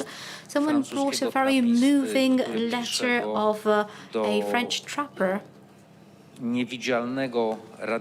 who writes to an invisible Muslim radical who will kill him soon. That's a famous story of the monastery in France. And it turned out we were a community of people who are searching for something. I thought that some of the people in our group would never admire the text by Saint Faustina. I think it was not just the wine speaking there. Let me go back to my question. Sources of hope. Where do we place our hope? Will this change come from some inner strength or maybe some systemic political changes? How do you see this? What are the sources of inevitable renewal of universities that we hope to witness, that I hope we will witness? I can try to offer something to start. I mean, I'd like to say just something about the academics themselves, and then also the wider university. I mean, I'd be interested to read, you know, these interviews and results of your work in this area. And I think for my part, I'm coming to a sense that very good academics, they usually have one main question that they are driving at, and it will shift somewhat. So if you look at Ludwig Wittgenstein, that he is, you know, interested in the order of the universe, and then particularly language as an example of that order. And there are changes that the earlier Wittgenstein is thinking that by deciphering the structures of grammar, you can come to a rational centering of your understanding of how these things are ordered. And then the later Wittgenstein of realizing that that is a flawed project, and that in fact the structuration of language is in its use, in its creativity. So breaking a rule in language is part of language, is part of what you do with language. And so in a way you say, well, he's completely changed, but actually the motivation is dogged throughout. It's a determined effort to explore deeper truths of human nature, the order of the universe, through language. So I think that for my part, I still encounter academics who are like that. And they have a sense of what really matters versus all the other stuff. All the other stuff is increasing and taking over, etc. But a source of hope, genuine hope for me, is that there are people who are still able to articulate their overall aim within their discipline. They're able to draw links between the reason why they first started studying something and what they're actually doing now. And that's part of the reason for division and dissent in the university. If we were the type of species that would be able to fully copy what the management requires for any given institution, we would have long ago abandoned the pursuit of these single mission inquiries into the universe. There's nothing in the incentive structures to reward these people, and yet they still go for it. But then to speak more practically about the university and the academy, I think there's a lot that we have to do to protect that purity of pursuit of truth. And so we do have to fight off those bad incentive structures. For example, in the UK, it's a requirement that everyone seeks to demonstrate their impact as part of a survey to the government in order to receive research funding. And you have disciplines that are more long-term in their contribution. You have disciplines that realize that what they provide is sometimes a problematizing of things you already assumed were okay and we didn't need to discuss. These things are very hard to communicate to government as impactful, and yet they're sometimes the greatest productions of the academy in history. But another way we have to preserve these is through the habits of study. So I'm a big fan of this American author Cal Newport, who writes a few books of kind of self-help, of trying to be a good academic. And one of those looks at how you study deeply. And for him, that means times of no interruption, whereby all of your concentration is on that thing that you are trying to solve or work on. And I was thinking about this deep work book when I was trying to write an academic article, and I realized that I would go to open my email or Twitter or whatever it was, or the news page, whenever it was something I was struggling to think through on the academic paper. So what has technology done to me in stopping me being comfortable with the discomfort of not knowing the answer? It's a sort of crutch that you lean on when you are unable to get a quick fix. And this is detrimental to the academic life. Of course, technology is important for the whole of society, but it is definitely having different effects on different people. And part of the problem of our ethical discussions on technology is we treat it as just a single type of thing. But as was remarked by Mary in the last panel, the problem of pornography is cataclysmic for young people. And maybe you're someone who's already established all of your norms and good habits, and then suddenly the opening up of technology was a challenge, but it wasn't so definitional on your experience of trying to understand what romance is, what relationships are. So just as we can see how technology affects different age groups, it also affects different professions differently. And I would say that in academia, it's had one of the most deadly effects of not being able to protect deep attention span. We are uncomfortable with being alone with our thoughts for a long time. Our students don't give us the attention that they should in the classroom. We can't read for sustained periods, and we can't take breaks from information as we mull over our thoughts. So these are huge threats that we have to solve, but I am hopeful because of the people I keep encountering who seem to still be pursuing a single deep question within their discipline.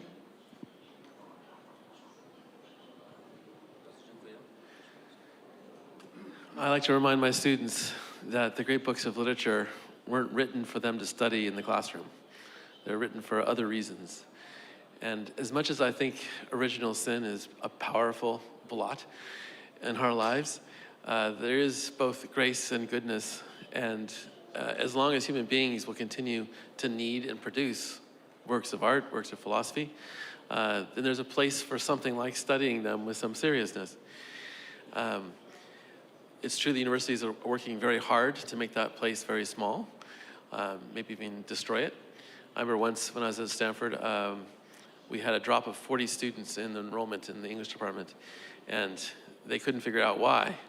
And because I like to get in trouble, I said, well, look at what you teach. Who wants to take that? And that was the beginning of that ideological turn. And the university is destroying itself in some way. But there's enough of us, I think, who are committed because of our love, and we're obsessed. We can find a place, and there are students who are similar. And when I was teaching, both at Stanford and Harvard, it was always about a third of the English students had some deep interest in philosophy and were there in literature, and were there not because they had to be, or because they were told to be, or for some practical reason, but just because of the love of it.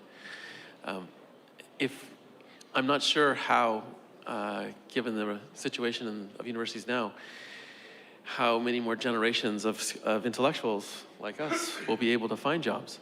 I know last year, jobs in medieval history in the United States, there was one in all of the universities. My son-in-law is getting his PhD in medieval history, so he was rather distressed by this. He's now studying for the law. That's what happens. Is he going to lose his love of literature and of history? No, but I think he would have been a great scholar, and it's a loss that he might not continue in that kind of way. Increasingly, it feels like if it's not the catacombs we're going into, it's some kind of ark that we have to sustain what we cherish for when the rains come. In this case, I'm reversing the metaphor. More like a frog that, when there's no rain, it hibernates, and then when the rain comes, it is alive again. The university is that frog, I fear. But it means that all of us, and I tell my students, the culture will continue if they carry it with them. It's their responsibility as well as ours to protect and cherish this.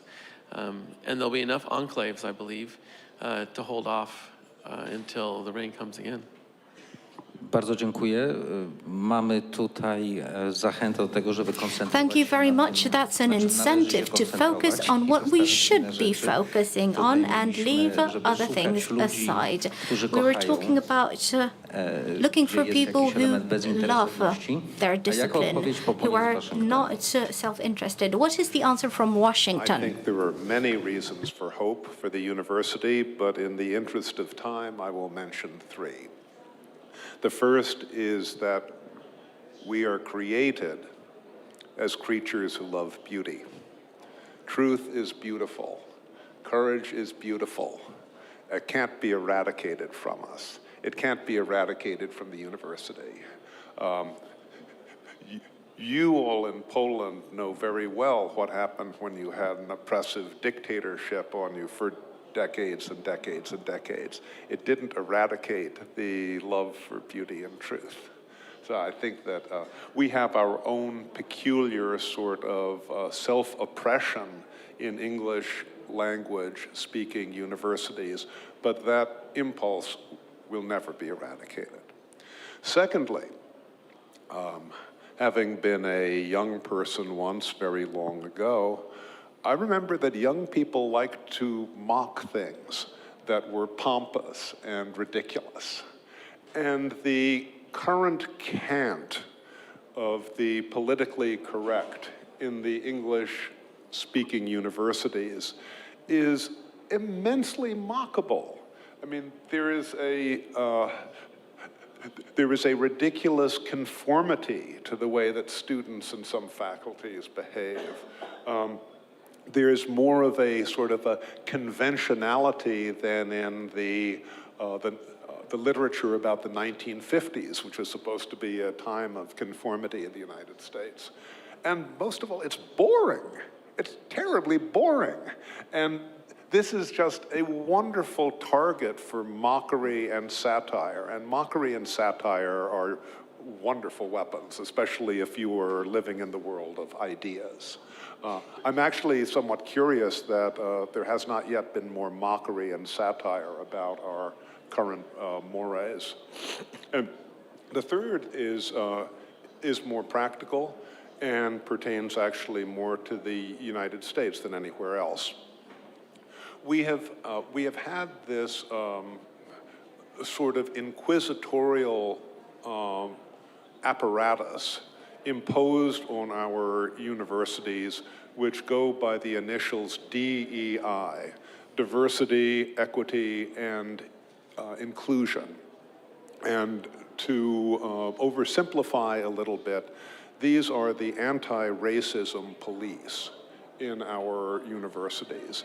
And now in many, if not most universities, there's an entire wing, entire corpus of inspectors and investigators to make sure that anti-racism is not infecting the universities.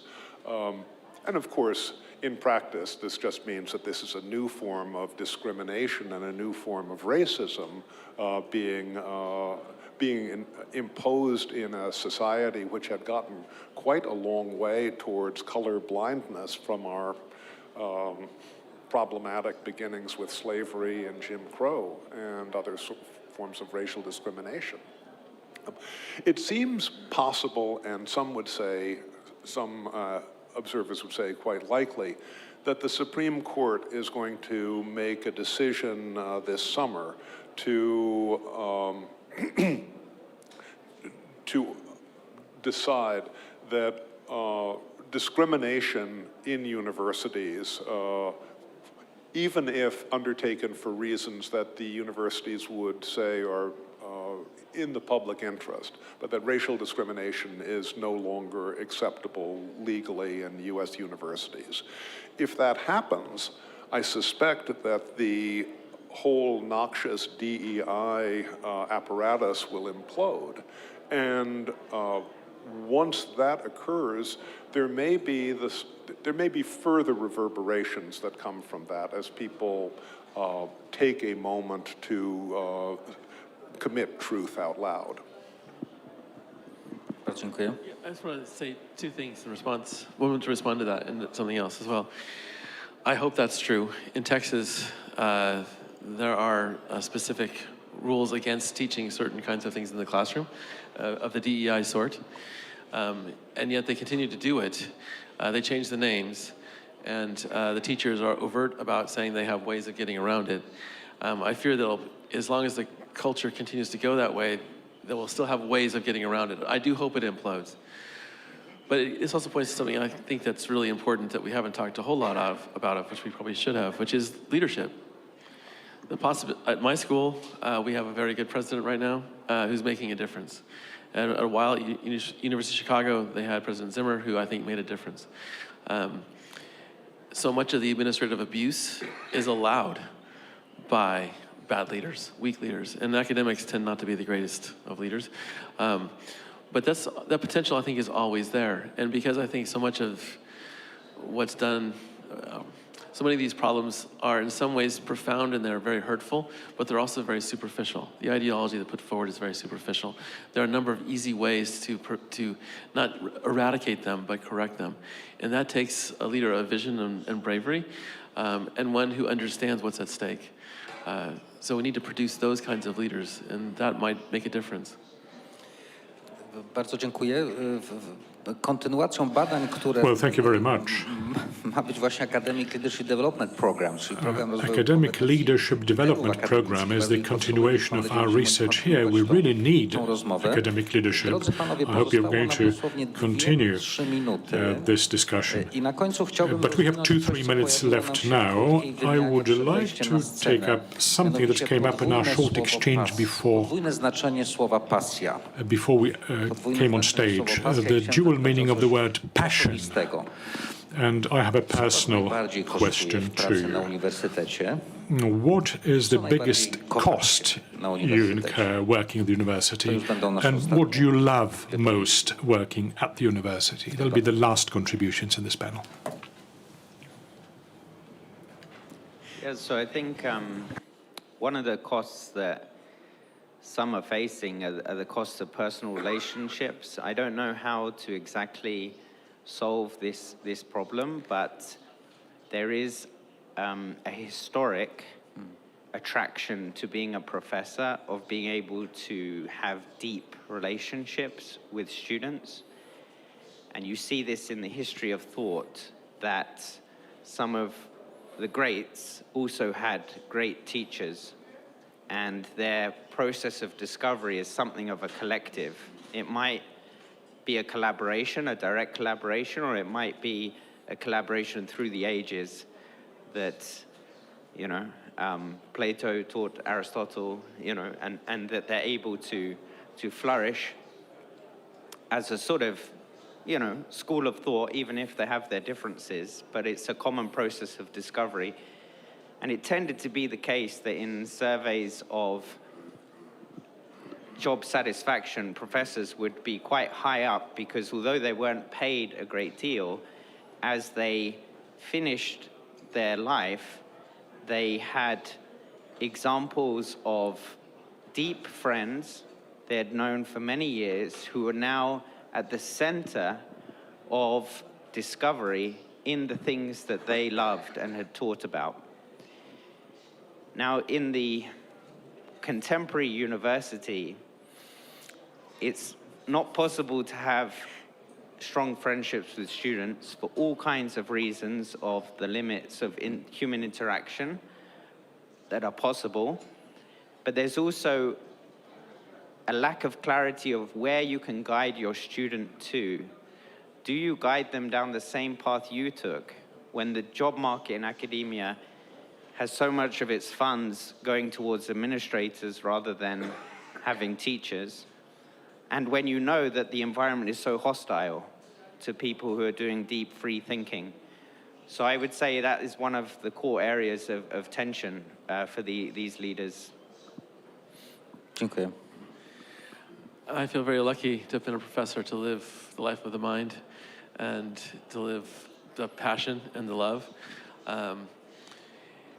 And I've been able to take care of my kids as I did that. I'd bring them in and teach Kant, holding one in my hand, the other one would be running around the classroom giving answers. So it's been a great life in that way. The negative is I've had to live to a large degree as a secret agent in the universities I've been at. And you get used to being quiet and hiding and realizing that you have a life that's visible to your colleagues, and you have a life that's visible or invisible to them, but visible to yourself, or hopefully to posterity or something else. I fear too that it's not going to be available in that same way for others, and because it is a love and a passion, and I think it also it should guide and be the center of not just thoughts, but of life. I've been able to have with my kids a life around this kind of way of living, and it's a great gift, but it's being destroyed by an oppressive environment. Bardzo dziękuję. I'm not sure that I have standing to opine. I don't think that I have standing to opine on this because I am an outsider. I'm at a research institute, not at a university. I can tell you that I love what I do. I'm excited every day by it. I love finding and learning new things. My colleagues are fantastic and a great source of satisfaction and excitement to me as well. I wish that I lived in a better world where the sort of work that I do would be possible at a university. But I think at the moment that's not really possible in the United States. Drodzy panowie, niestety nasz czas dobiegł końca. Gentlemen, I'm afraid our time is up. Wiele ciekawych rzeczy jeszcze. Even though my hunch is we'll be able to discuss many more things together here and now. Thank you very much for sharing with us your excellent analyses of what is happening at the universities, as well as your private perspective, private take on how you experience this reality. Thank you very much again. I'm sure our audience will give you a big applause for being with us. Thank you very much for coming to Poland and for participating in the panel. No tak, a jak ja się buntuję przeciwko temu światu, który jest, to po której stronie?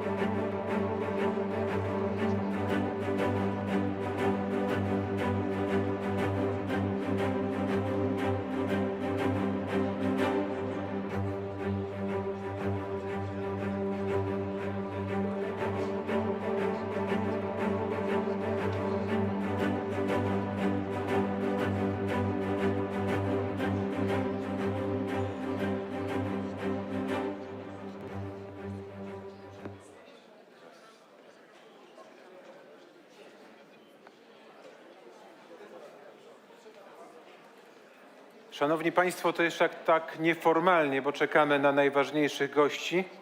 Przed nami niezwykle istotna część dzisiejszego tygodnia Kongresu, wręczenie nagrody imienia prezydenta Rzeczypospolitej Polskiej Lecha Kaczyńskiego.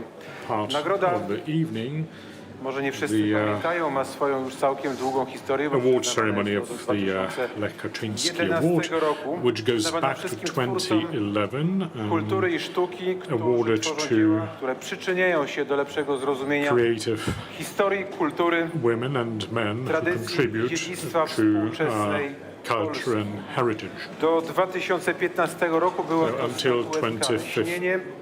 Od 2016 taki Shine, or Shining, formatowa bryła autorstwa Janusza Kapusty. It was Przypomnę i proszę o zabieranie miejsc, że laureatami tej nagrody do tej pory byli wspaniali twórcy jak Wojciech Kilar, the nominees were Wojciech Kilar, Lech Majewski, Jerzy Kalina, Marek Nowakowski, Michał Lorenz, wspaniały were all the award winners in previous years. Antoni Krause, Antoni Libera, Andrzej Nowak, Bronisław Wilstein, Ludwika Ogorzelec i Ryszard Ogorzelec and Ryszard ubiegłoroczny laureat. Was the last year's Czekamy na winner tegoroczne Lech Kaczyński Award. Tegoroczny werdykt, tegoroczne wręczenie. Bardzo proszę, szanowni Państwo, o zajmowanie miejsc. Ceremony. May I ask you, ladies and gentlemen, to take your seats now. Aby to wszystko wyglądało elegancko. Just to remain orderly and za minutę powinniśmy zaczynać. Seamless.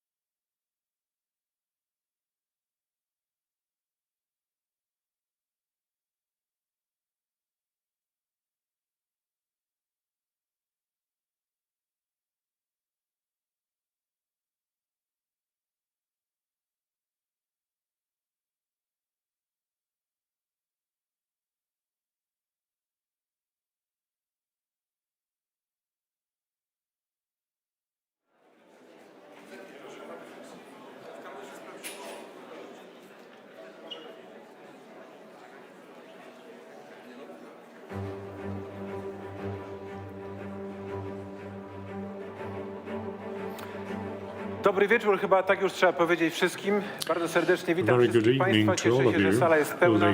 Nie ma ani jednego wolnego miejsca. Tak powinno być. Bardzo dziękuję. This is exactly what it should be. Welcome at the 13th edition of the President Lech Kaczyński's Award ceremony. Let me welcome Prime Minister Tadeusz Morawiecki, who has just returned from Canada, literally a minute ago. My welcome goes to Deputy Prime Minister Piotr Gliński, Minister of Culture and National Heritage. Let me welcome all the members of government, parliament, foreign guests, panelists, all of you, and the honorary president of the Poland the Great Project Foundation, Anna Bielecka. Thank you for this applause. O takie może mniej oficjalne, ale bardzo serdeczne powitanie wszystkich gości. Poproszę przewodniczącego. Less official note. Let me give the floor to Professor Krasnodębski, head of the award chapter, who will give you, I'm sure, a warm welcome. No, ja witam wszystkich bardzo serdecznie, pana premiera. Yes, indeed, it is a very warm welcome, which goes to the Prime Minister and all the guests. But my key role now is to read the decision taken by the award chapter.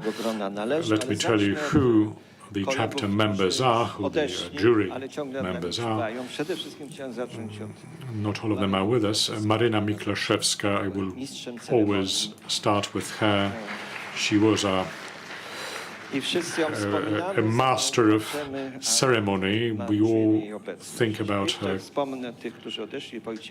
and cry for her not being here. Wojciech Kilar, Janusz Krasiński, Antoni Krause, Marek Nowakowski, Jan Olszewski, Jarosław Marek Rymkiewicz. To jest też tak, że jak mówimy wielki projekt, to mamy poczucie ciągłości. The great project gives us a sense of continuity between the living, those who will come after us, and those who are here before us.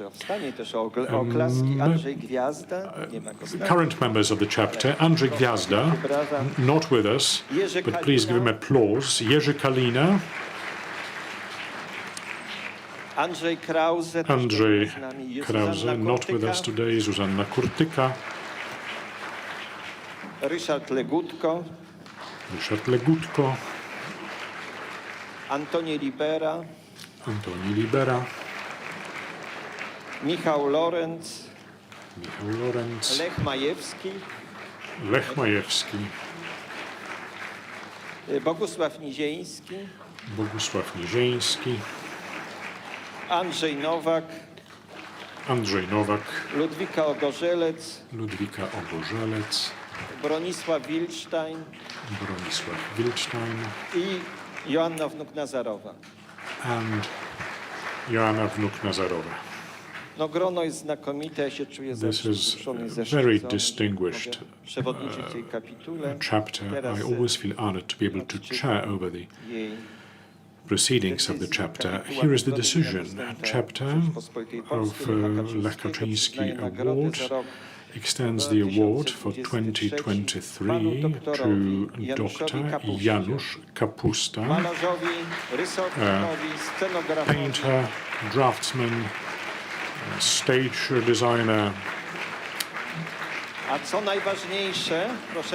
and most importantly, a righteous and just man. I will now ask the Prime Minister to perform the award ceremony and address a few words to the award winner.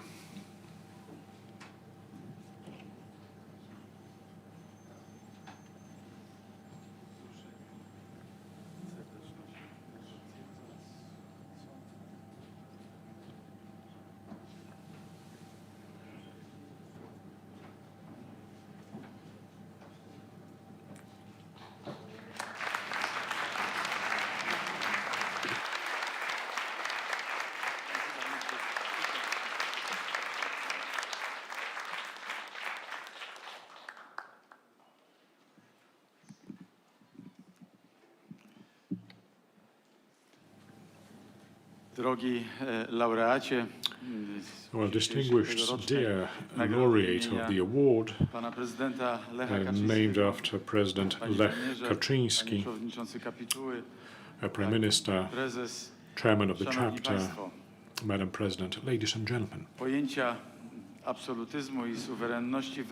Absolutism and sovereignty as notions were coined in the same bad workshop and should go to scraps. Now, these words could be attributed to a postmodern philosopher, but this is not the case.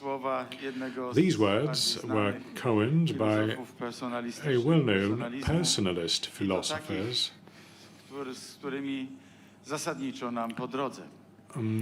one that we count as one of our own, in fact. Why am I mentioning this? I am convinced that fight against the concept of sovereignty in multiple fronts is there, and we need to oppose that offensive, and it is a task for all the Polish patriots today, and especially the great thinkers who have the good of their motherland at heart.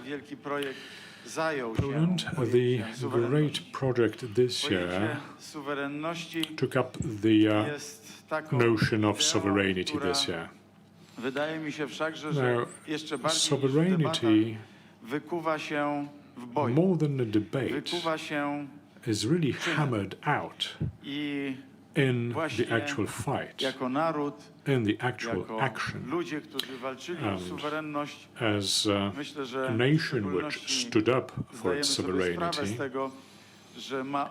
we are fully aware of the fact that sovereignty has a price to it, that you do not spell out sovereignty in ink, but more in blood, perhaps. Therefore, in the current world full of post-politics, of post-sovereignty, where many politicians and political philosophers, political sciences would like to talk about post-sovereignty. And at the same time, right past our eastern border, we are seeing a genuine fight for independence and sovereignty. There are politicians and philosophers who would want to see Europe dissolve in the post-political world of some kind of human magma of unknown texture. Now, behind these visions, you will often find very particular interests, because they know, of those who know that in such magmatic environment you can best implement your own particular interest, the interest of another state. So the politicians, there are some who want to dissolve in the postmodern magma. There are those who stand up for sovereignty. And this is the space for the nation in which everyone would be able to fulfill his or her purpose, life, intention, and talent. I belong to the politicians in the latter category. Yes, the reality is changing, but the ever-going change process has nothing to do with autarky or amorphic, shapeless mass. The patron of this wonderful prize, President Lech Kaczyński, stood up for sovereignty understood in this particular sense, the sovereignty of the state, the sovereignty of the nation, that is looking for its own ways, collaborating with the others, as if in the family, different family members enjoy their autonomy. Family is not a whitewash, some kind of leveling mechanism. And I'm sure this is the vision for which President Lech Kaczyński fought all his life.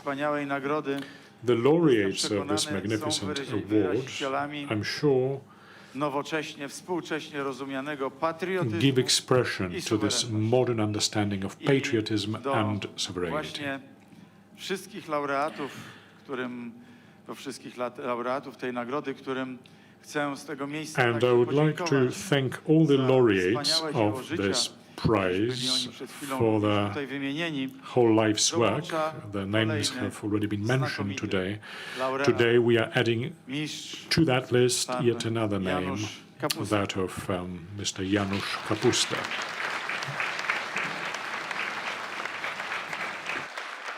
Pan Janusz od wielu, wielu lat For many years, Janusz pisać has prosto been po liniach striving krzywych, stara się to szukać find różnych a straight rozwiązań we path współczesnym among świecie, complex które and będą intertwined swoistym lines. drogowskazem He is dla looking młodych for pokoleń, a signpost tych wszystkich, for którzy young generations. szukają sensu życia, He's looking for a coraz bardziej signpost for everyone who is komplikującej looking się for wokół meaning nas of life in a reality ogromną which is becoming przyjemnością, increasingly wiele complex. razy With sięgałem great do pleasure, jego rysunków, I have oglądałem je, choć admired powinienem his powiedzieć, drawings and oglądałem i sketches, czytałem je, though bo I one should często say I admired them and I read opatrzone them, pewnym bardzo głębokim because his komentarzem. work is always accompanied by a very Janusz in-depth Kapusta jest commentary. bardzo Janusz ciekawym Kapusta twórcą, is a very o którym interesting można artist powiedzieć, and że dzisiaj creator. mówimy także, że jest człowiekiem renesansu, We say he is sięgającym do bardzo wielu a dziedzin. man of the wielu Renaissance. dziedzin He myśli, is ale capable także of sztuki. creating art in many Łączy je w disciplines. sobie w sposób He is capable of absolutnie combining many absolutnie walks of unikalny. life with art, Jestem and he's przekonany, doing że nie that in tylko an poszerza absolutely granice unique naszej way. wolności, He is not just rozumienie expanding the borders of our współczesnego freedom and our świata, ale comprehension of the także pomaga nam contemporary wszystkim world. tłumaczyć tę He is also helping us all translate i odnajdować these właściwe modern ścieżki times to others suwerenności z jednej and to strony, set out the right solidarności pathways, the i pathway of sovereignty, of Pan freedom and Janusz Kapusta independence. jest także twórcą Janusz Kapusta is also kadronu, jest także the twórcą creator of K-Dron, 11-ścianu, an 11-walled 60., panie Januszu, solid, which I think was invented already in the 1980s. I must admit that 10 years ago, when Janusz Kapusta presented his geometric solid for the first time, and I tried to work out the mathematical formulas, I tried, but I had to give up at some point. This is some secret higher level knowledge that I simply cannot possess. And that is all for the better. We need unique, exceptional creators which can combine the elusive with the tangible. They can combine what is characteristic of the individual with that which belongs to the community, with our individual features and features of our homeland. They're looking for the purpose of life for themselves, for us, and for future generations. Janusz, on my own behalf and on behalf of Mr. Jarosław Kaczyński, I have the pleasure of presenting these sentences about you and thank you that you are promoting Poland across the globe and making our country famous. You are one of those who are helping others find what is most important in life: good, truth, justice, sovereignty, and freedom. Thank you.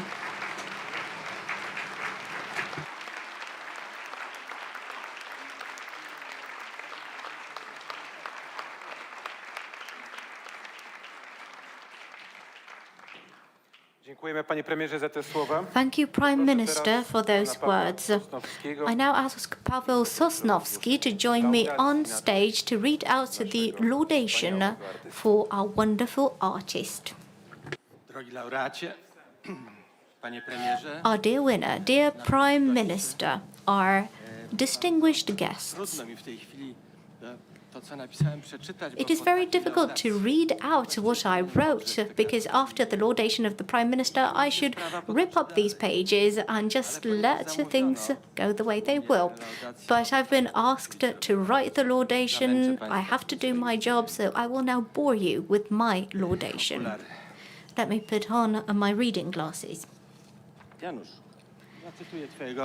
Janusz, I will quote your favorite artist. We, through art, can call ourselves the grandchildren of God. We can read on the 13th page of the Polish edition of Leonardo da Vinci's treatise on painting. This thought can be the motto of the present laudation. But it is the next one that clearly coincides with the attitude, work and achievements of Janusz Kapusta, one of the most important definitions coined by Leonardo, which is epoch making, is this one, l'arte è un cosa mentalne. The art is a matter of the mind, and the hand is only guided by reason. It is merely a tool. Although 500 years have passed, many people think that sculpture, painting, or drawing is only an art of using tools, a brush, a chisel, or a pencil. Janusz Kapusta noticed very early on that he had this skill, and so he started to study at the artistic high school in Poznań. He discovered that painting and drawings are not that bad. They are very pleasant, but they do not give him sufficient satisfaction. I don't know if he knew Leonardo's message then. Study the science of art and the art of science.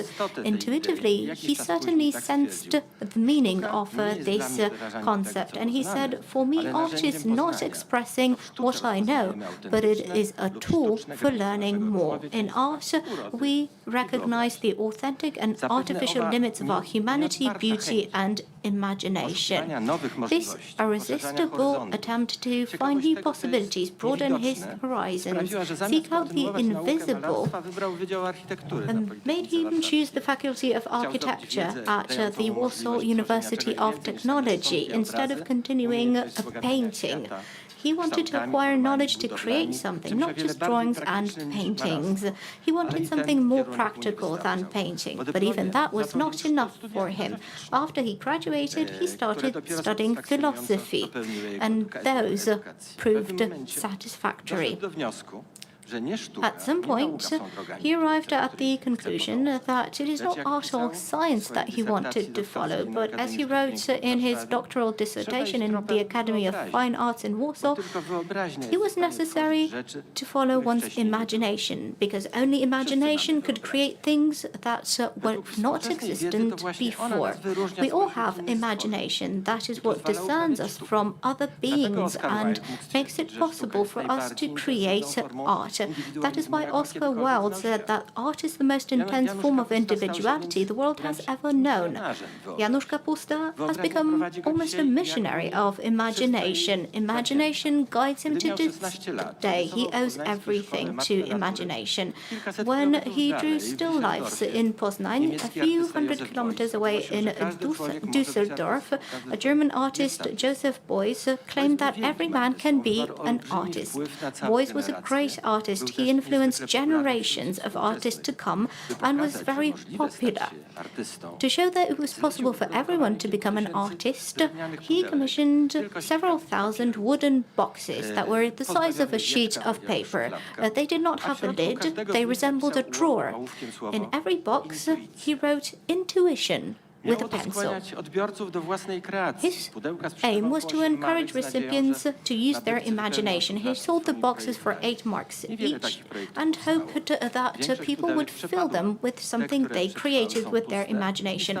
Most of the boxes were lost. Very few such designs were created. The idea of infecting the public with art did not come true.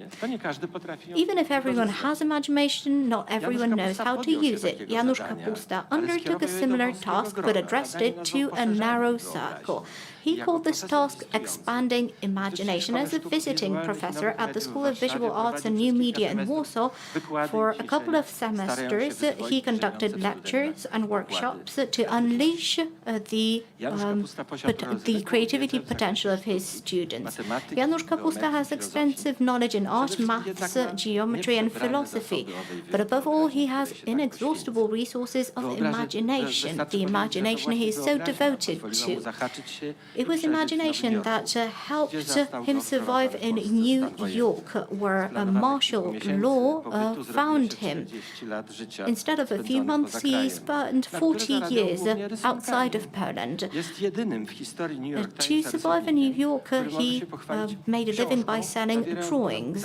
He is the only illustrator who can take pride in a book containing over 300 drawings, cartoons, which were published in the New York Times. No other New York Times illustrators could publish such a book. The newspaper valued the ease and speed with which Janusz Kapusta could formulate apt commentaries.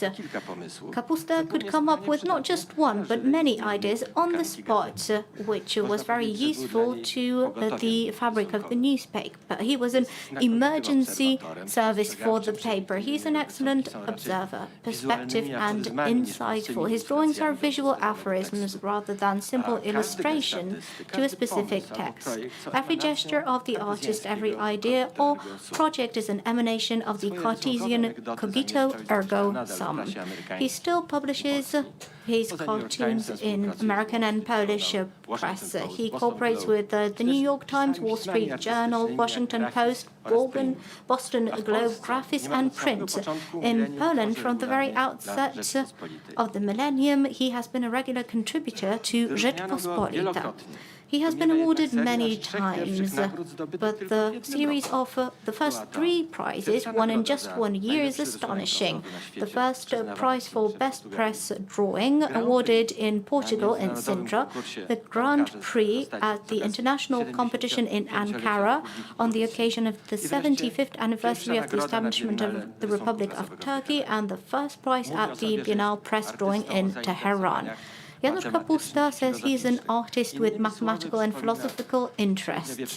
He resembles a medieval alchemist who brews various substances to find the philosopher's stone. For Janusz Kapusta, the challenge has become to visualize infinity. The first drawing was created while he was still in Poland. He took it to America, and on one January night in 1985, in his studio in Brooklyn and New York, he used this sketch to create a spatial model of infinity. Suddenly, he noticed a new solid,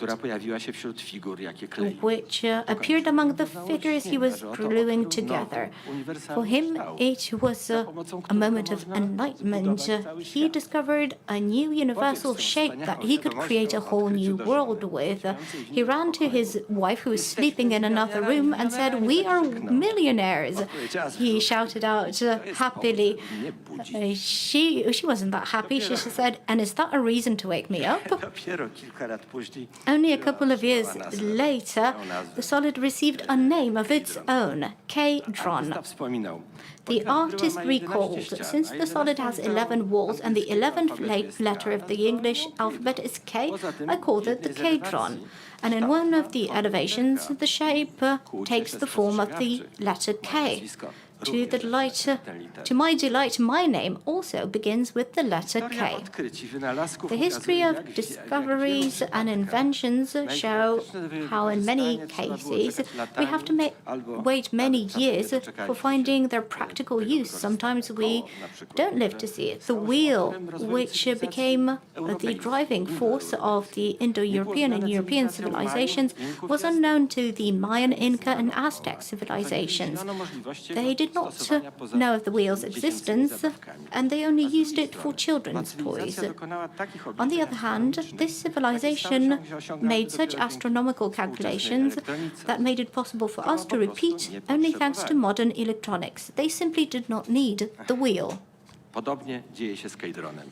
The same is true for the K-dron. Almost 40 years have passed and it is still not widely known because the world has not been waiting for it. Therefore, the K-dron is becoming its ending very slowly. The artist himself counting 168 uses of the K-dron. That's an armchair, a headdress, a musical instrument, a tea, a toy, a bottle, designed by the artist himself. In art, K-dron is a stand-alone installation on sculpture. In the town of Koło, the center of the artist's home region, a K-dron statue was erected.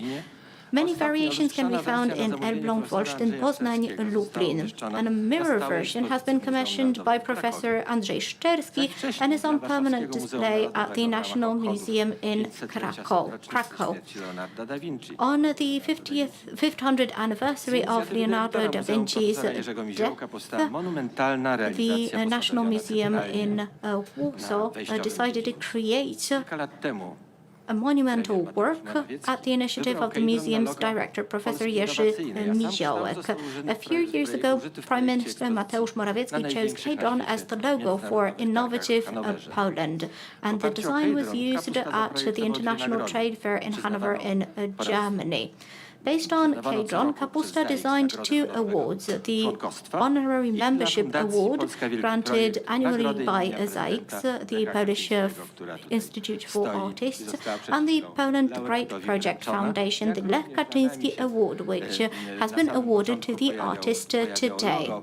At the beginning, when we saw the logo of the logo was also designed by Janusz Kapusta. When I congratulated the artist, he thanked me with an anecdote.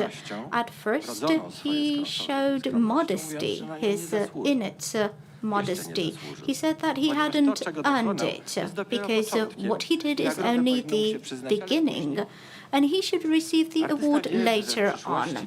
The artist believes that in the future, when K-dron becomes more popular and will provoke new, unpredictable events, that is when his achievements will reach completion. He thinks that the K-dron is a very meaningful, enriching and life-enhancing shape, and if the world doesn't want it, then he is not interested in such a world. Janusz Kapusta was not thrown out of the world of mathematics. He was accepted there.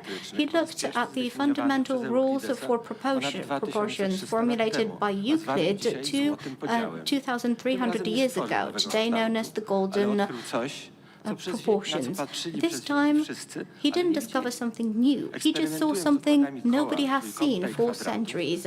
By experimenting with circles, triangles, and squares, superimposing them on each other, drawing and intersecting them with lines, he saw that the same proportions governed these divisions as those figured out by Euclid.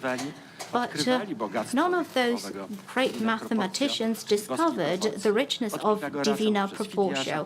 From Pythagoras through Phidias, Plato, Euclid, Vitruvius, Fibonacci, Pier della Francesco, Leonardo da Vinci, Johannes Kepler, Le Corbusier, Roger Penrose, to Janusz Kapusta, who added himself to this list of the most powerful minds in history by this feat.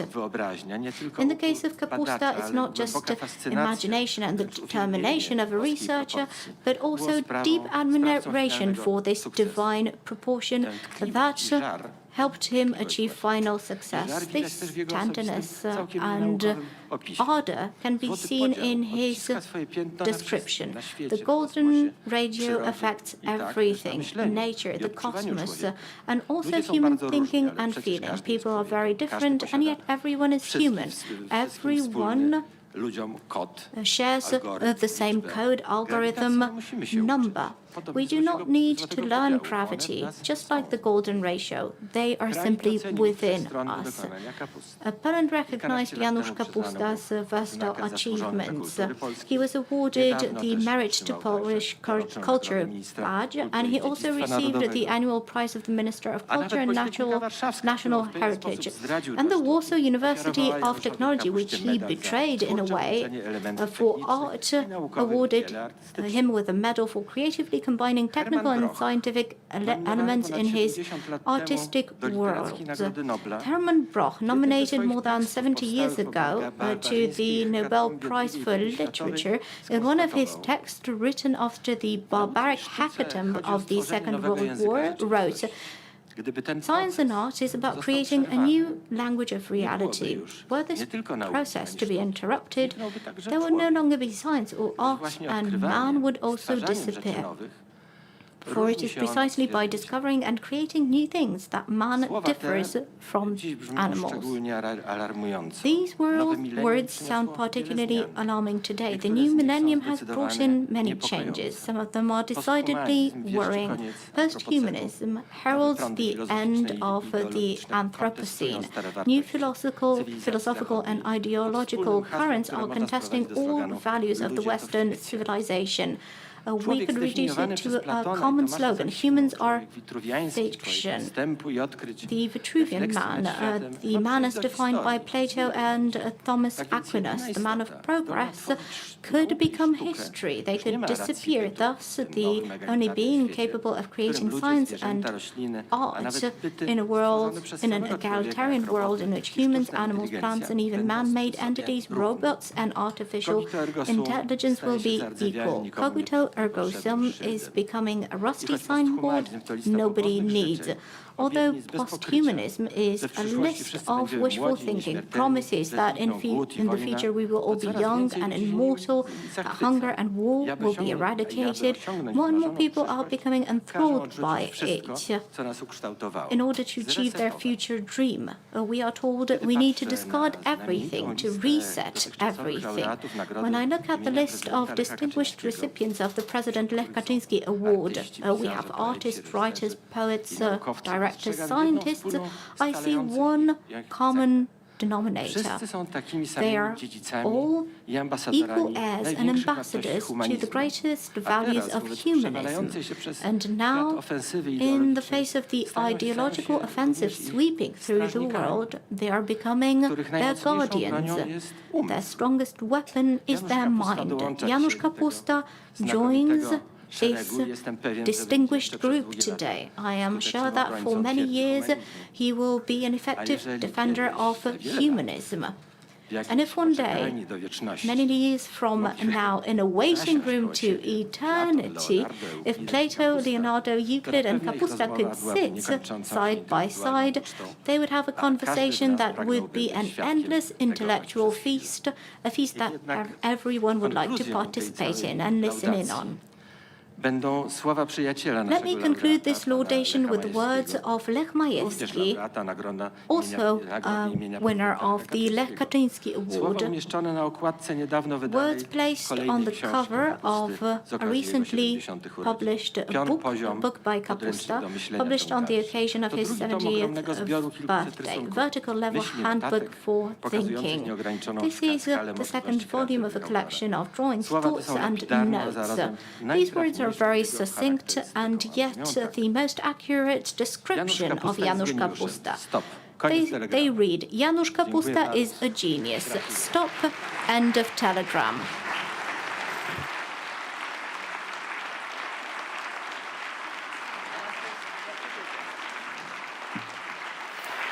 Historyk sztuki, krytyk, kurator Paweł Sosnowski. Dziękujemy za te piękne słowa.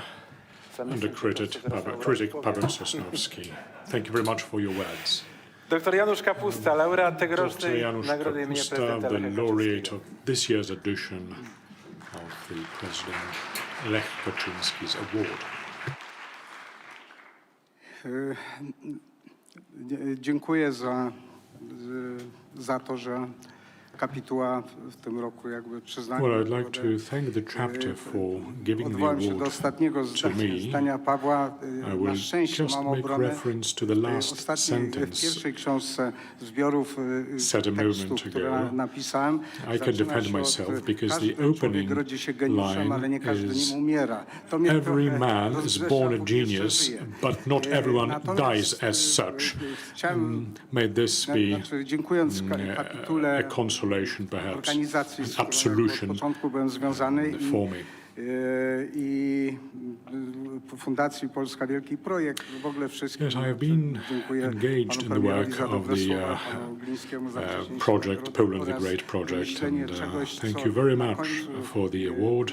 dopowiem, And ponieważ to ułatwi there is one premierowi zrozumienie, o co chodzi z other point I wanted to add to help understand also you, Mr. Prime Minister, what K-Dron is all about. Jest coś takiego jak fenomen. Now, there are Fenomen to jest to, co my phenomena and nomens.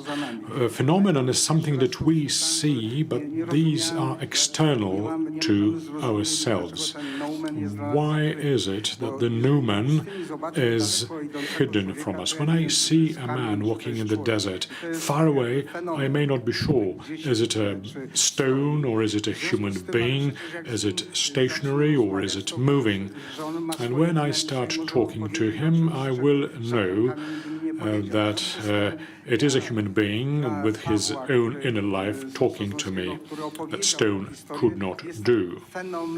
Now, I am a phenomenon to Paweł Sosnowski. He described me in a sequence of events. Bit shy about that. He said that I would deserve the prize, but perhaps it is a bit premature. I would get it, but sometime later. He said, well, let me tell you what is my raison d'être.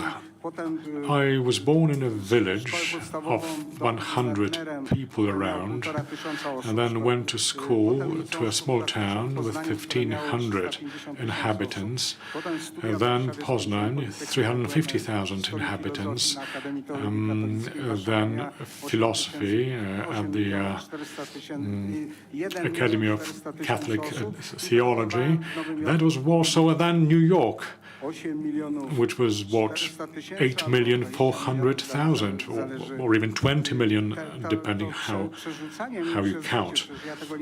So I was moving through life like that, not quite by my choice. And wherever I found myself, I was the stupider one, so to speak, than people around me.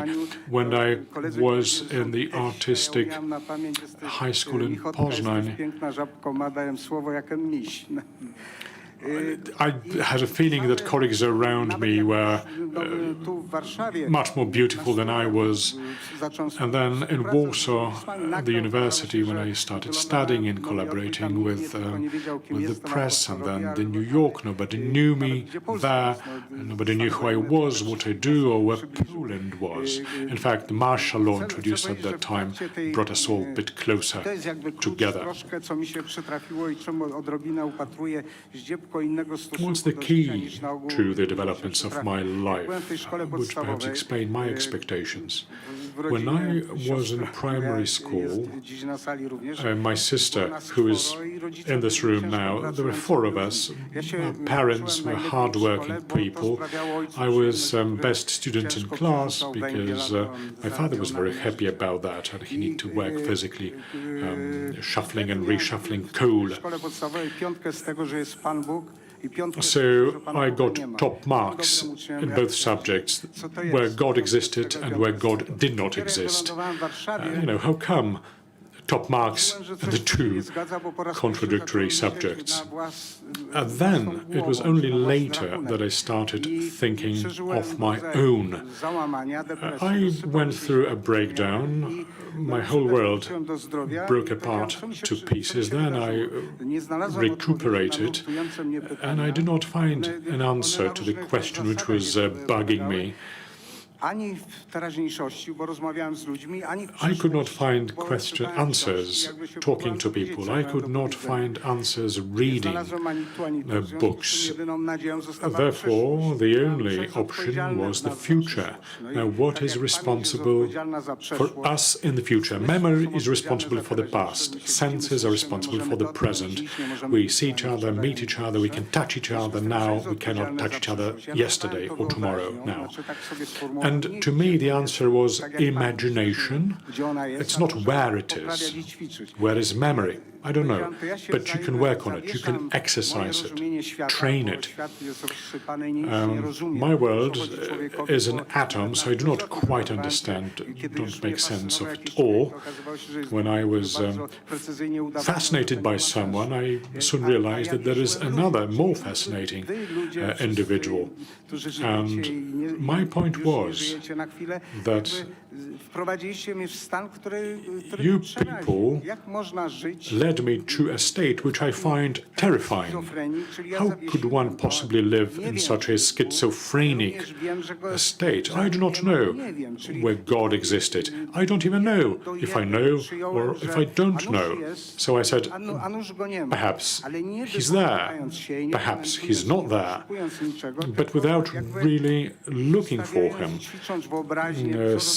put it all aside, I simply practiced my imagination. The possibility of uttering a sentence or creating something that has not been created before. Most of my drawings were created for the New York Times.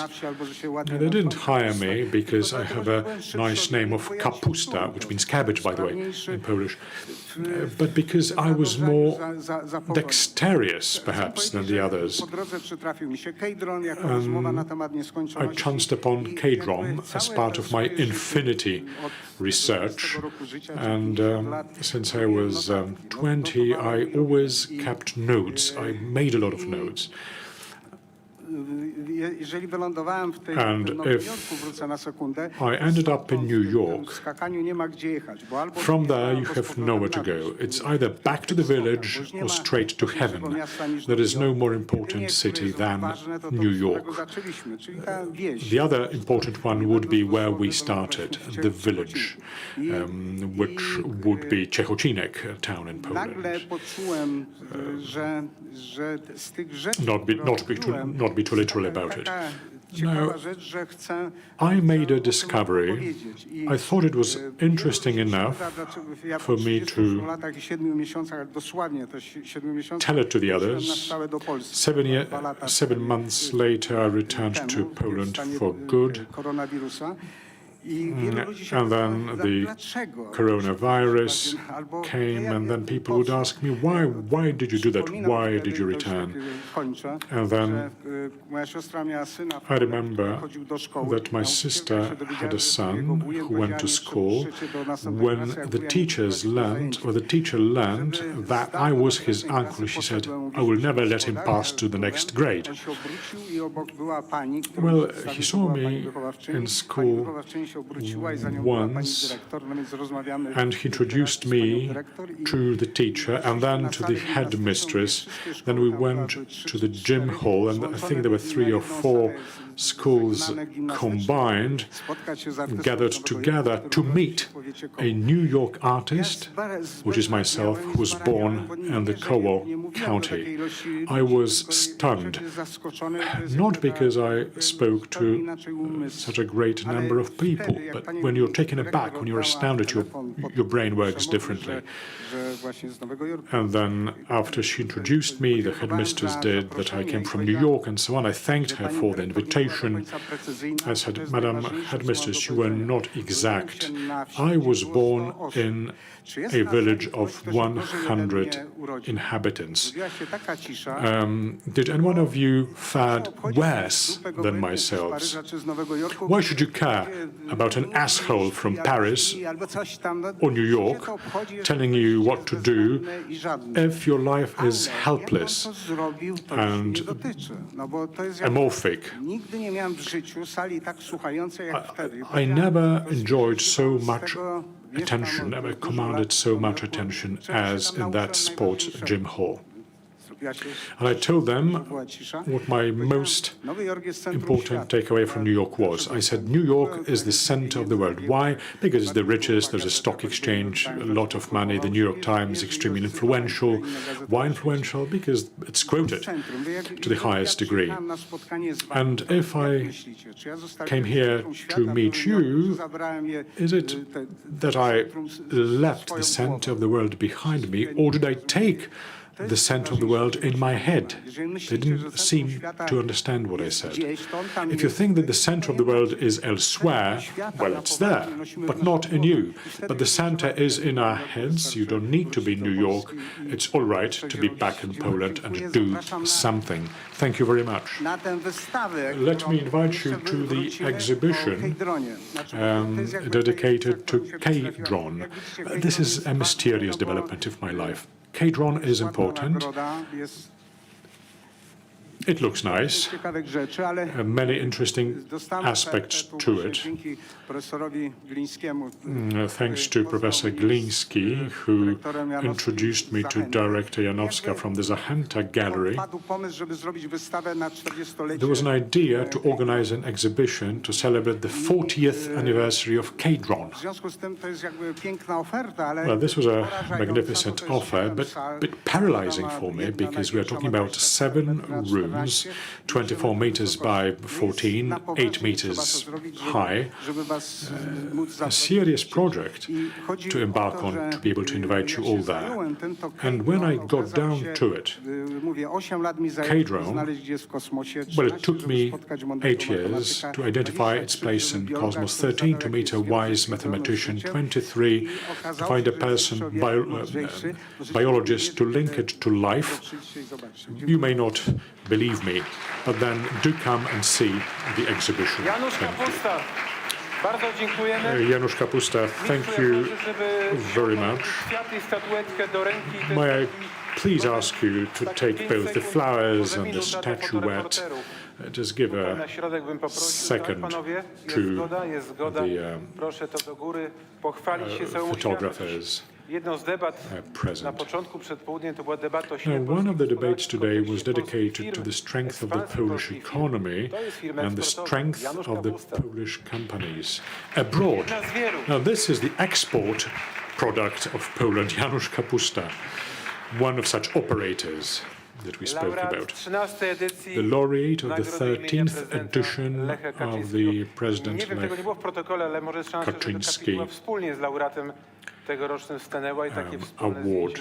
Well, maybe we could have the whole chapter together with the laureate, if you think it is a good idea.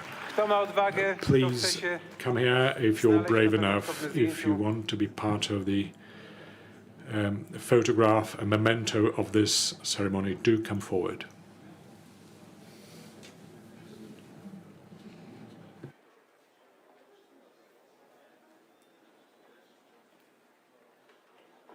Kto jeszcze powinien, to może ja ogłoszę głośniej, kto jeszcze powinien tutaj się znaleźć?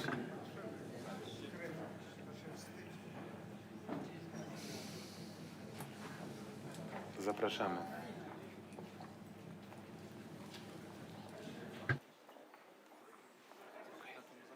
Nie. A Państwo proszę o brawa. May I ask you for applause, ladies and gentlemen?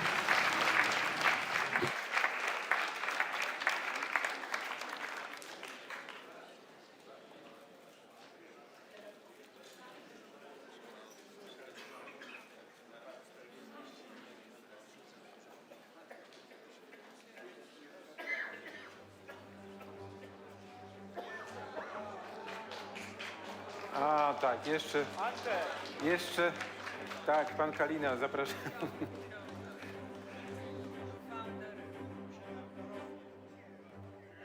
Albo nabrać śmiałości.